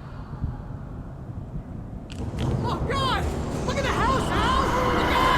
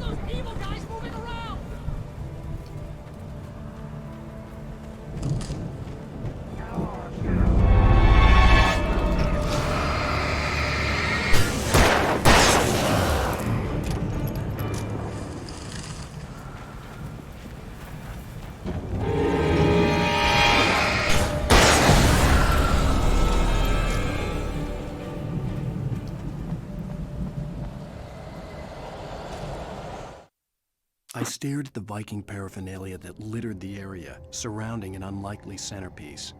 A full-size stage complete with an impressive sound system with all the trimmings, including a dragon. It took a special kind of crazy to build something like this in a remote field. When the sky split open with a deafening boom and the music started blasting, it felt strangely appropriate.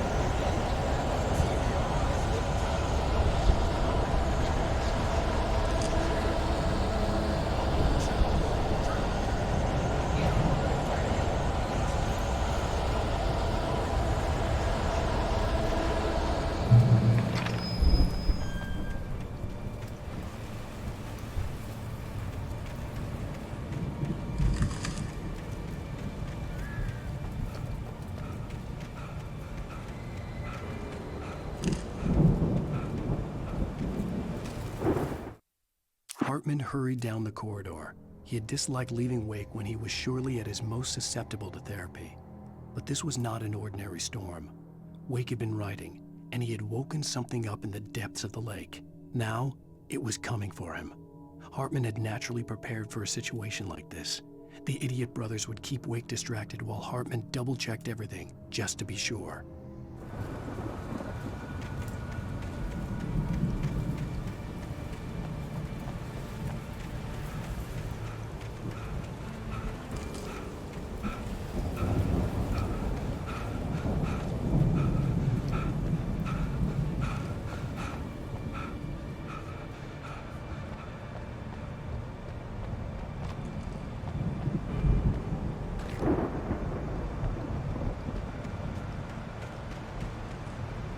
You get 2 pills in the morning, and then you'll be nice and calm.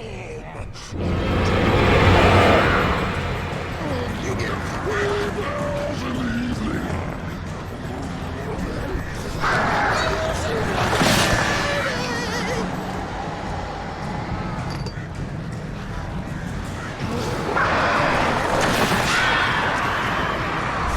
What seems to be wrong?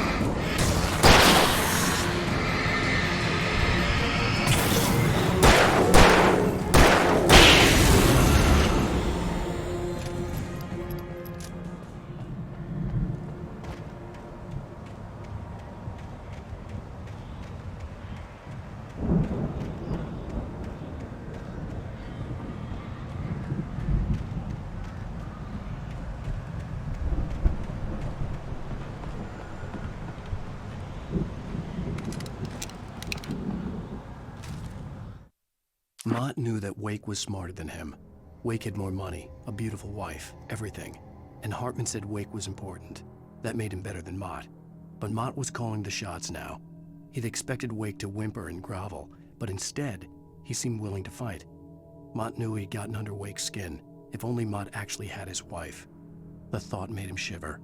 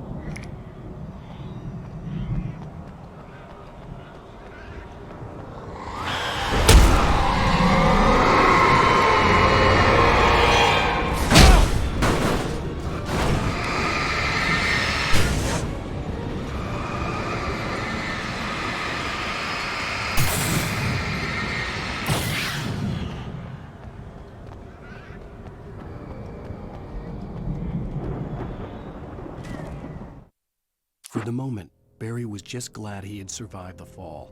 He had been separated from Al, and there was no easy way to climb back up. He told himself he'd be okay in the gloomy forest at night. He would just have to wait for a while for Al to find his way down. Barry turned when he heard the heavy footsteps and saw the movement. The man-shaped shadow lunged at him from the bushes, an axe held high. Barry screamed and threw up his hand. The world exploded.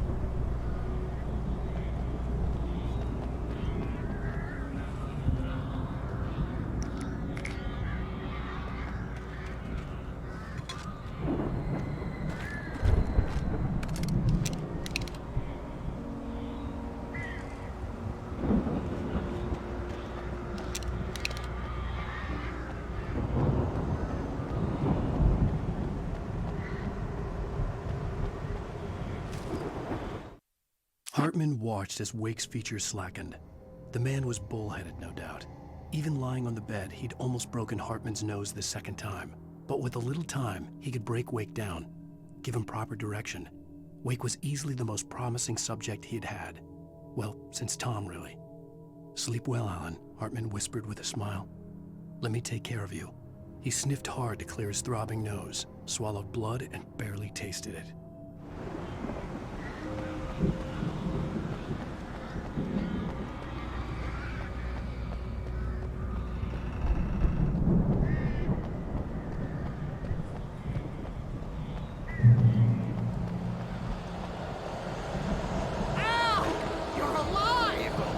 Let's get out of here. Can you open this gate?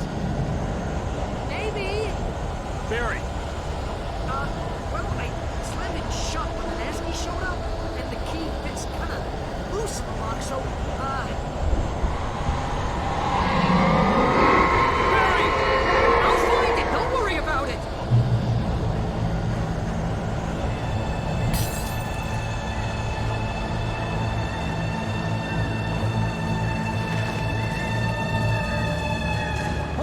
Barry! I'm on it! I'm on it!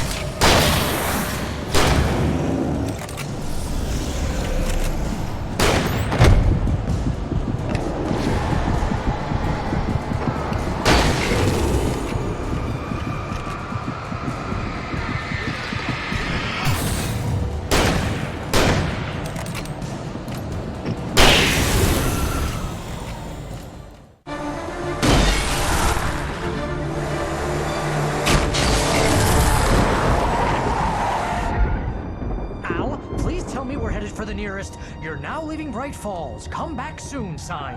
We're going to the Anderson farm. I knew you were gonna say something like that. You know what? You owe me big time for this. When this is through, if we make it, I don't care what anybody says, I'm done with darkness. You're gonna buy me a tanning bed as a gift, and I'm gonna live in it.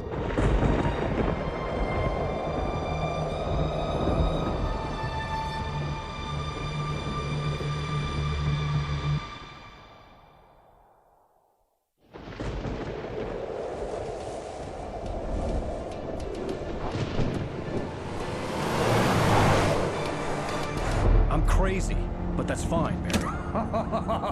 Oh, you got that right, Al. You're barking mad. You are by far the craziest... But maybe that's inevitable when you deal with crazy stuff like this. It helps.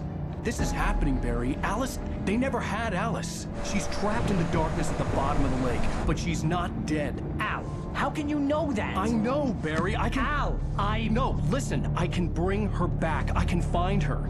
There's something special about this place. The lake, it does something to the works of art created here. It makes them come true. But there's a catch. The dark presence, whatever that thing is, twists it to its own ends. That's why all of this is happening. It's using my manuscript to take over everything. Al, I believe you. It happened to Thomas Zane before, it happened to the Andersons. I believe you. Crazy or not, you're not delusional. Weird shit's going down. That's a fact. I'm on board, man. I'm with you. The Andersons knew about it, but they were too far gone to tell me with all the drugs they were on. But they wrote it down. There's a message somewhere at their farm, Barry. We just need to find it. Look out!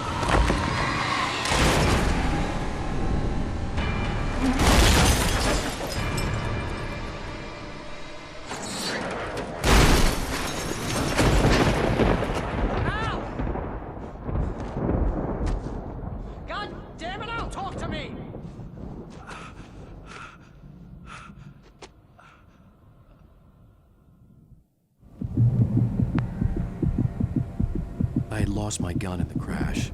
Barry was nowhere to be seen. Barry! Barry! Oh, man, you're okay! Jeez, it's good to hear your voice! I was trying to get out of the car, but the ground gave way! Man, what a drop! Don't worry, your cutout is fine. Forget that! Are you okay? I hit some bushes, didn't get a scratch! There's no way you can climb down, though. It's like a sheer wall. Ah! Al! There's something moving down here! Barry, it's a taken! Use a flare, Barry! Yeah! Barry, are you alright? I'm good, Al! I'm great! Guess you never messed with anyone from New York City before, huh? You're gonna have to find your way around to the farm, Al! I'll be waiting! Barry, just wait for me, okay? Al! I'm not staying here! It's suicide! I'm going to the farm! I'm gonna go ahead and secure the area. You can catch up. Don't worry about it. I'm on the case. Now he's Rambo. This would turn into a disaster if I didn't catch up with Barry.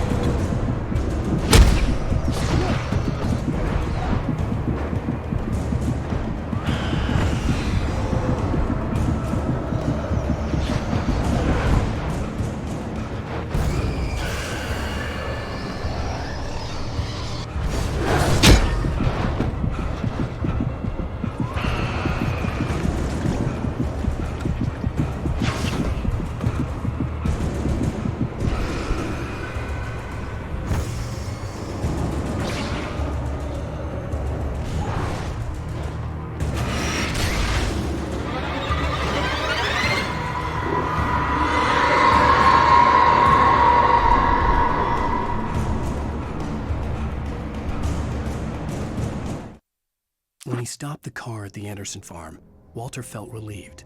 Oblivion was close at hand. The brothers wouldn't miss a jar of moonshine or two in the booby hatch. But then he saw the man on the porch, and he knew who it was. Driving for his life and knowing it was useless, he didn't realize he was crying until he couldn't see the road for the tears.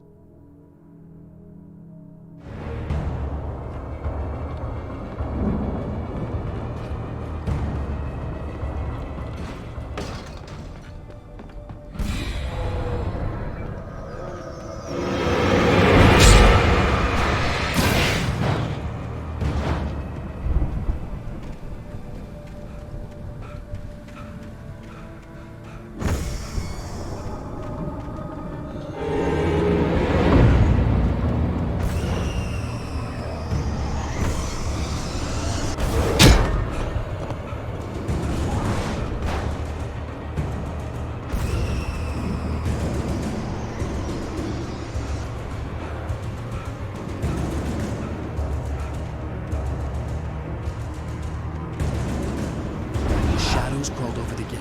I needed a light to destroy them to get through.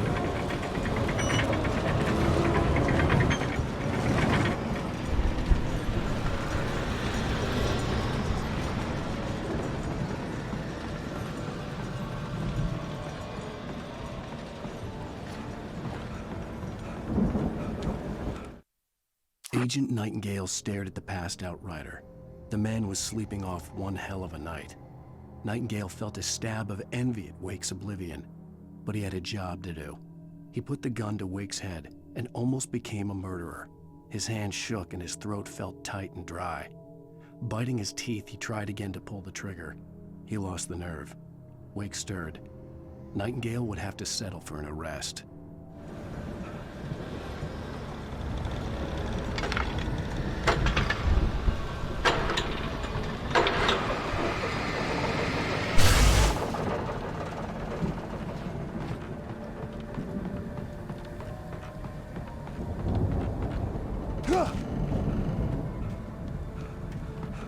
I could sense the movement in the woods ahead. Facing the enemy without a weapon was dangerous, but I had no choice.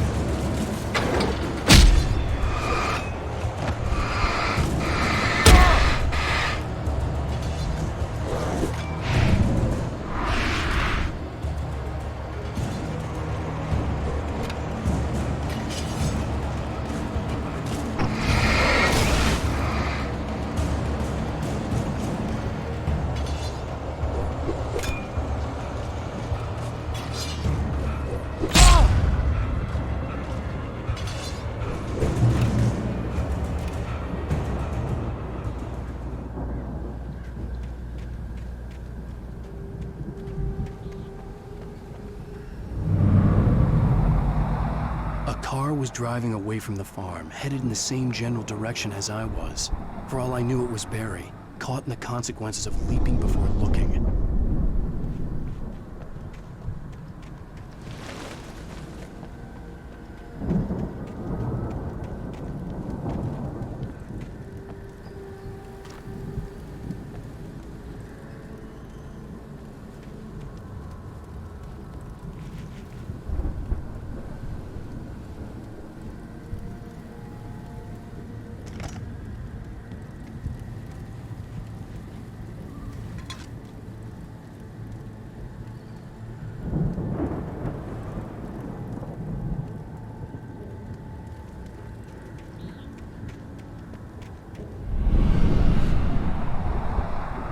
The car was heading for the cabin up ahead.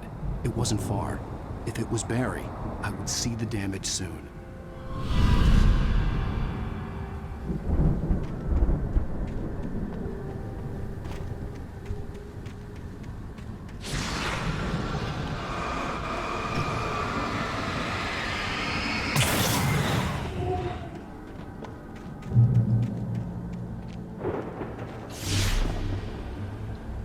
I'm trying to deliver each page to the right time and place.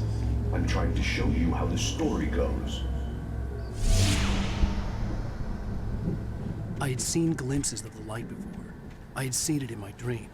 It was a strange spaceman or a diver in a bulky suit. He was the one who'd been placing the pages on my path. The dark presence followed the choreography laid out to it in the manuscript, growing stronger and stronger, moving like a storm from one scene of destruction to the next. But it was still bound to follow the story and chained to the dark place it came from. When the story reached the end it longed for, it would finally be free.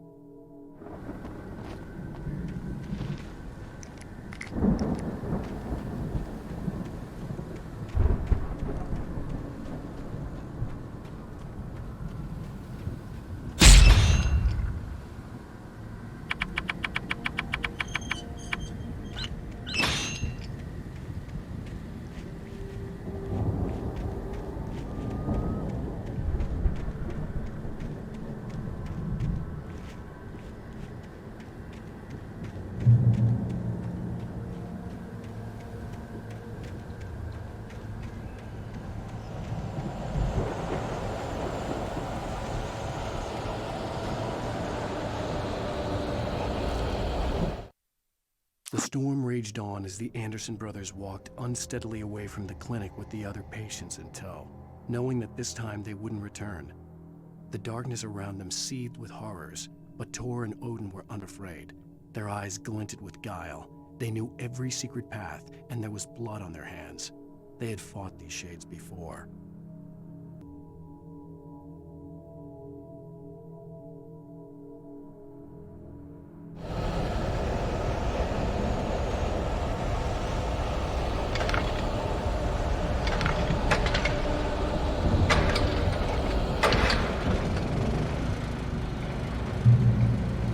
Someone had left a gun behind. Now I had a fighting chance of reaching the farm.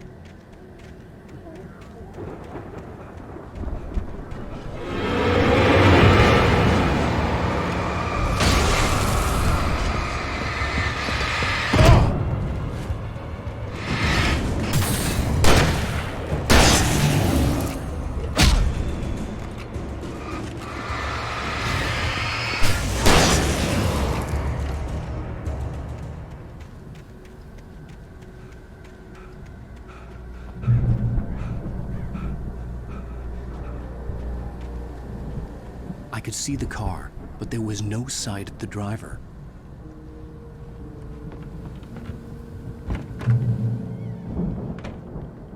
Hello? Anybody here? Barry! No! Danny, you're not! Ah! Please! Ah! What are you? Ah! No! Don't! I'm sorry! Ah!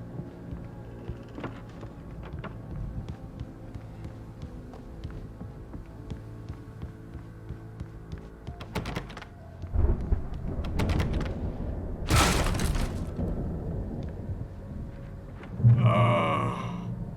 I know you. You were in jail the other day.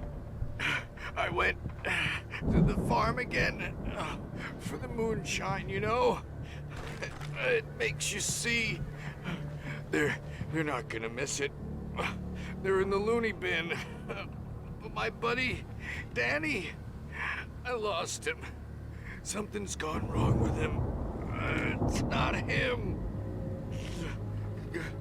Like a real bad follow-up to a real good movie. The best friend's suddenly the bad guy who wrote this crap anyway.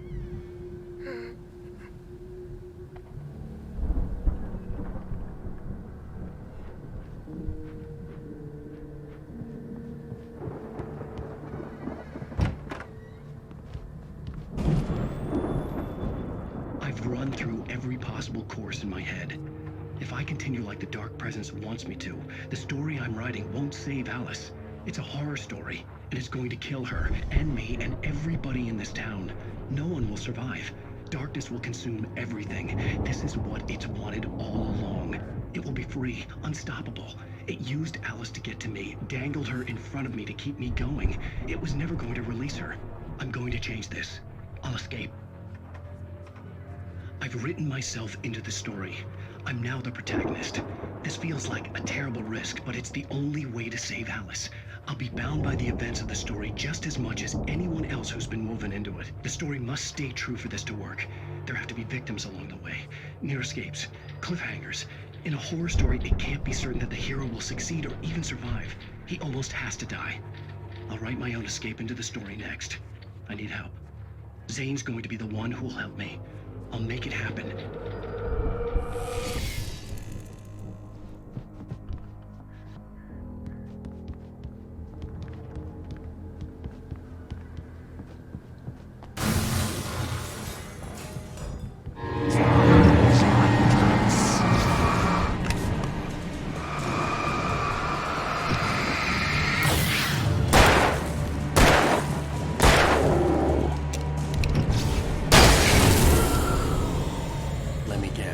Danny, huh?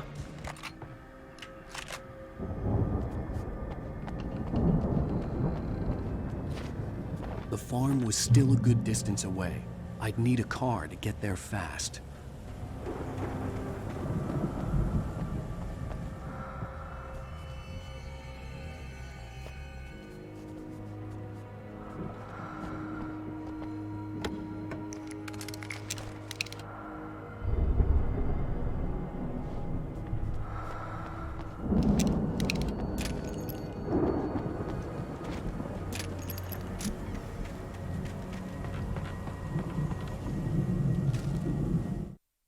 For a moment, Hartman considered strangling the idiot. Mott was mean-spirited, but easily manipulated, an emotional infant who lived for his approval. Wake, by contrast, was a far more difficult subject. Mott had given him too much leash. In 2 days, who knew what could happen? Hartman would have to find a way to rein him in, and quickly.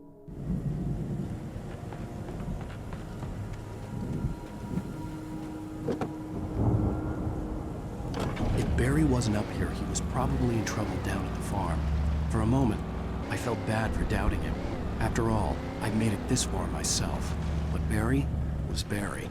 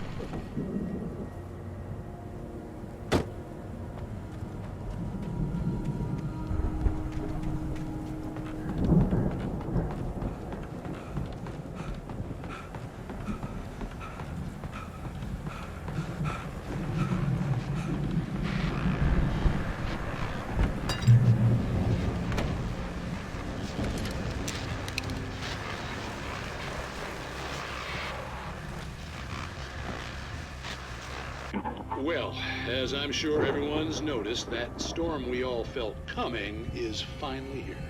The boys at the Weather Service reckon it'll last until morning at the very least.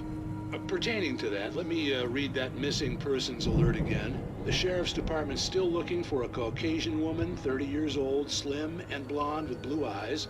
She may be lost in the woods, and it's possible she's been injured in a car accident. If you see her, please make sure you get her indoors and call the sheriff. It's bad weather to be caught out in, so if you see someone in the area who maybe looks a little confused, give him a hand, all right? This is Pat Maine on KBF FM, hoping you're all safe and warm tonight.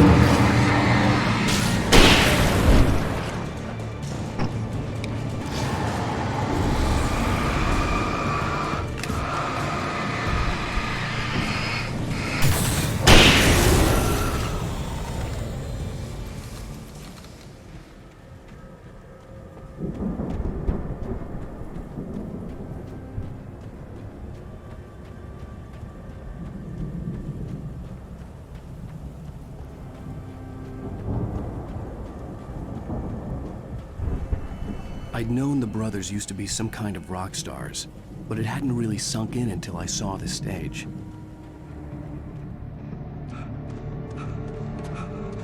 Al! Run! Incoming! There's too many of them!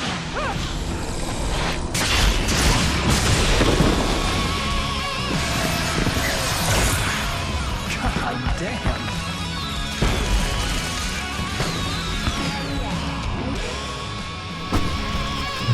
I'm so glad you decided to go it alone, Mr. Bronson. Shut up and shoot! Ow! We have to fight them off! I can set off one of the fireworks from here and help you out! Hey, Al! Did you notice there's a lot of ammo and stuff around? This place is stopped! Al, hold on! I'm trying to get the stage lights on!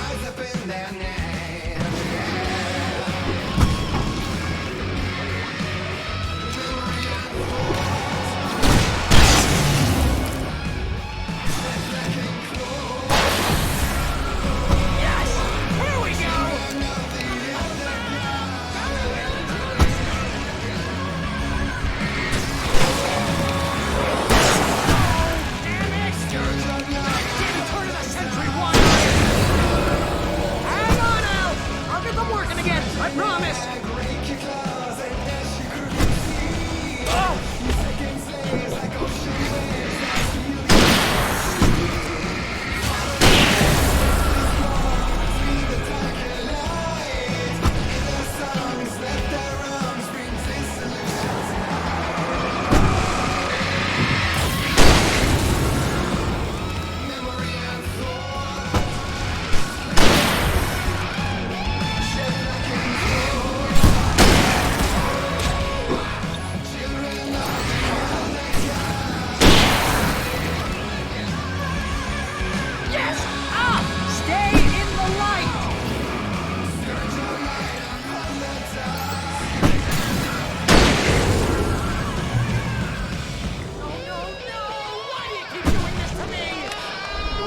Please, please, please!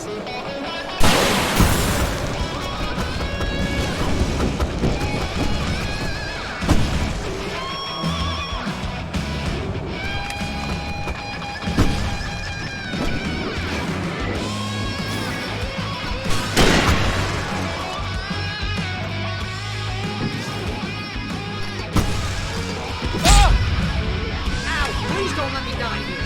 Although if I buy it, this is how I always wanted to go out. Rock and roll! Woo!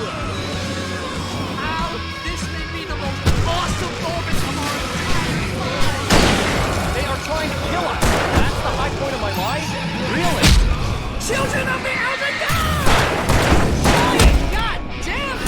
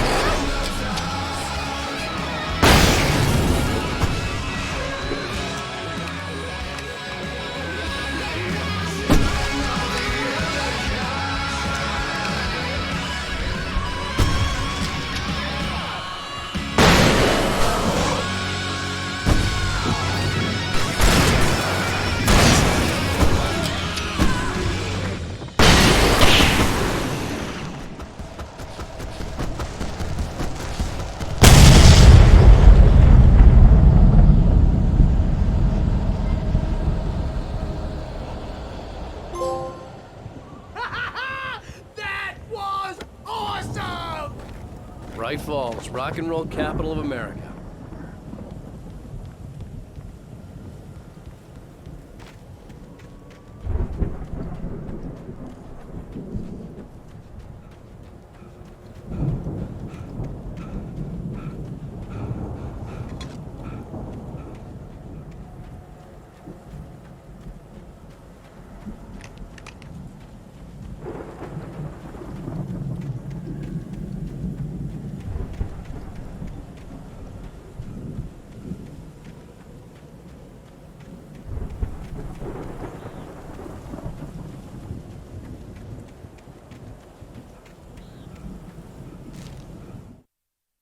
Deputy Mulligan tuned Thornton's chatter out. He didn't think writers were particularly useful people, and a huge manhunt for one struck him as idiotic. Certainly not worth the missed opportunity for coffee and pie. It wasn't even clear what the man had done, except run from them at the trailer park. Mulligan knew he wasn't alone. The sheriff's patience with the Fed was running out.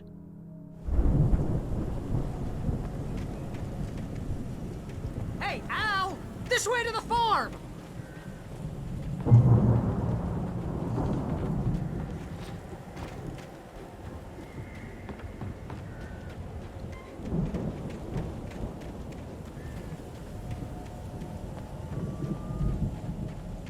See, bestseller? No reason to worry. Your cutout's good as new, right where I left it.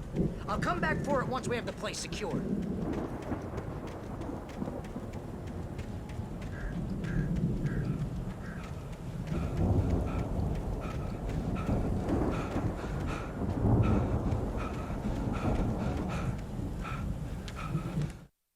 As the deputies hauled Wake and Wheeler away, Agent Nightingale eagerly examined the stack of papers Wake had been carrying. It was incomplete, a collection of random pages, but there was enough. He saw his own name in there, among others. His hand shook with emotion. Finally, it was proof. He had been right all along.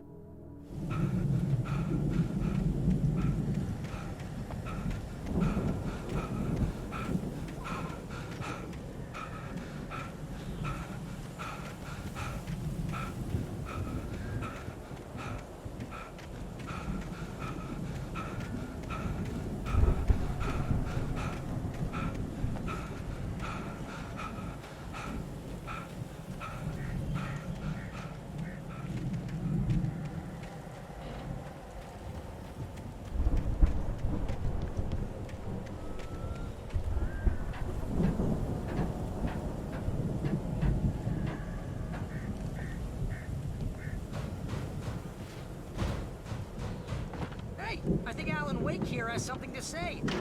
What's that, Al? Oh, I'm Alan Wake. I'm always right about everything. And if I don't get my way, I'll sulk all day long. I'm always intense and moody. It makes me very attractive and mysterious. Right now, I'm just standing here because I need my best friend Barry to carry me. But that's okay. I can just take him for granted. I think I see what you did there. Yeah, it was pretty good. You want me to do my imitation of Barry Wheeler? No? Thought so.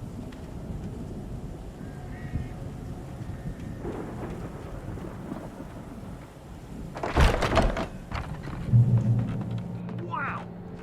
You look at that thing, Al!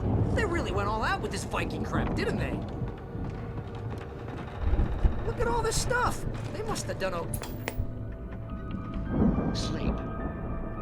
We all spend a third of our Night dreams in Springs. its soft embrace, Man! somewhere Brings between back memories. fantasy and Hey, oblivion. remember when I got you that gig? But Your dreams first have a real way of writing forcing job. What got you themselves into started? waking life, Was this one of your or vice episodes? versa.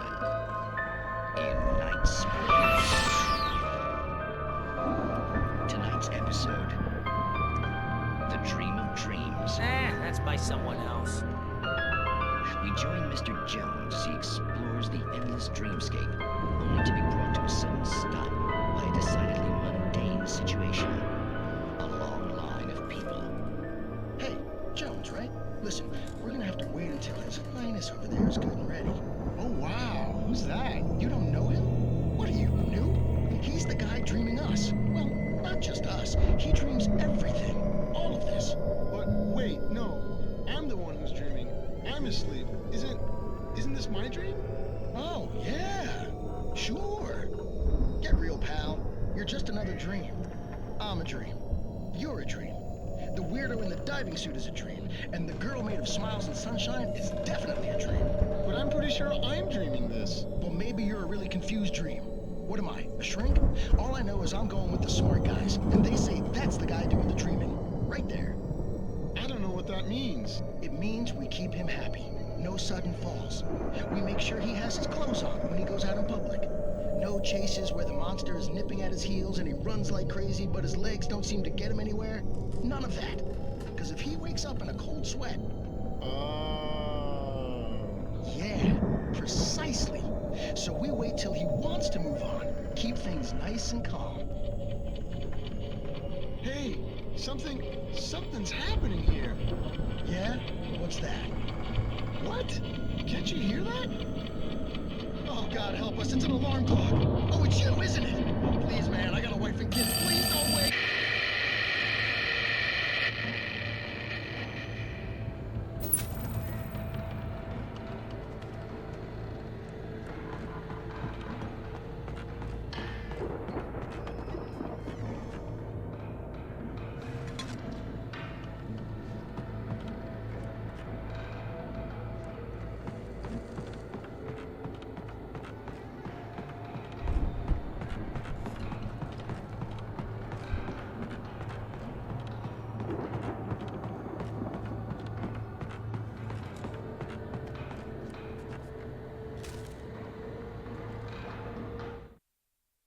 It's 1976. Madness reigns at the Anderson farm. Contrary to all logic, the headiest ingredient of their moonshine is unfiltered water from Cauldron Lake. The Andersons feel like gods. Odin can't stop laughing. He contemplates cutting his eye out. Tor runs across the field, naked, shrieking, hammer in his hand, trying to catch lightning. Their songs have power. Something ancient is stirring in the depths, coming back. The Viking boat looked imposing, almost like a battering ram.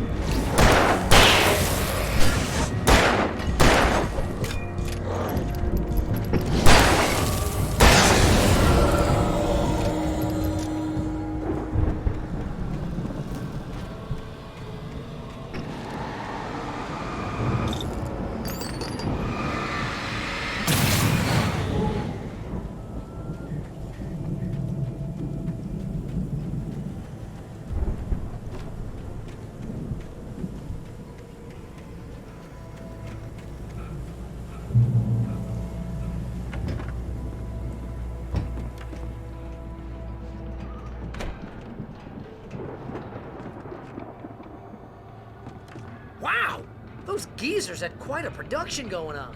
Ooh, you know what, Al? If we make it through this alive, I'm gonna start representing them. Yep, sell this stuff online, maybe get a reality show going, release a new single. Good luck with that, pal. Hey, you find us a way out of here, okay? I'm gonna take a closer look at this stuff.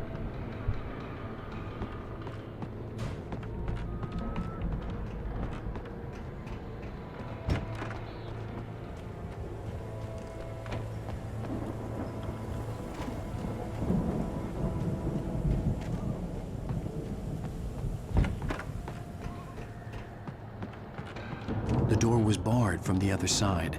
I'd have to find another way.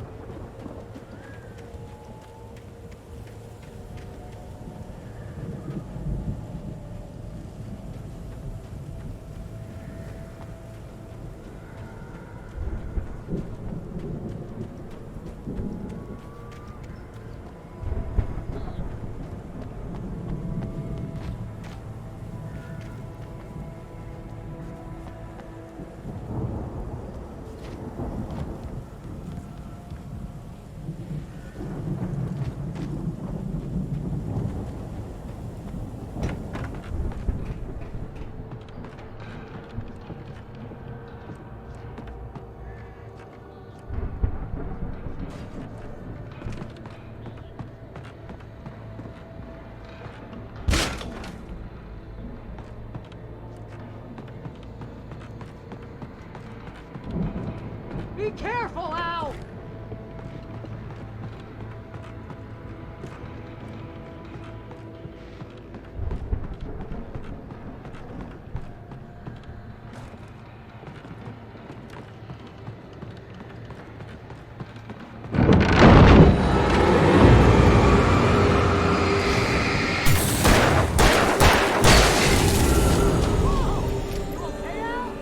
I'm good. Keep your eyes open, okay?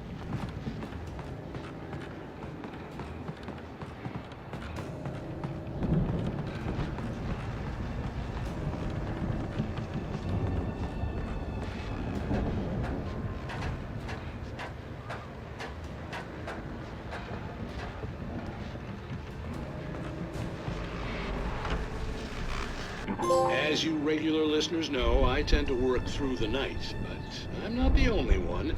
Deputies Mulligan and Thornton are taking a couple of moments off their busy schedule to join me here in the studio. Boys, how busy are you now? Deerfest is almost here, isn't it? I bet that keeps you in business. Pretty busy, yeah. Actually, Pat, we've been real busy with other stuff, which concerns an ongoing investigation. We can't talk about that, Thornton. I wasn't gonna say anything. I was just saying we got, other irons to fry. And how would you compare your workload to last year's? Things have seemed relatively peaceful to me, but people do tend to get a little wild this time of year. Oh, it's wild, Pat. It's pretty wild. There's been all sorts of trouble this year. Vandalism, fighting, public disturbances. A lot of people gone missing, too. Yeah, it's pretty much the usual stuff, Pat. Just, a lot more of it. Now, is it just me, or does Deerfest get wilder every year? People seem to be more drunk, at least, or they start earlier and younger. Oh, it's definitely not just you, Pat, but... Definitely, Pat. Hey, I'm talking here, Thornton. Oh, shoot, I lost my train of thought. Not just me. Oh, yeah, it's wilder, Pat, but actually most of the trouble seems to be coming from grown men. People who ought to know better, Kids are doing fine this year. Well, that's nice to hear at least. Boys, I want to thank you for stopping by. I'll let you get back to your patrol. Sure thing, Pat. Yeah, sure thing, Pat.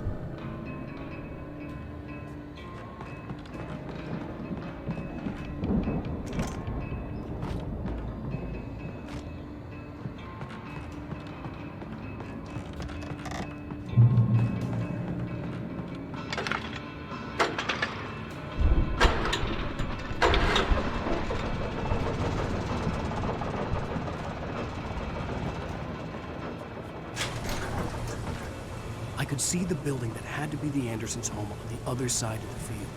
It wasn't far now. I wasn't worried about trusting the ramblings of two burned-out geriatric wrecks. They had the goods.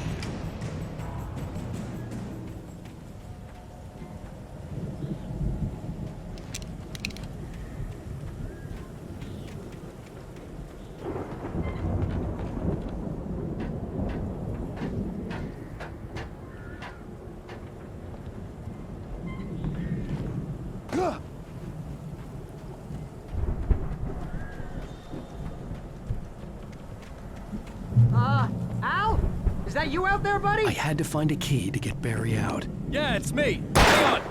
I'll try to find a key to get the door open.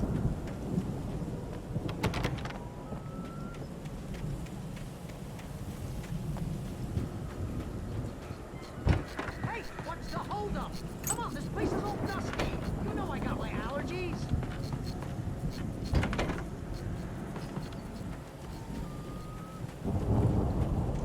Come on, Al, open the door already. Seriously, I don't like it in here. Hey, let's go, man.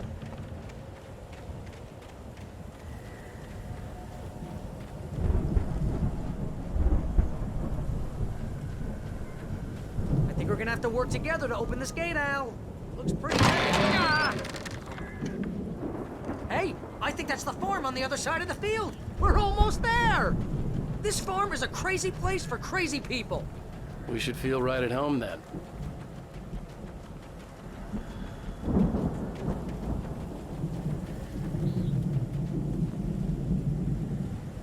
Come on, one more gate. Let's do this.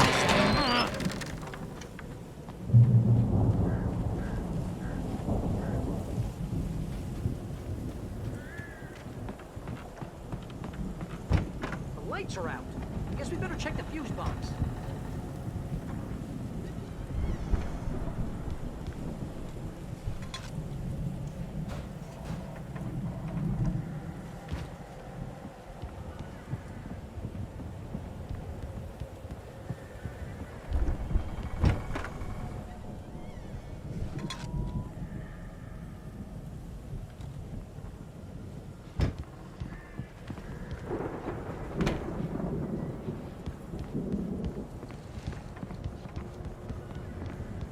You know, this place looks kind of lived in. I thought the Andersons were in the booby hatch.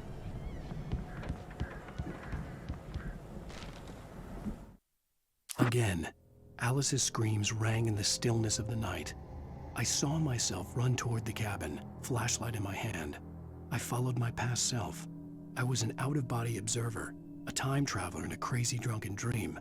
This was the beginning. The night Alice had disappeared. The mystery of what had happened during the missing week was about to reveal itself.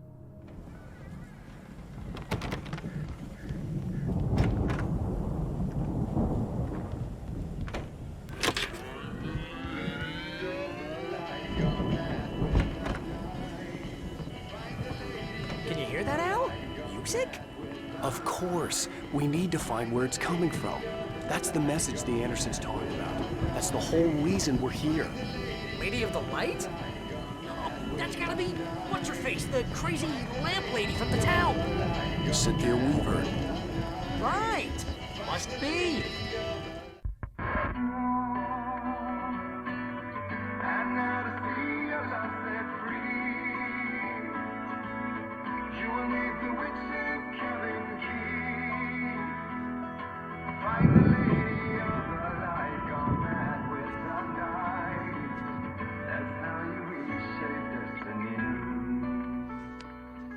Okay. We need to find Cynthia Weaver. We'll stay here for the night and head back to town as soon as it gets light. Hey, Al. Lots of hours before dawn.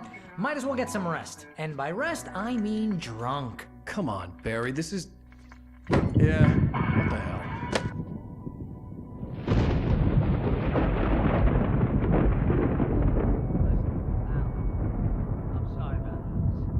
Seriously, because I know we don't get along, but we're gonna find her, right? Even though you're a crazy bastard, I'm gonna stick by you, no matter what, ever, Al. Sure, like a brother. I'm a writer, goddammit. Correct. If I just wanted to, I could write 10 books a year. And they'd be the best books that year. No, you couldn't. That's right, I couldn't. But I could, because I'm a writer. What?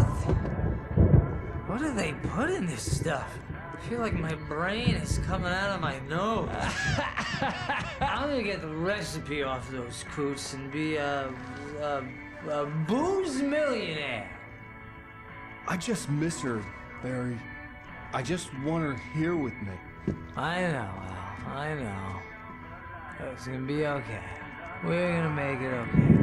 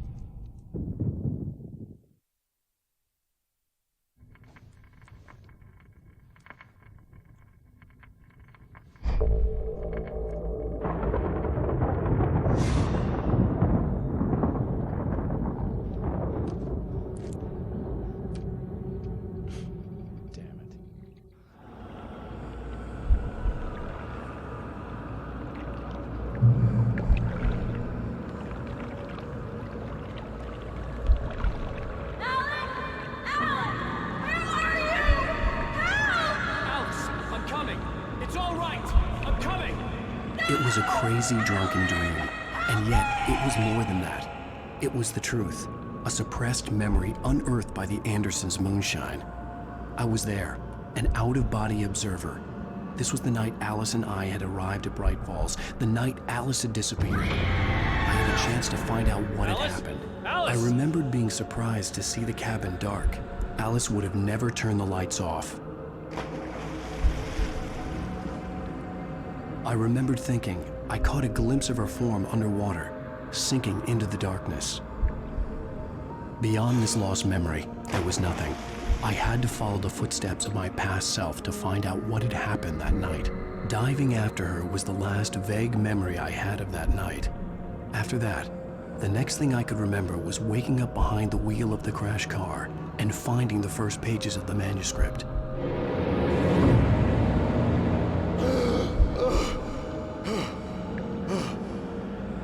I couldn't find her in all that blackness. I must have thought she drowned.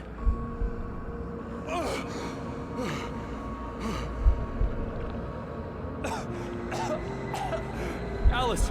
Jagger had Alice, and so she had me. Alice!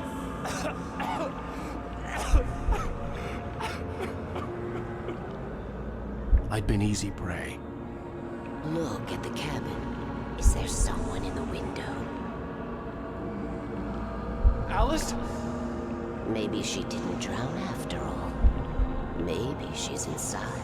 Alice! Yes.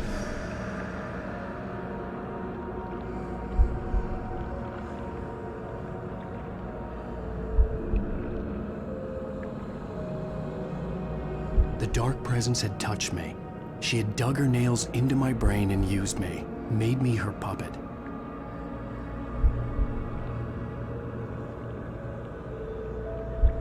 She must be here somewhere. Maybe upstairs in the study. Alice! Yes, that's where she is. You can apologize. Alice! You'll laugh at the whole thing together and put it behind you. Alice? She's not here. You were foolish to think so. No, she's dead. She drowned. No, no, no! It's your fault your wife is dead. You are guilty. All she wanted was to help you right. You killed her. Oh, hush. There's still hope. Cauldron Lake is a special place. Here, you have the power to change things. She wanted you to write. I will tell you what to do.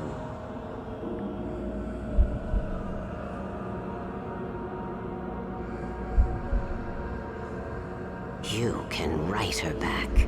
The story will come true, and all will be well again.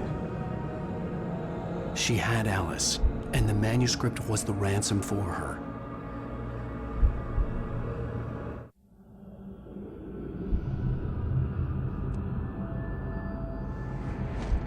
Yes. All right. I'll fix it. I'll bring her back.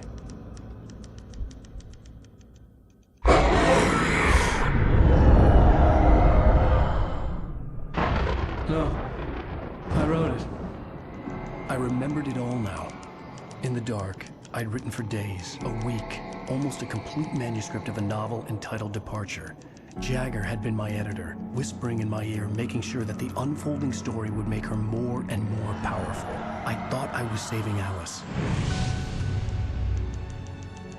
Even with the cobwebs she put in my head, some part of me had been aware enough to write my escape into the story, to bring a light into the cabin to release me before I could finish, to interrupt the horror story before the ending, where darkness consumed everything and everyone. Zane was weak and far away, but I had written him into the story, and his light had been enough to set me free. It isn't here now. I'm here because it was written. I brought the light to set you free. You must hurry. It will know I'm here. It will be back soon. It stole the skin of my Barbara a long time ago. She looks so old.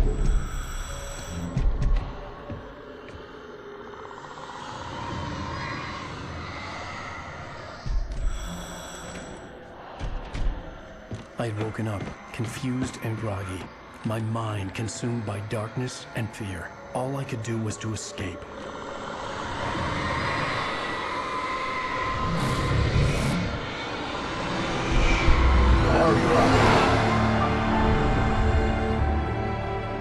The week spent in the cabin had taken its toll.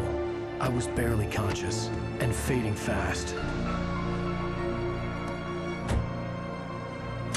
It had to have cost Zane terribly, thrown him even deeper into whatever dark place he now haunted.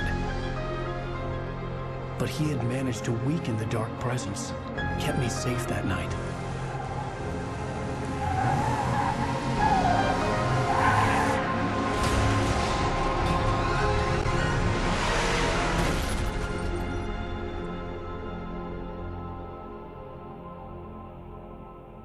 I wrote it. It's my fault. That's right, James Joyce. It's your fault, and you're gonna pay for it. Well, we're expecting a record crowd from the neighboring counties. Naturally, we hope to break the record set by last year's Moose Fest in our neighboring town, Watery.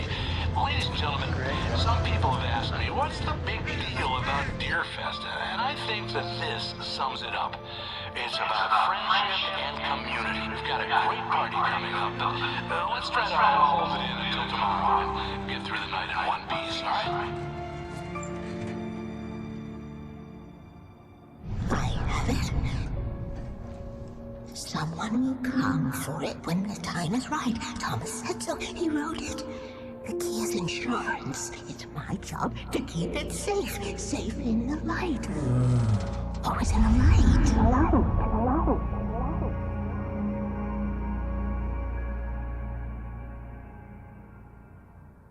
All the manuscript pages were gone.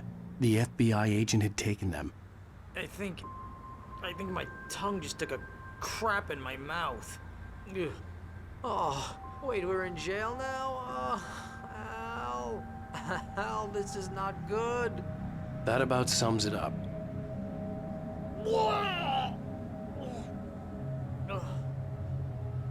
Oh, I am never drinking again. I need to talk to Weaver. She's the one in the song. The Lady of the Light. What, the crazy lady? Ugh, whatever you say, Al, but we're stuck here. They're not gonna...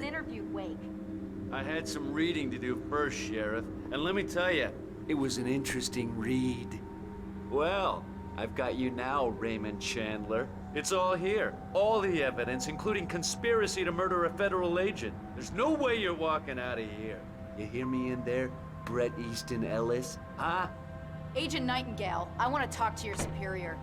Well, we all want things, Sheriff. I wanted my... Look, that's not possible right now. Agent Nightingale, I insist.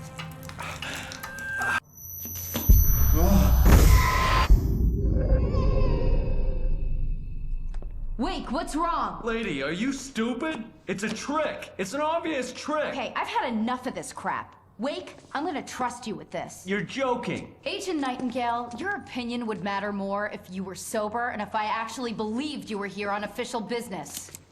Whoa! Get back in the cell, Stephen King. The only way you're leaving this place is over my dead... Wait a minute. I know Oh my God! Light. We need light. It's the only way to fight this thing. In my office. I've got your things there. Follow me. Oh man, we're sitting ducks with the lights out. Nightingale felt the situation veering out of his control, but the gun at least felt steady in his hands. He was ready to fire, resolved that he would let this happen over his dead body. And yet he hesitated. He had seen this moment before, read it in the page. He was transfixed by the déjà vu and the horror that he was a character in a story someone had written.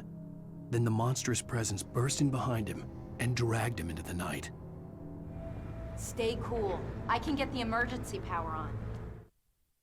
Nightingale tried to make sense of the manuscript. It was disjointed and strange. He didn't understand half of it, but it all rang true. Impossibly true. He took out his hip flask when he reached the page that described how he reached the page that made him take out his hip flask. It wasn't the booze that made his mind reel.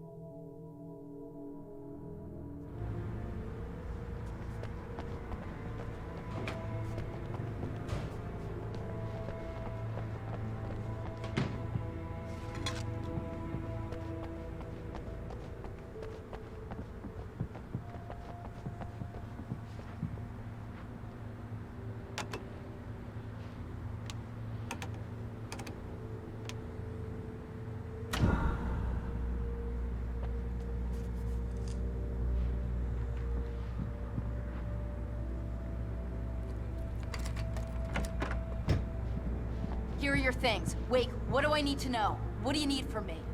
They can be hurt in the light, only in the light. And I need to find Cynthia Weaver. She can help me stop this. Light. Check. Cynthia. She lives in the old decommissioned power plant. I can get you there pretty quickly in the rescue chopper. Come on, let's get back to your friend. Wheeler, I need you to stay here. What? No. We're going to fetch our ride, but I have friends who need to be warned about this, and I can't be in 2 places at once. I need your help. Well, okay. Here's a list of people and phone numbers. I need you to call them and tell them you have a message from me. Night Springs, okay? They'll know what to do. Night Springs? Like the TV show? Gotcha. Oh, hey, that radio guy is on the list. Maine. Who's Frank Breaker? He related to you? My dad. Hey, is this like a secret society? Can you do this? You'll be safe here. The backup power's on. These guys need to be alerted, just in case we don't come back. You'll come back for me though, right? As soon as we get the chopper ready. Thanks, Wheeler. I owe you one. Okay, let's go, Wake. Through the back. My hangover wants a pizza. You think there's any way I could order one out?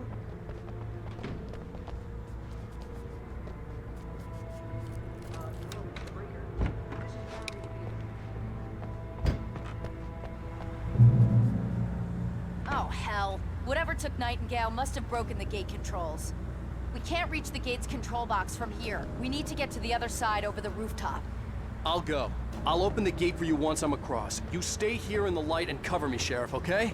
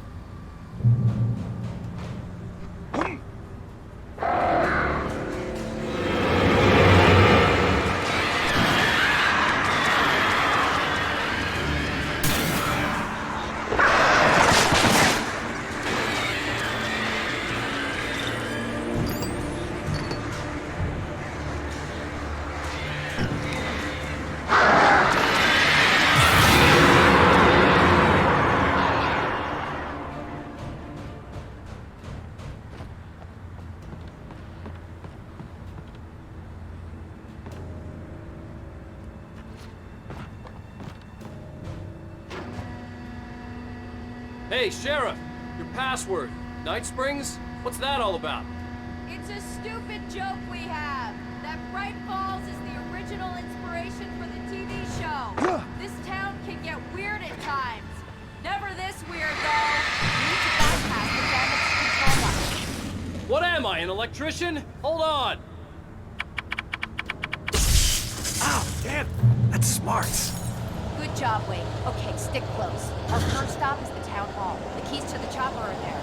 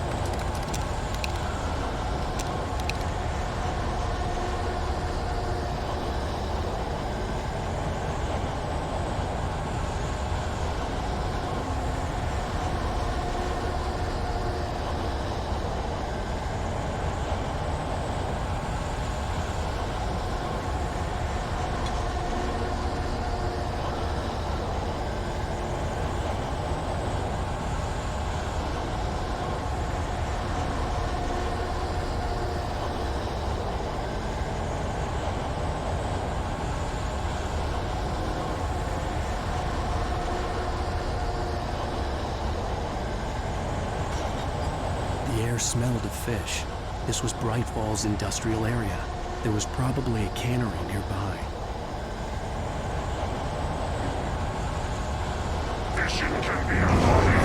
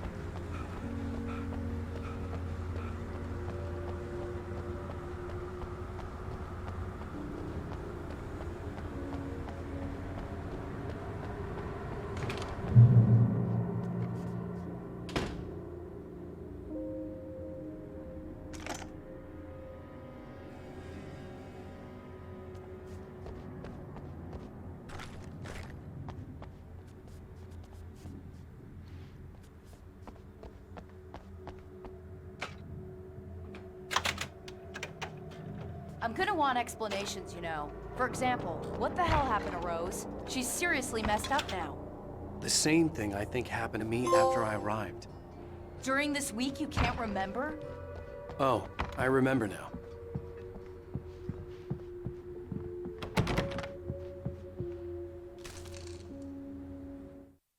Barry was in his element, making calls, making things happen, even if he didn't entirely know what those things were.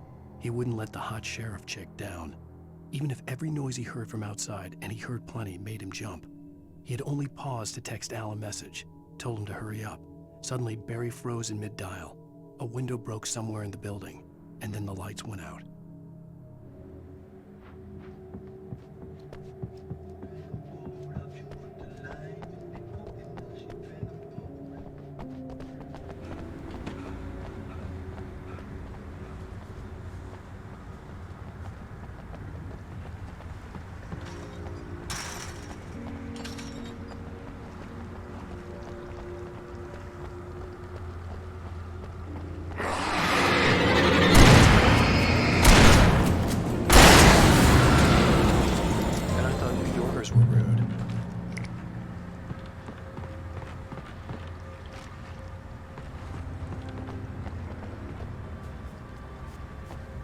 You have the right to these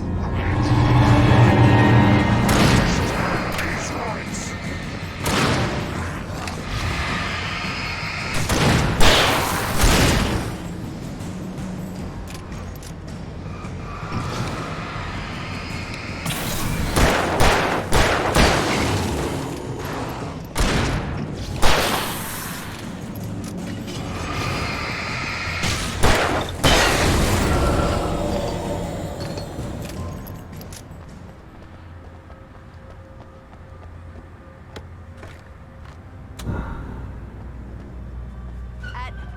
At least we got that part out of the way.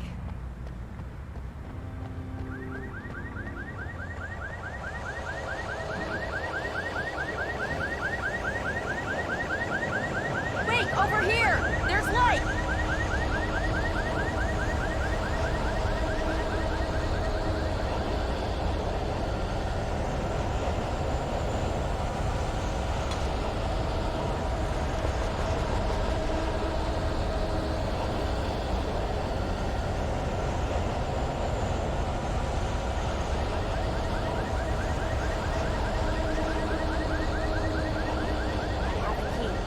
Watch my back, Wade.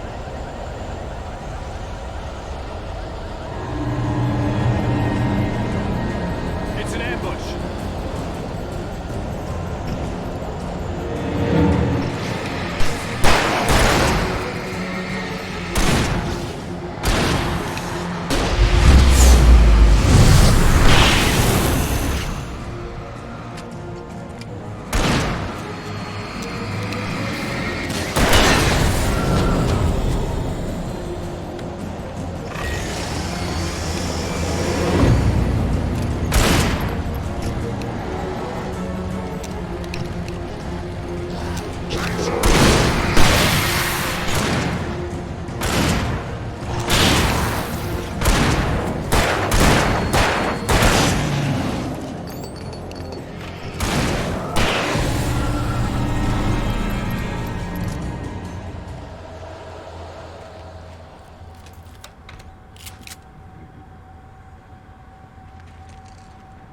Let's go, Wake.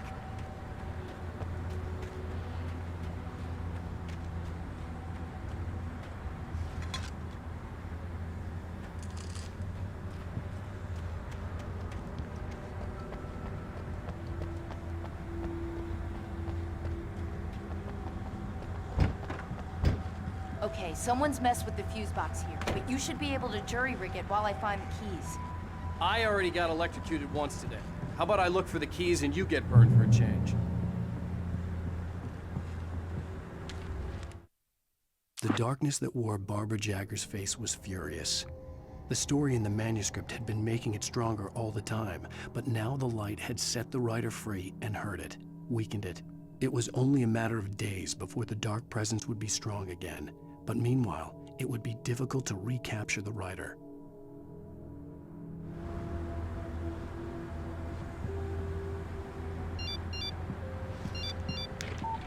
The message was from Barry. He was getting worried at the station. He wanted us to hurry.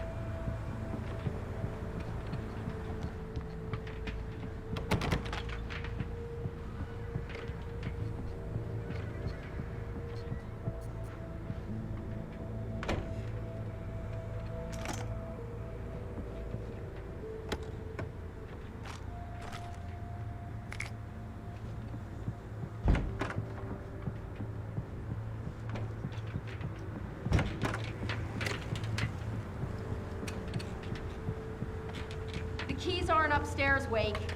I'm just gonna take a quick look.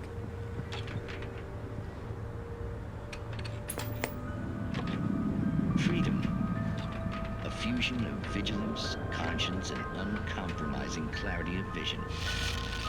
A need so fundamental, it permeates our very being.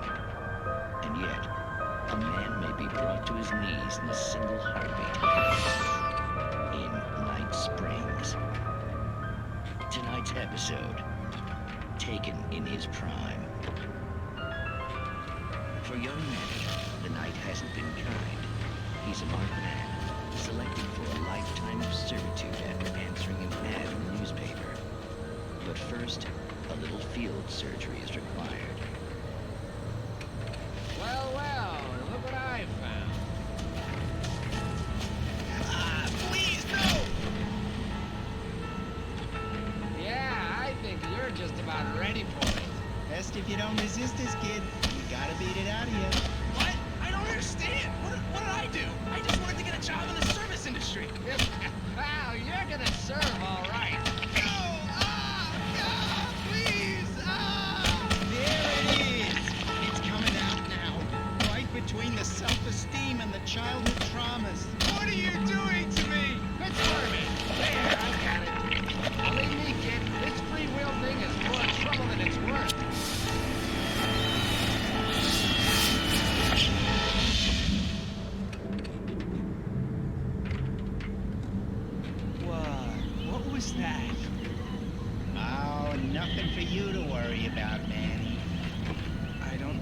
I'm supposed to do? We'll tell you all about that. Don't you worry. Another vacant worker ant, birthed in fury and violence for the pleasure and convenience of ruthless and malicious men. Stranger things can happen in Night Springs.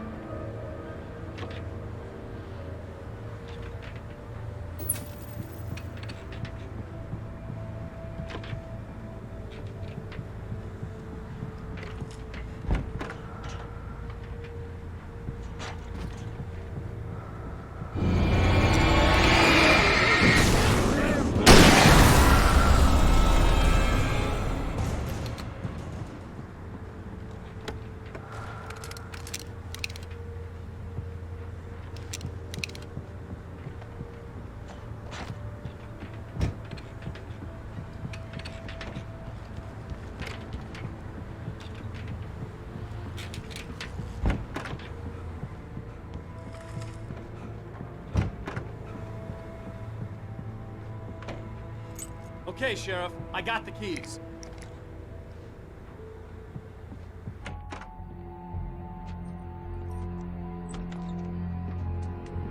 Barry? Why isn't he inside? Oh God! Oh God!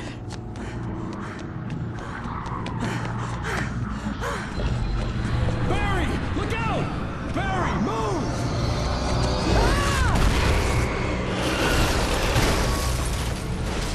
Barry! He made it inside, Wake. He's okay. The storefront's blocked. Come on, Wake, let's go around. We can meet him in the back.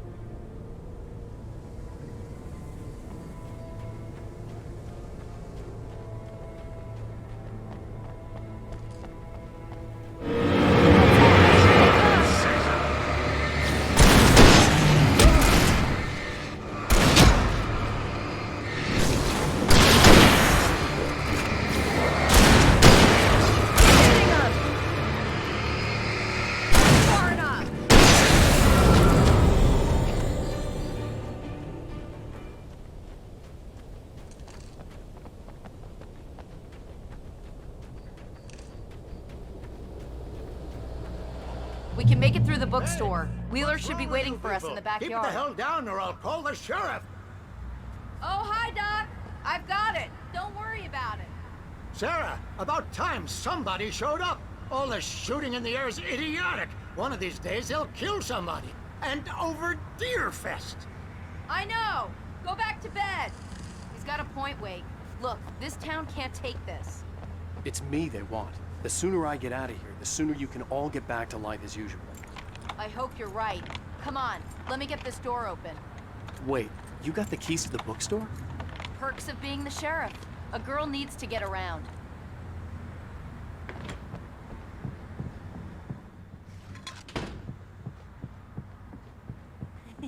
They're really taking advantage of your presence here, Wake. I heard they're selling a lot of your Alex Casey books. Cynthia Weaver worked hard, following her obsessive rituals, sometimes fighting them, always giving in to them in the end. She haunted the halls of Bright Falls' abandoned power plant. She marked her caches with light-sensitive paint that could only be seen by eyes that had been touched by darkness and saved by light like she'd been. She was preparing defenses and supply lines for the war she knew would come. The war between the forces of light and darkness.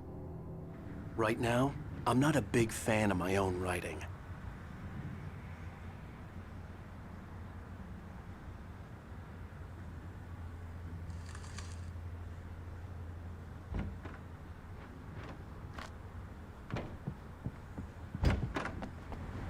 I don't see Barry.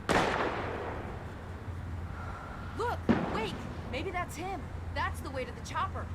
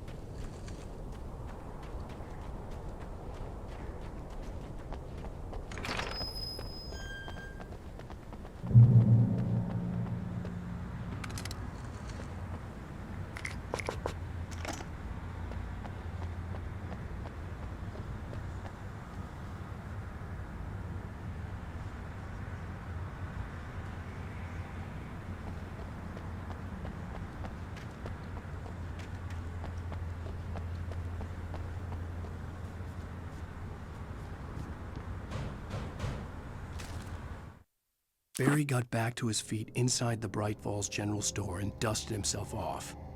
Right next to the cans of baked beans was a locked case filled with flare guns, and yet here was a conveniently placed barrel of crowbars. Barry's smile widened as he realized that this was the classic movie scene where the hero had to gear up and arm himself to the teeth. Barry threw himself into the role.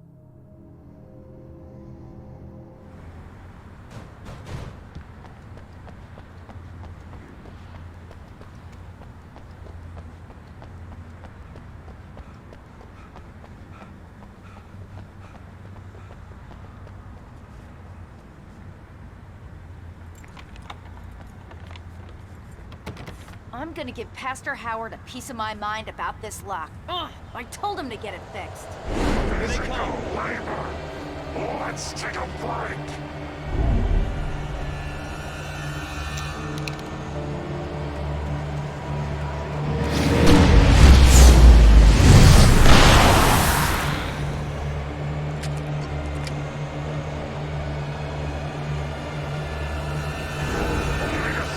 Fatty acids are good for your heart.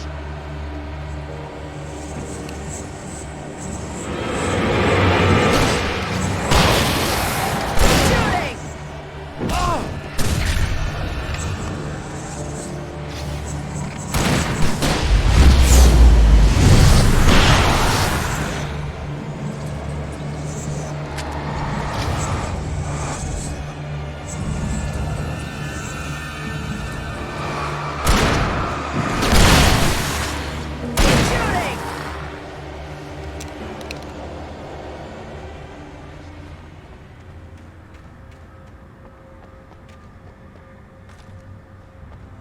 Okay, it's open. Let's go, Wake.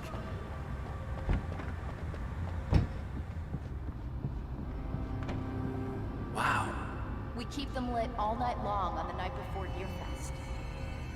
Why? Well, it's tradition. For it to be free, the Dark Presence needed the writer to finish the story.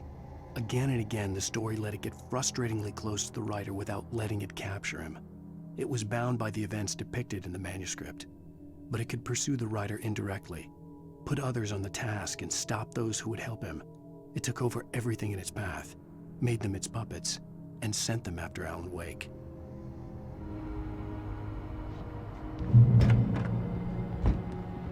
We're almost there. We'll have to go through the basement to get to the parking lot.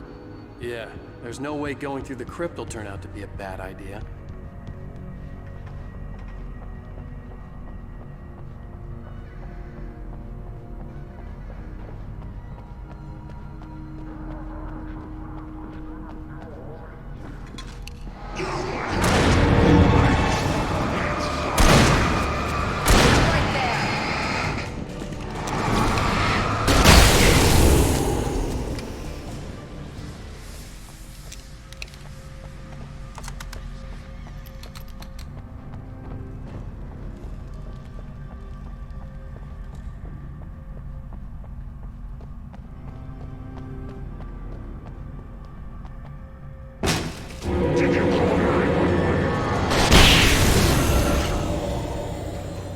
Guess that one saw the light, huh?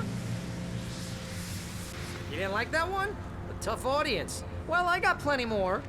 What are the Christmas lights for? Protection, man. Like garlic against vampires. Vampires. The helicopter's just across the parking lot and up the hill. Come on.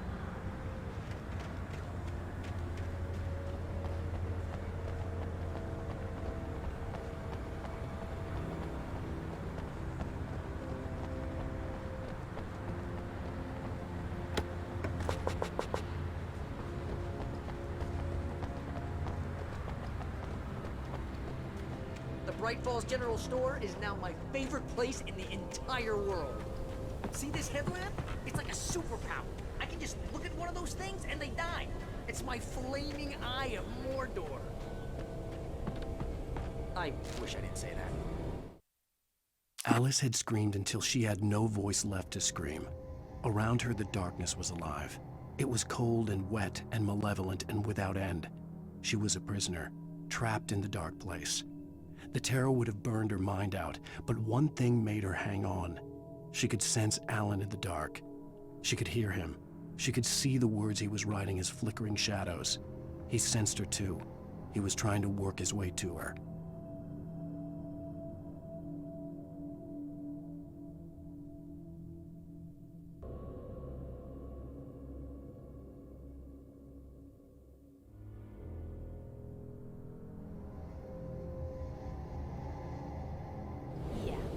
Hey, I want a headlamp.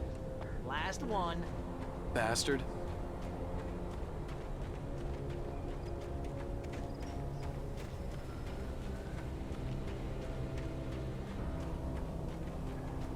When someone throws a damn school bus at your head and you're about to take a helicopter ride with someone who may or may not have a pilot's license, you are cleared for departure to Great Springs.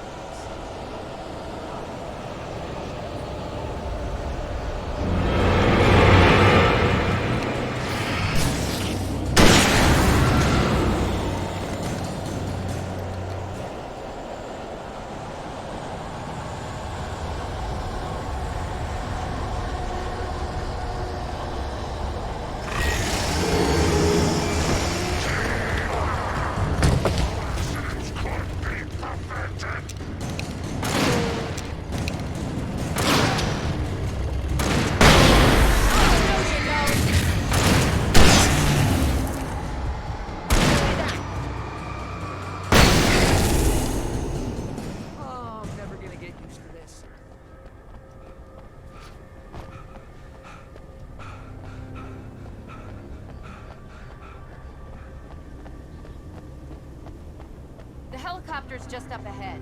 I'll need a while to prep for takeoff. Don't take too long. I want to get out of here.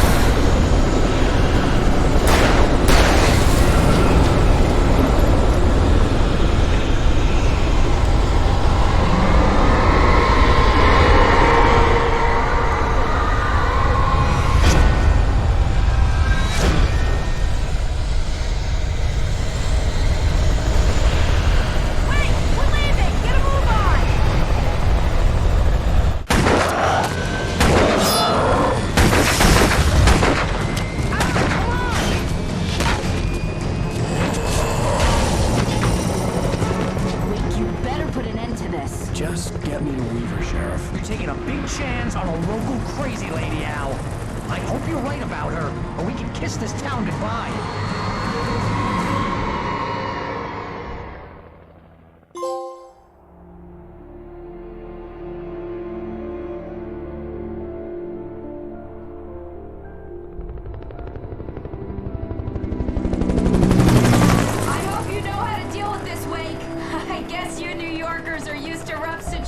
Like this. Right. The city's a war zone. King Kong, mutant alligators, and Alex Casey shoots the place up every weekend. Look, I never even carried a gun until a couple of days ago. Well, my dad used to be a cop there. Tells some pretty wild stories. Stuff like this? No, just normal bad stuff. Kinda like your books, Wake.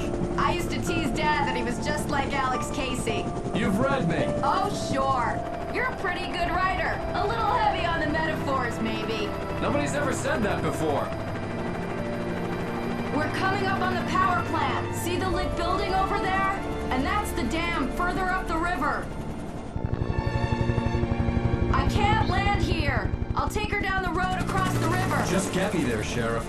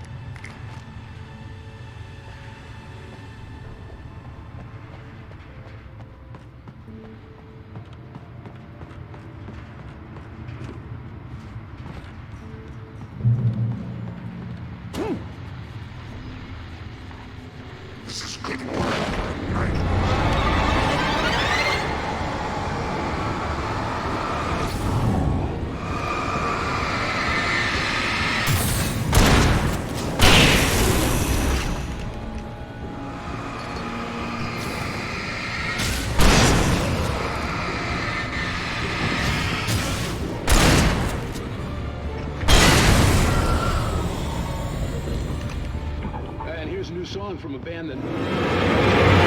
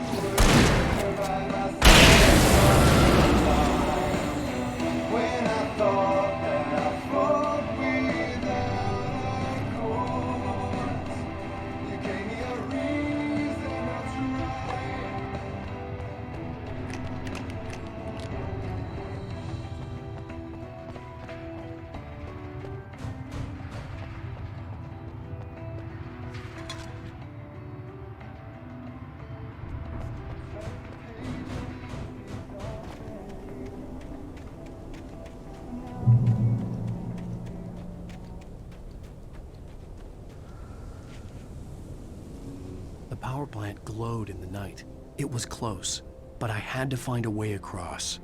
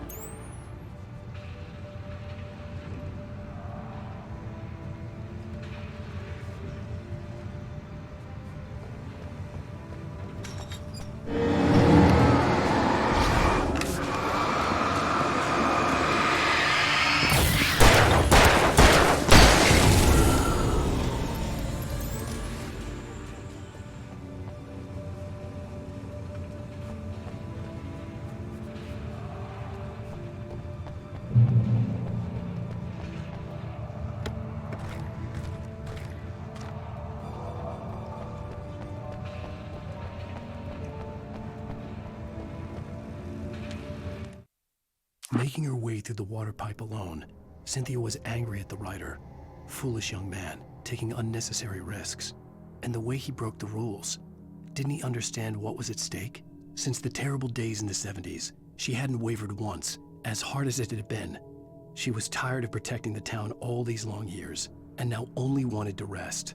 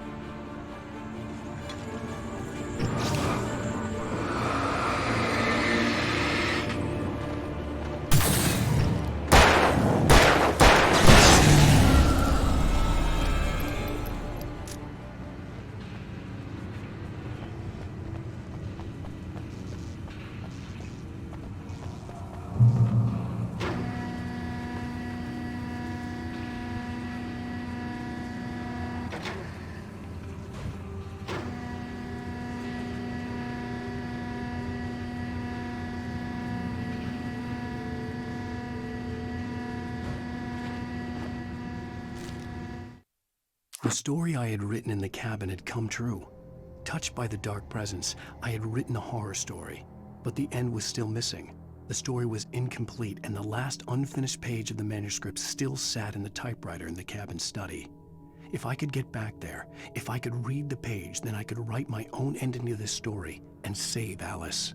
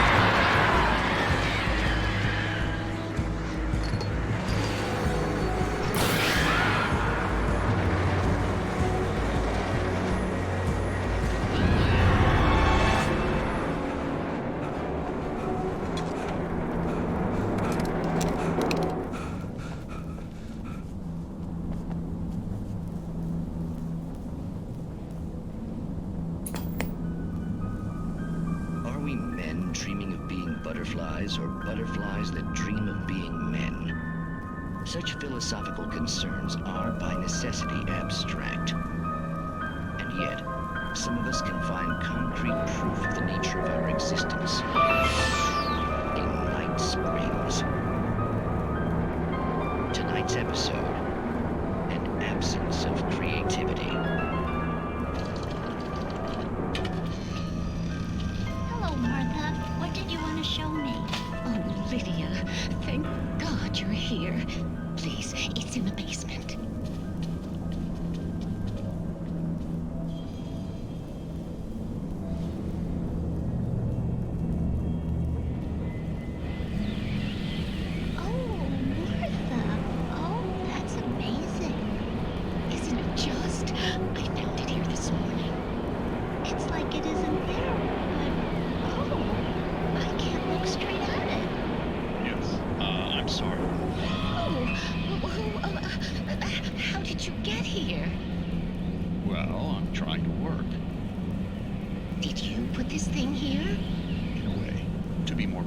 I put everything here but that. Really? But what is it?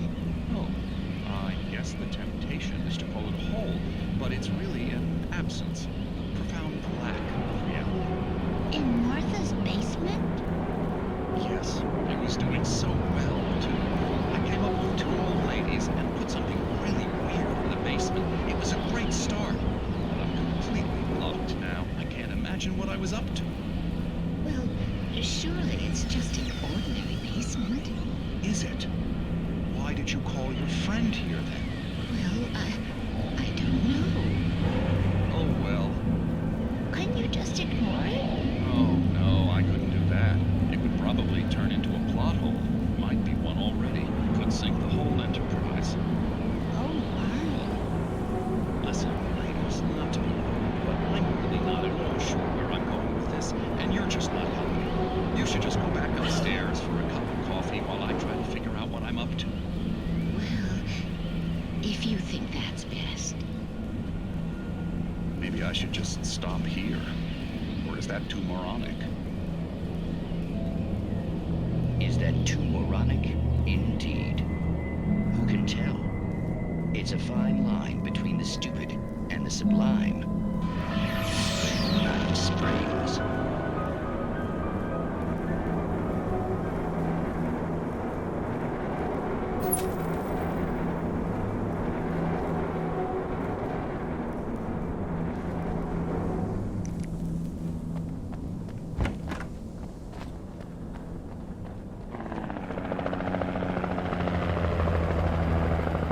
We managed to lose the flock. You're almost at the power plant. Keep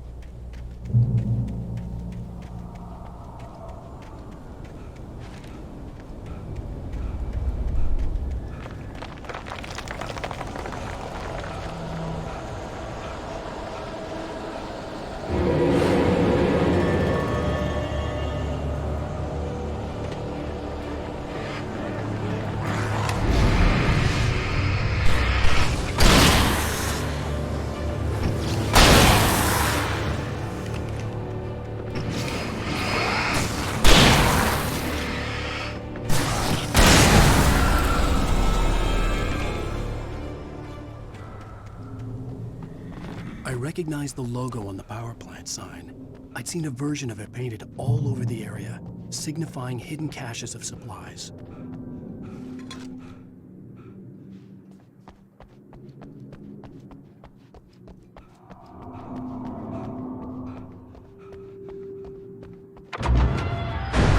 Hold it right there! Miss Weaver! Cynthia! I'm a friend! Prove it! You knew Zane! Thomas Zane! You're the Lady of the Light in the song! You can help me! About time! Young man, I've been waiting a very long time for you. It's in the well-lit room. Excuse me?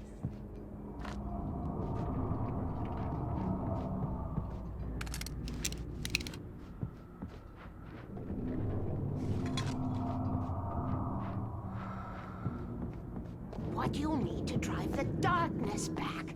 The well-lit room is at the dam. I built the room to keep it safe. Will it help me find Alice? Will it get me back to the cabin? Fine, let's go. I can get my friends to come back with the helicopter. Oh, we won't go outside. Never at night. That's rule number 1. You've been breaking the rules, young man, and where has that gotten us, No, I have a secret route, a lit route, an old water pipe. Something was damaged at the transformer yard. It's drained all the reserve power. Without it, the pipe will go dark. The power to the yard must be cut. Let me guess. You want me to do it? Young man, you're the one who likes to break the rules. I can't be outside in the dark. The kill switch is outside.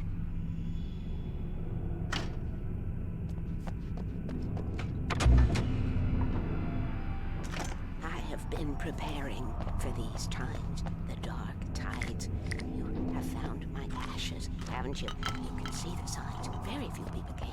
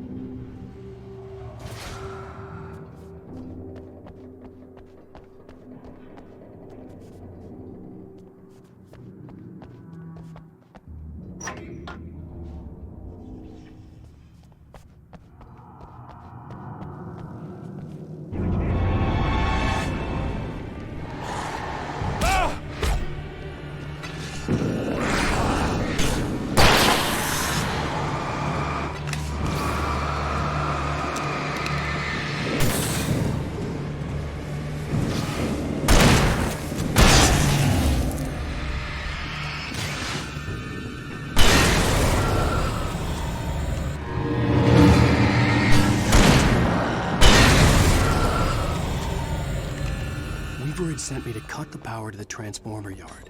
I was willing to do grunt work for her to get her to help me. I hoped Weaver was dependable. I'd stumbled into this crazy world a little over a week ago. She had been living this insanity for decades. I could see the kill switch that would cut the power to the transformer yard. Now I had to find a way to reach it.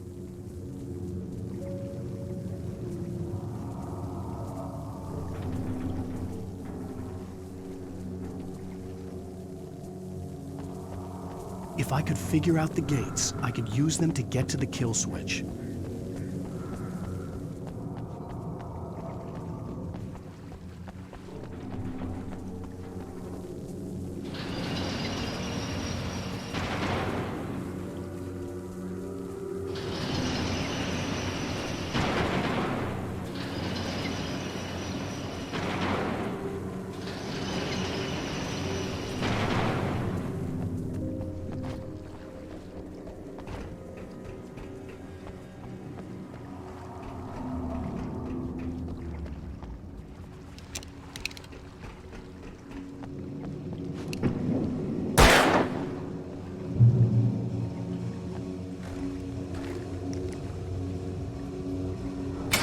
These things.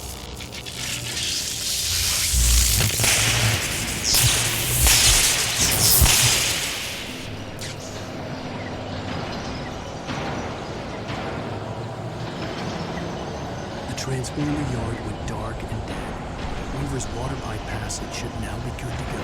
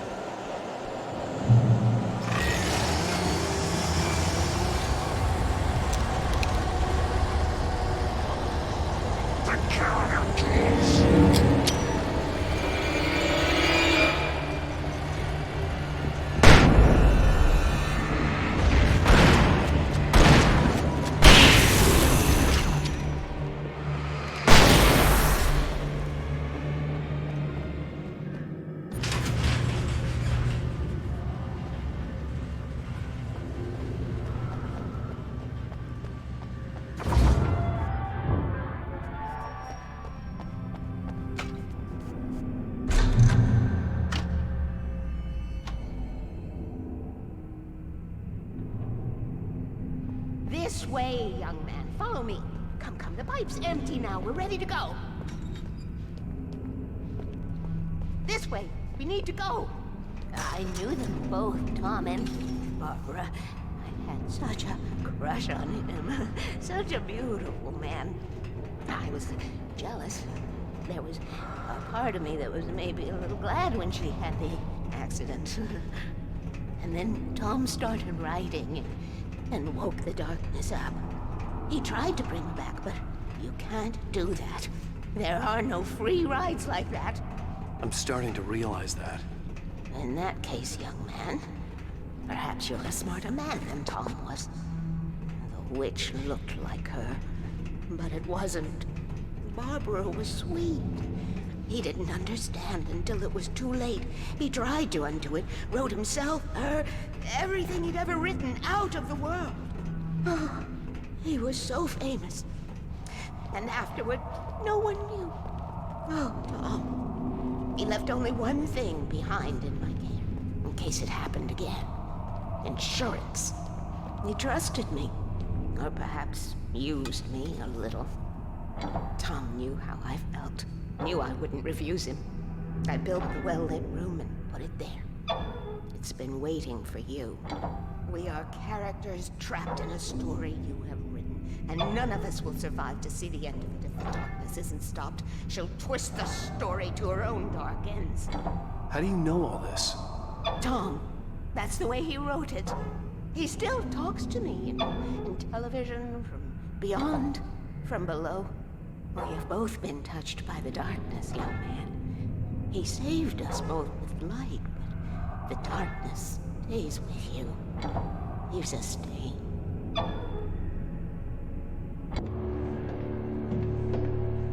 This pipe will take us directly to the well-lit room. Okay, I need to call my friends, tell them where we're going. Hello? Al! Barry, we're headed to the dam in one of the pipes. Meet us there. Okay, I'll tell Sarah. It's Sarah now? Whoa! No! For the sweet love of... Barry! Barry! We gotta go see if they're okay. They're probably dead. You must reach the well-lit room. This is no time to be a selfish idiot. That's my best friend!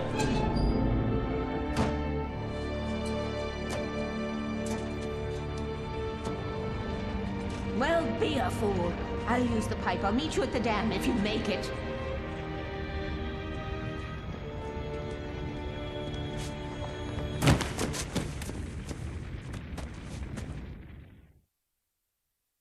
At least I didn't have to worry about her. She knew how to stay safe.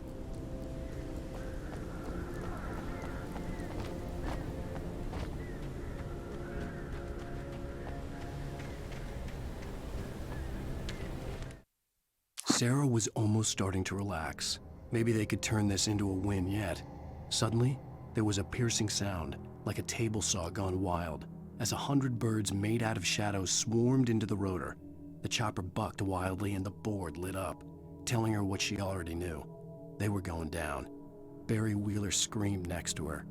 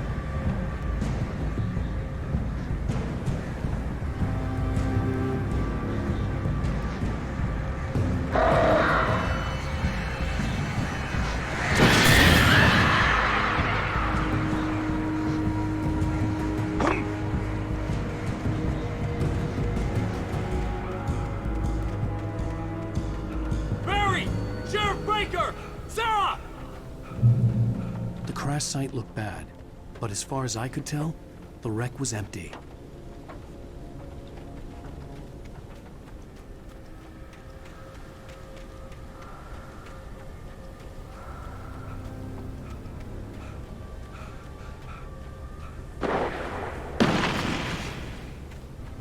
Barry! Barry!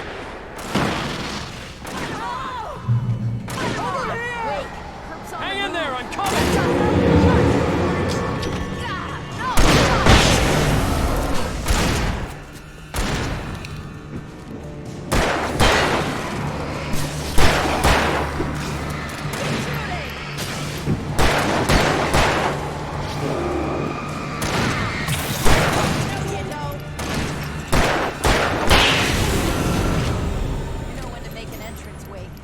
Ready to make like Butch Cassidy and the Sundance Kid.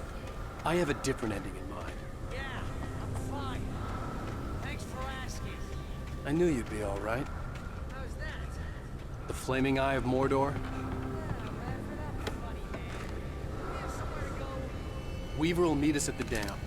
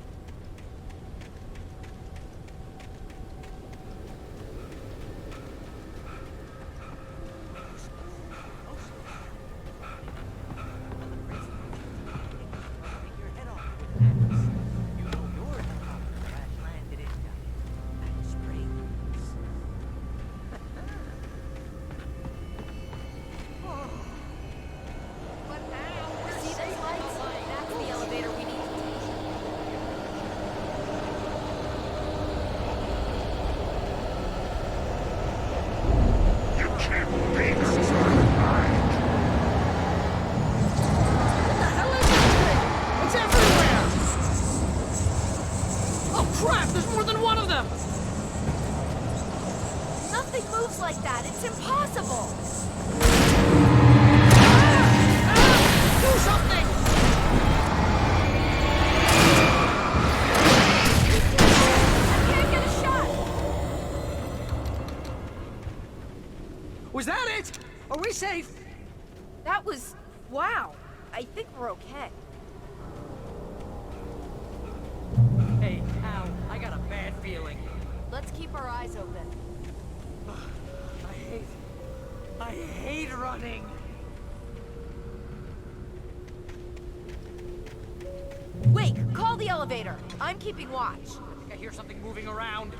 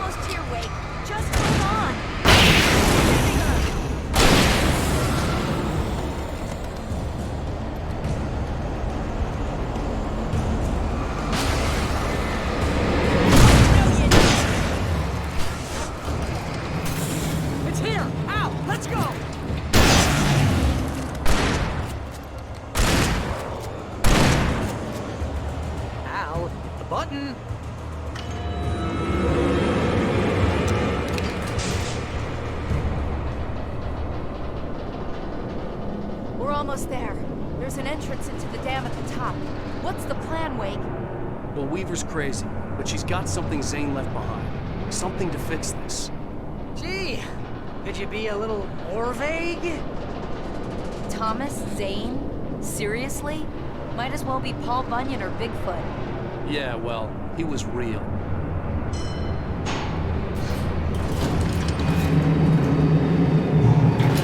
Be careful, okay?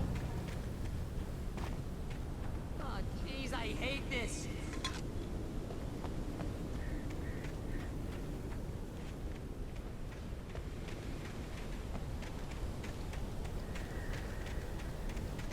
Okay, Wake. There's a button over there that opens the door.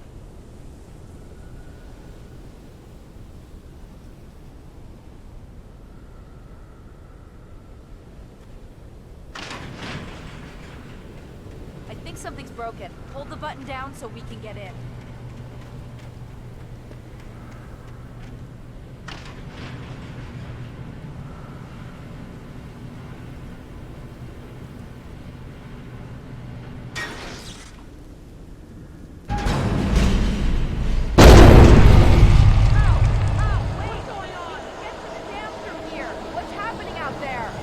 You guys go ahead and find Weaver.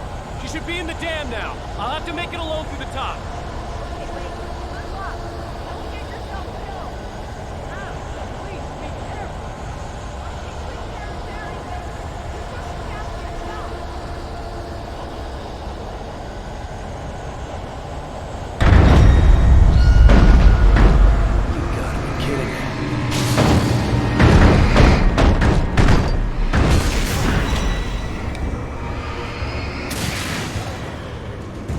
Down, boy.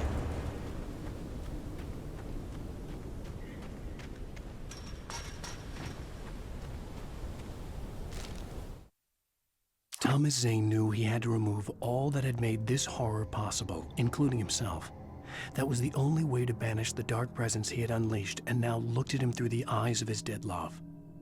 But he also knew that despite his best efforts, it might someday return. So even as he wrote himself and his work out of existence, he added a loophole as insurance, an exception to the rule. Anything of his stored in a shoebox would remain.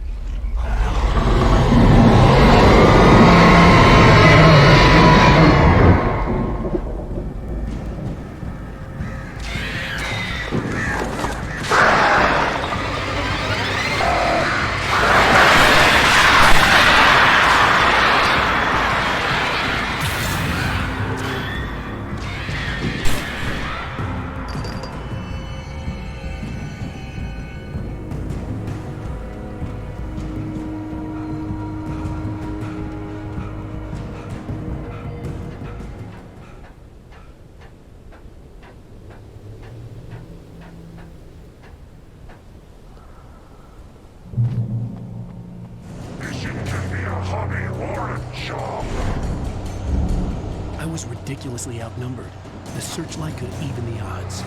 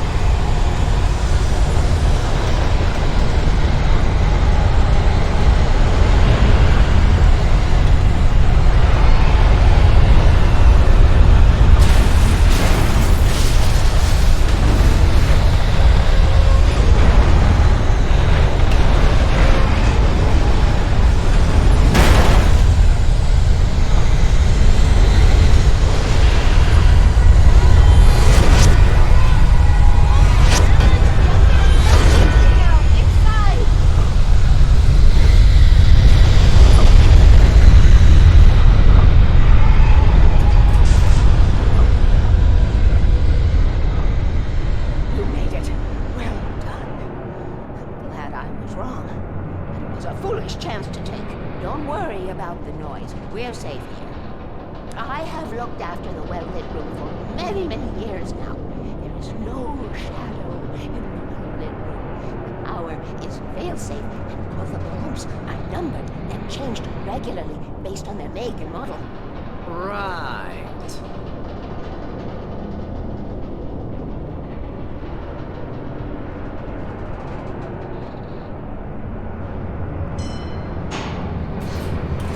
There's an old army base at Raincoat Point. It was active during the Second World War. They operated here back then. They must have built this. Yes, they did. It's my place now.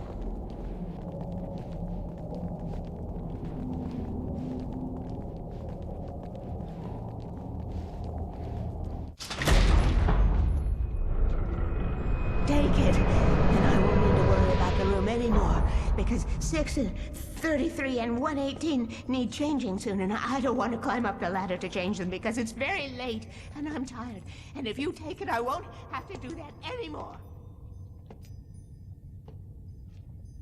The page was autobiographical, a memory from my childhood. But I didn't write this. It was a page written by Thomas Zane. None of them were supposed to exist anymore. Alan, 7 years old, would fight sleep to the bitter end. When he did sleep, he soon woke up, screaming, the nightmares fresh in his mind. One evening, his mother, sitting by his bed, offered him an old light switch. She called it the clicker, and flicking the switch would turn on a magical light that would drive the beast away. To imbue the talisman with all possible power, she added that it had been given to her by Alan's father.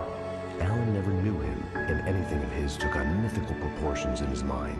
With the clicker firmly in his hand, Alan finally slept like a baby. Now, almost 30 years later, Alan thought of this as he stood on the rim of Cauldron Lake, the clicker in his hand. He took a deep breath and jumped. My mind swirled. I'd given the clicker to Alice, yet it was here. Zane had written it into existence, in a story I had written. I can get to her now. I can finish this.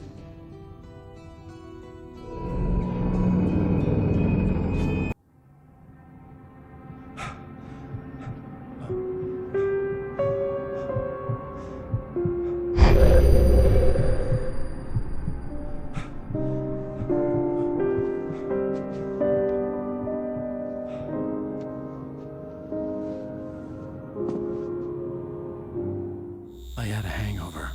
My head was about to explode and the light hurt my eyes. I needed my sunglasses and painkillers to dull the pain. In one of my finer moments of self-deception, I swore to quit drinking.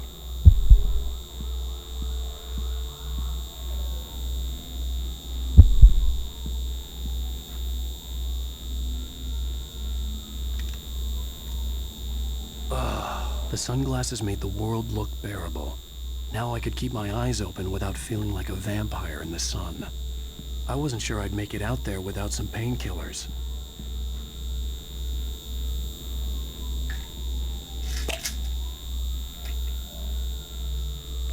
The pills worked fast.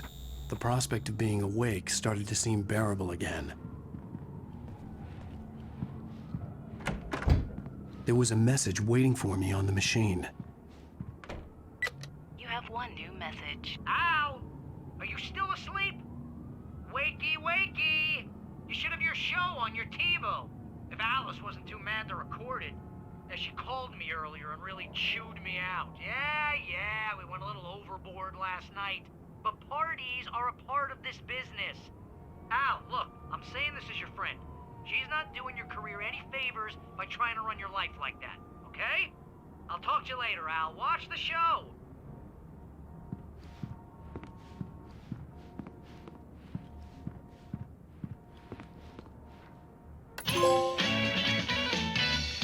Ladies and gentlemen, welcome back to the Harry Dalek Show.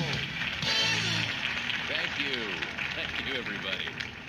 We have a great show tonight. I've been talking with the best-selling author, Alan Wake, about his new book, The Sudden Stop.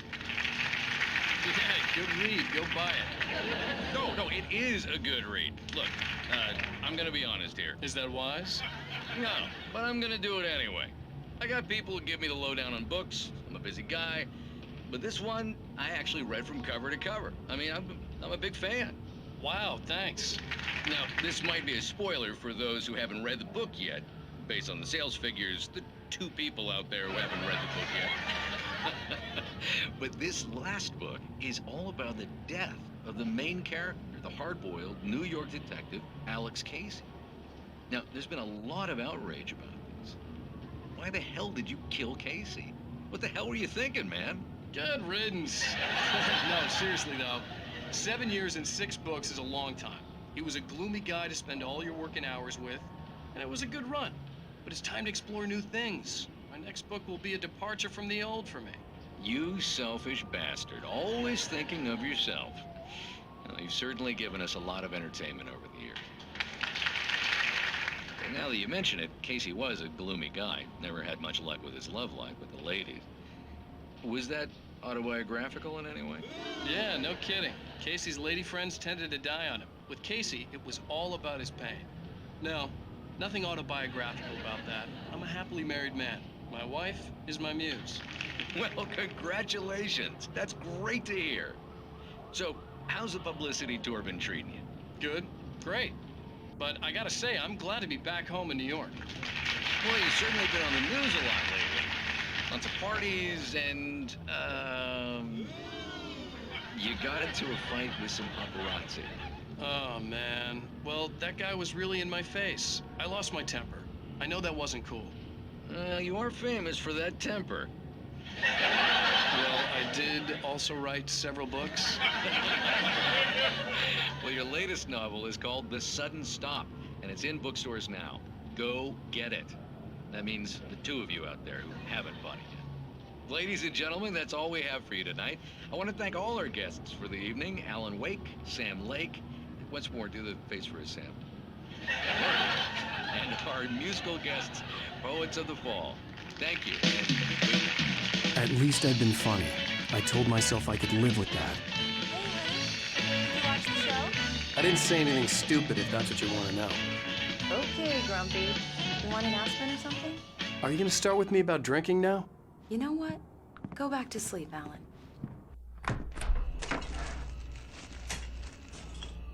What? Now you can't even talk to me? Well, this morning I was angry because you said you'd be home at midnight and you showed up at 7 a.m. and passed out in mid-sentence. Now I'm over it.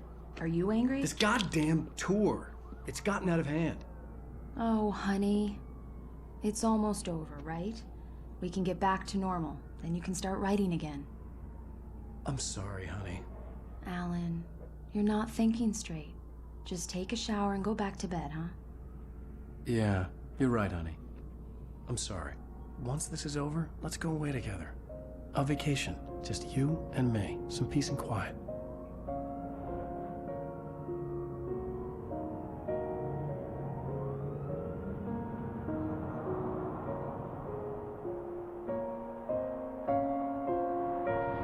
Somehow, the clicker was the key to the cabin. I had to return to Cauldron Lake to save Alice.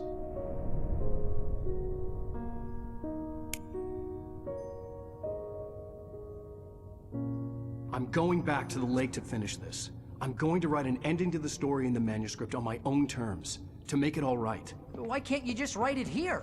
The last page is still in the typewriter. I need to read it first. Everything needs to be just right. Zane tried to cut some corners, and it didn't end well. Okay, ready when you are. I'm sorry, Sarah, but I need to do this alone. Barry, take her gun. Miss Weaver, close the door when I leave.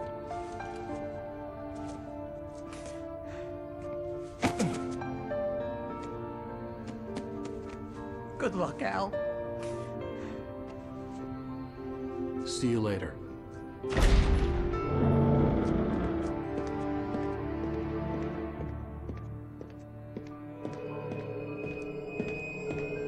When I got out, it was warm and sunny. I'd flicked the switch of the clicker. Had it done this? I didn't stop to question it. I had to take advantage of the sunlight to get to the lake. On Zane's page, I'd stood on the rim of Cauldron Lake, about to use the clicker, That's where I was headed.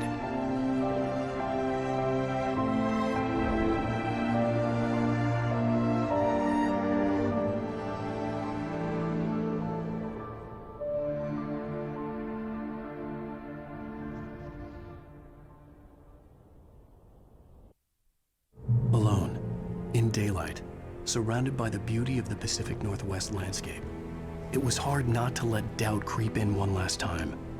I could still chalk everything up to a dream, a delusion. I had enough imagination to make up something like this, having been in the cabin all this time, trapped in a story inside my head, gone mad from grief over Alice's death like Hartman had claimed. There would be no way of knowing. I told myself it didn't really matter. My course was set.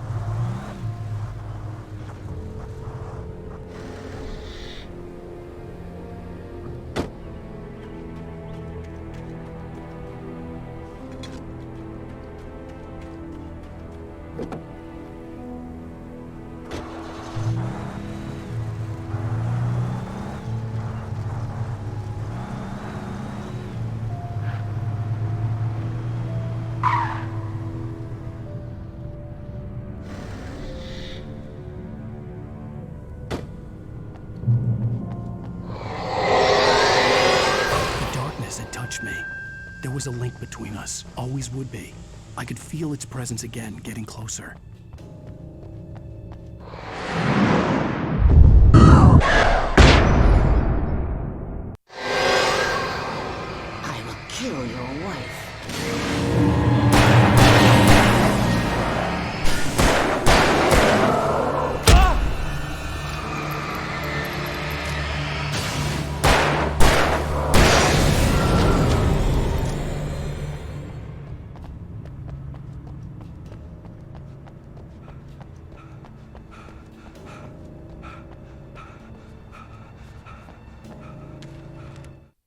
The Dark Presence was no longer trying to capture the writer so he could create the ending it wanted. The writer knew too much. He was too strong. And he carried a weapon left behind by Thomas Zane, something that could hurt it. Now, the darkness was doing everything in its power to simply stop the writer from ever reaching Cauldron Lake and the dark place it came from.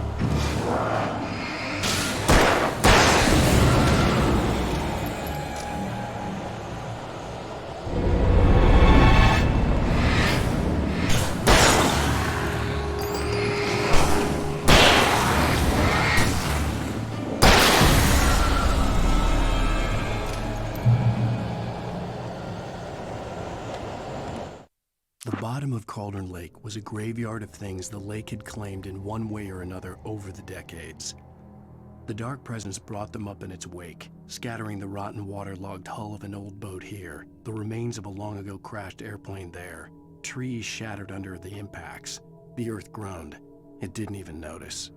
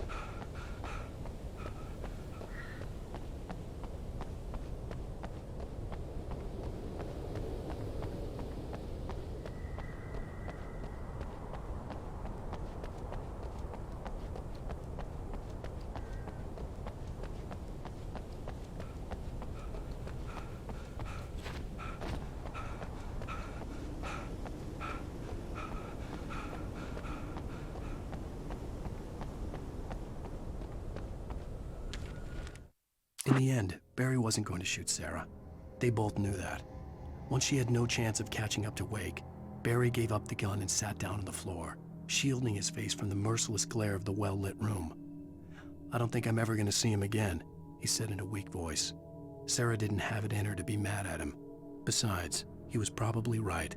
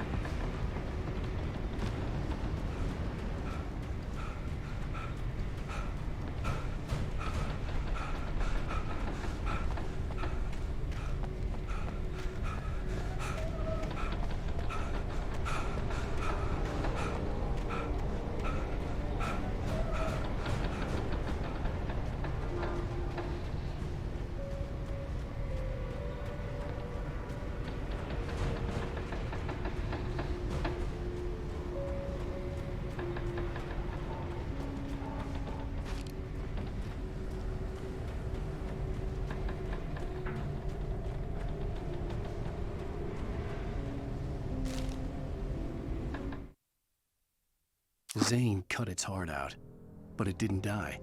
The thing that wore Barbara's face kept crooning sweet nothings sugar-laced with poison. He put on the suit, untied the monster from the chair. The thing in his arms thrashed weakly, but he held fast. He stepped outside, off the pier, and into the dark water, a sinking pinprick of light descending toward a bottom that never came.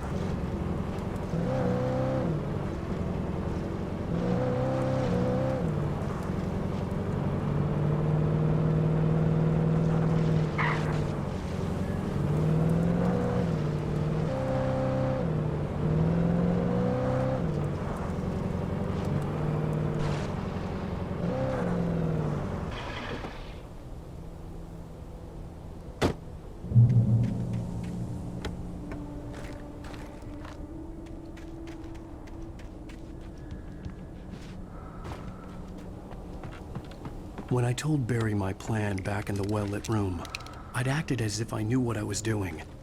I didn't. I was operating on the shifting logic of a dream. I had to fight my way to the lake through the horrors of the night. I had to flick an old battered light switch imbued with childhood magic. I had to write a happy ending to a horror story. I had to save my wife from the dark prison she was being held in.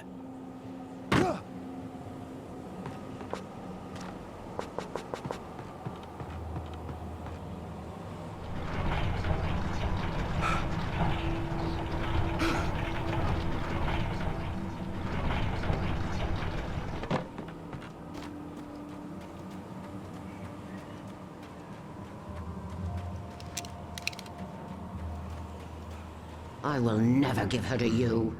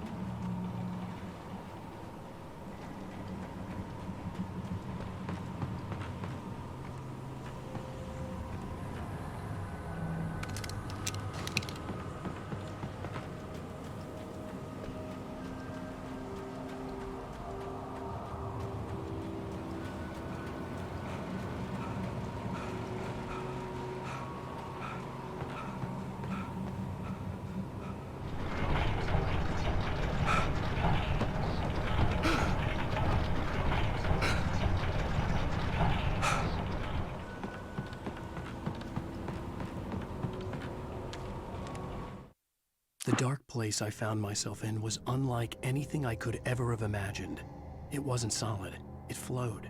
It was conceptual and subjective. For someone else, an artist in another field, it would have been very different. I could sense the story of the manuscript all around me, the words and ideas floating in the air, poised to become real.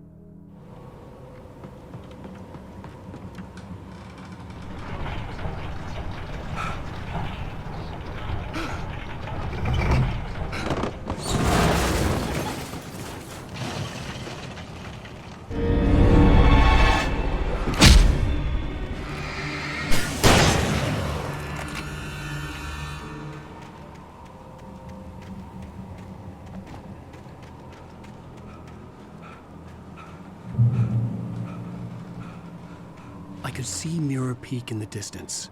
That's where Cauldron Lake was.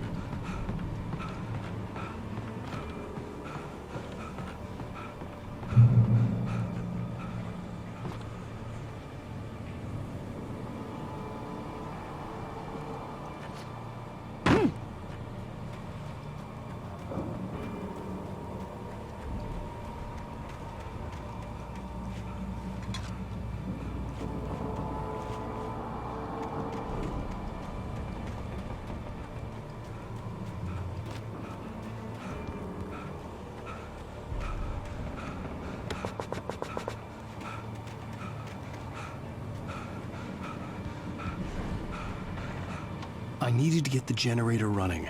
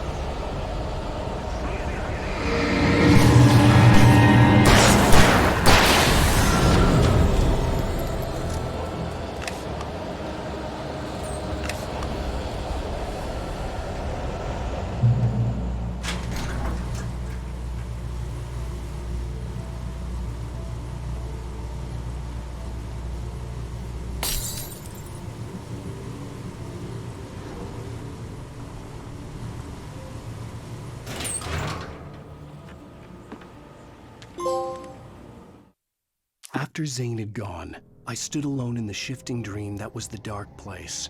I had to find a way to the cabin. I'd written myself a way through this place in the manuscript. I followed the idea of a path. I'd written myself across the ocean that blocked my way, and with that, there was a bridge to the island beyond. The idea of the cabin flickered in the underwater darkness. I willed the cabin to be real, and it was.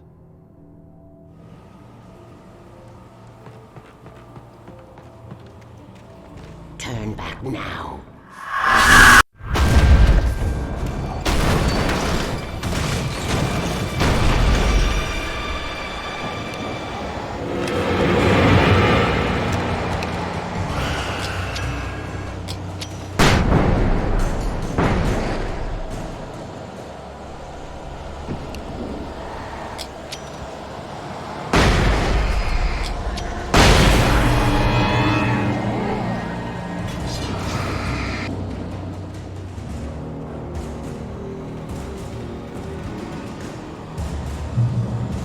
Do as you're told.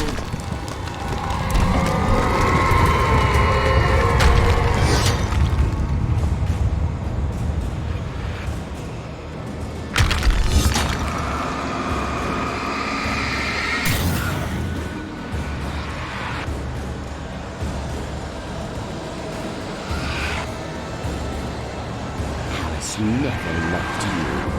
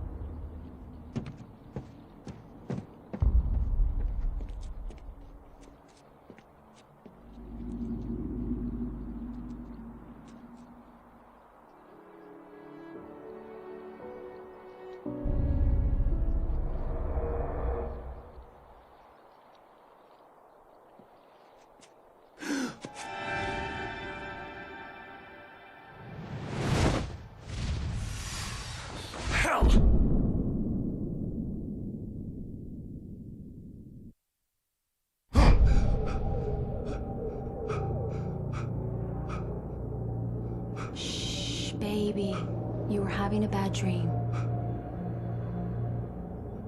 It was just another nightmare. No, Everything's fine. You're home. it wasn't a dream. Everything's fine. Turn the lights on. Turn the lights on! Shh, baby. The power's out. There's no light. Come back to bed and I'll make you forget all about your fear. My fear? It's your fear. Why aren't you afraid? You're not Alice. Turn the lights on now. Where's the clicker? What did you do with it? Alan, honey, you're still 1 foot in a dream. You're not making any sense. Come back to bed. Alan, you're scaring me now. Come back to bed. Are you taking your pills? Do you want me to call Dr. Hartman? Come back to bed, Alan. Come back to bed, Tom.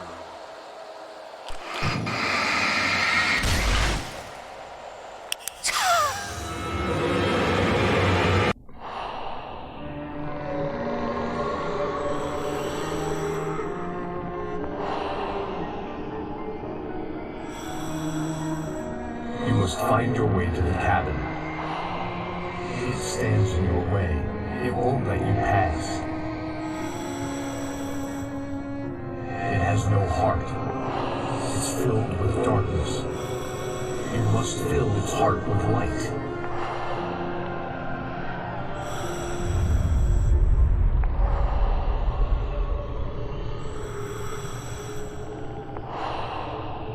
Don't mind him. He's Mr. Scott.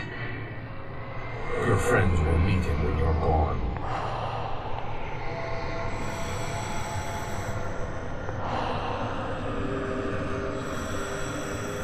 Use the clicker.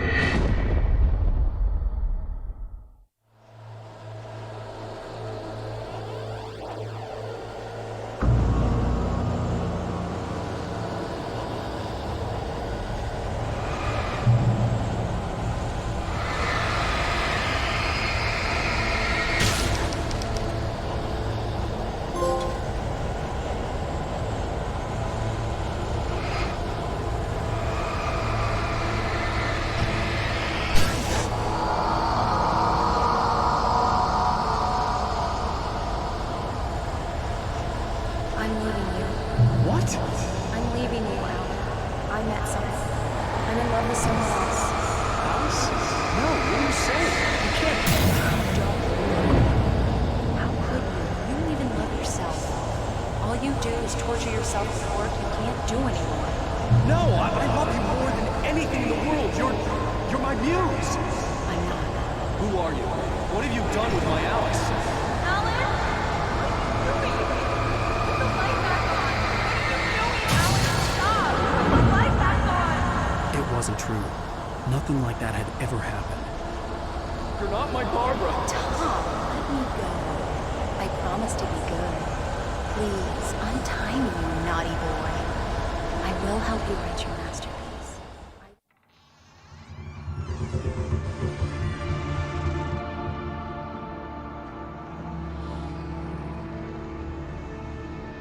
Now you will never get her back.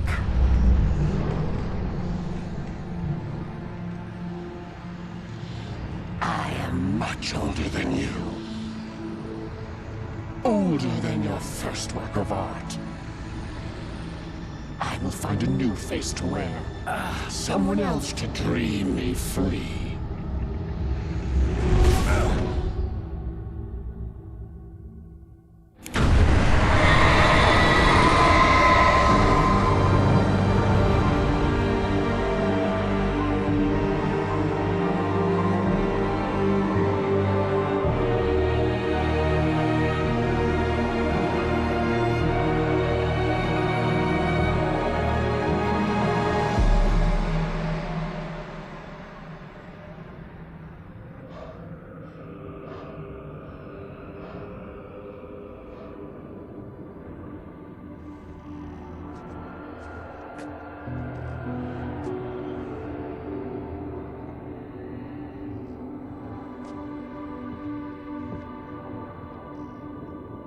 I could feel Alice's presence close by.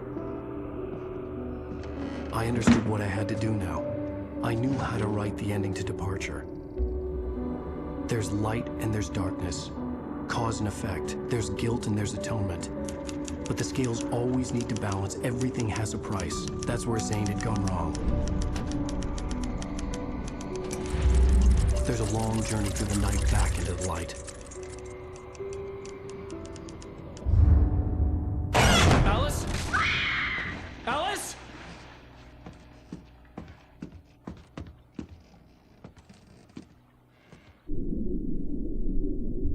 Oh no!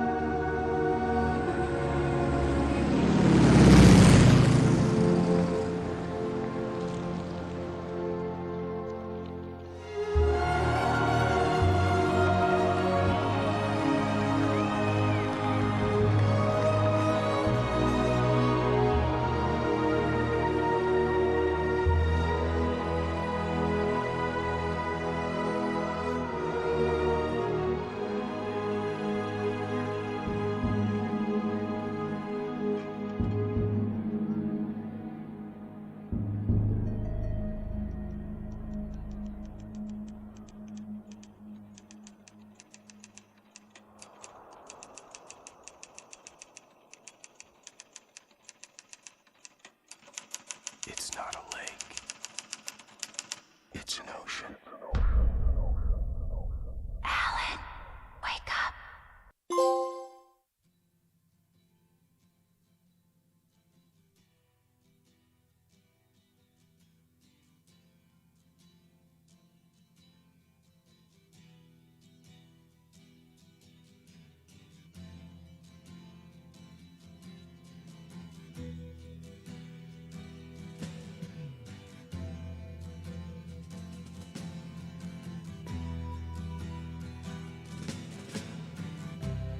Ground control to Major Tom.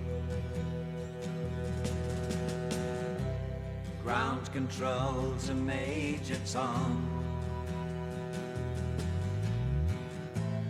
Take your protein pills and put your helmet on. 10. Ground control to Major Tom. 8, 7, 6. Commencing countdown, engines on. check ignition, and may God's love be with you.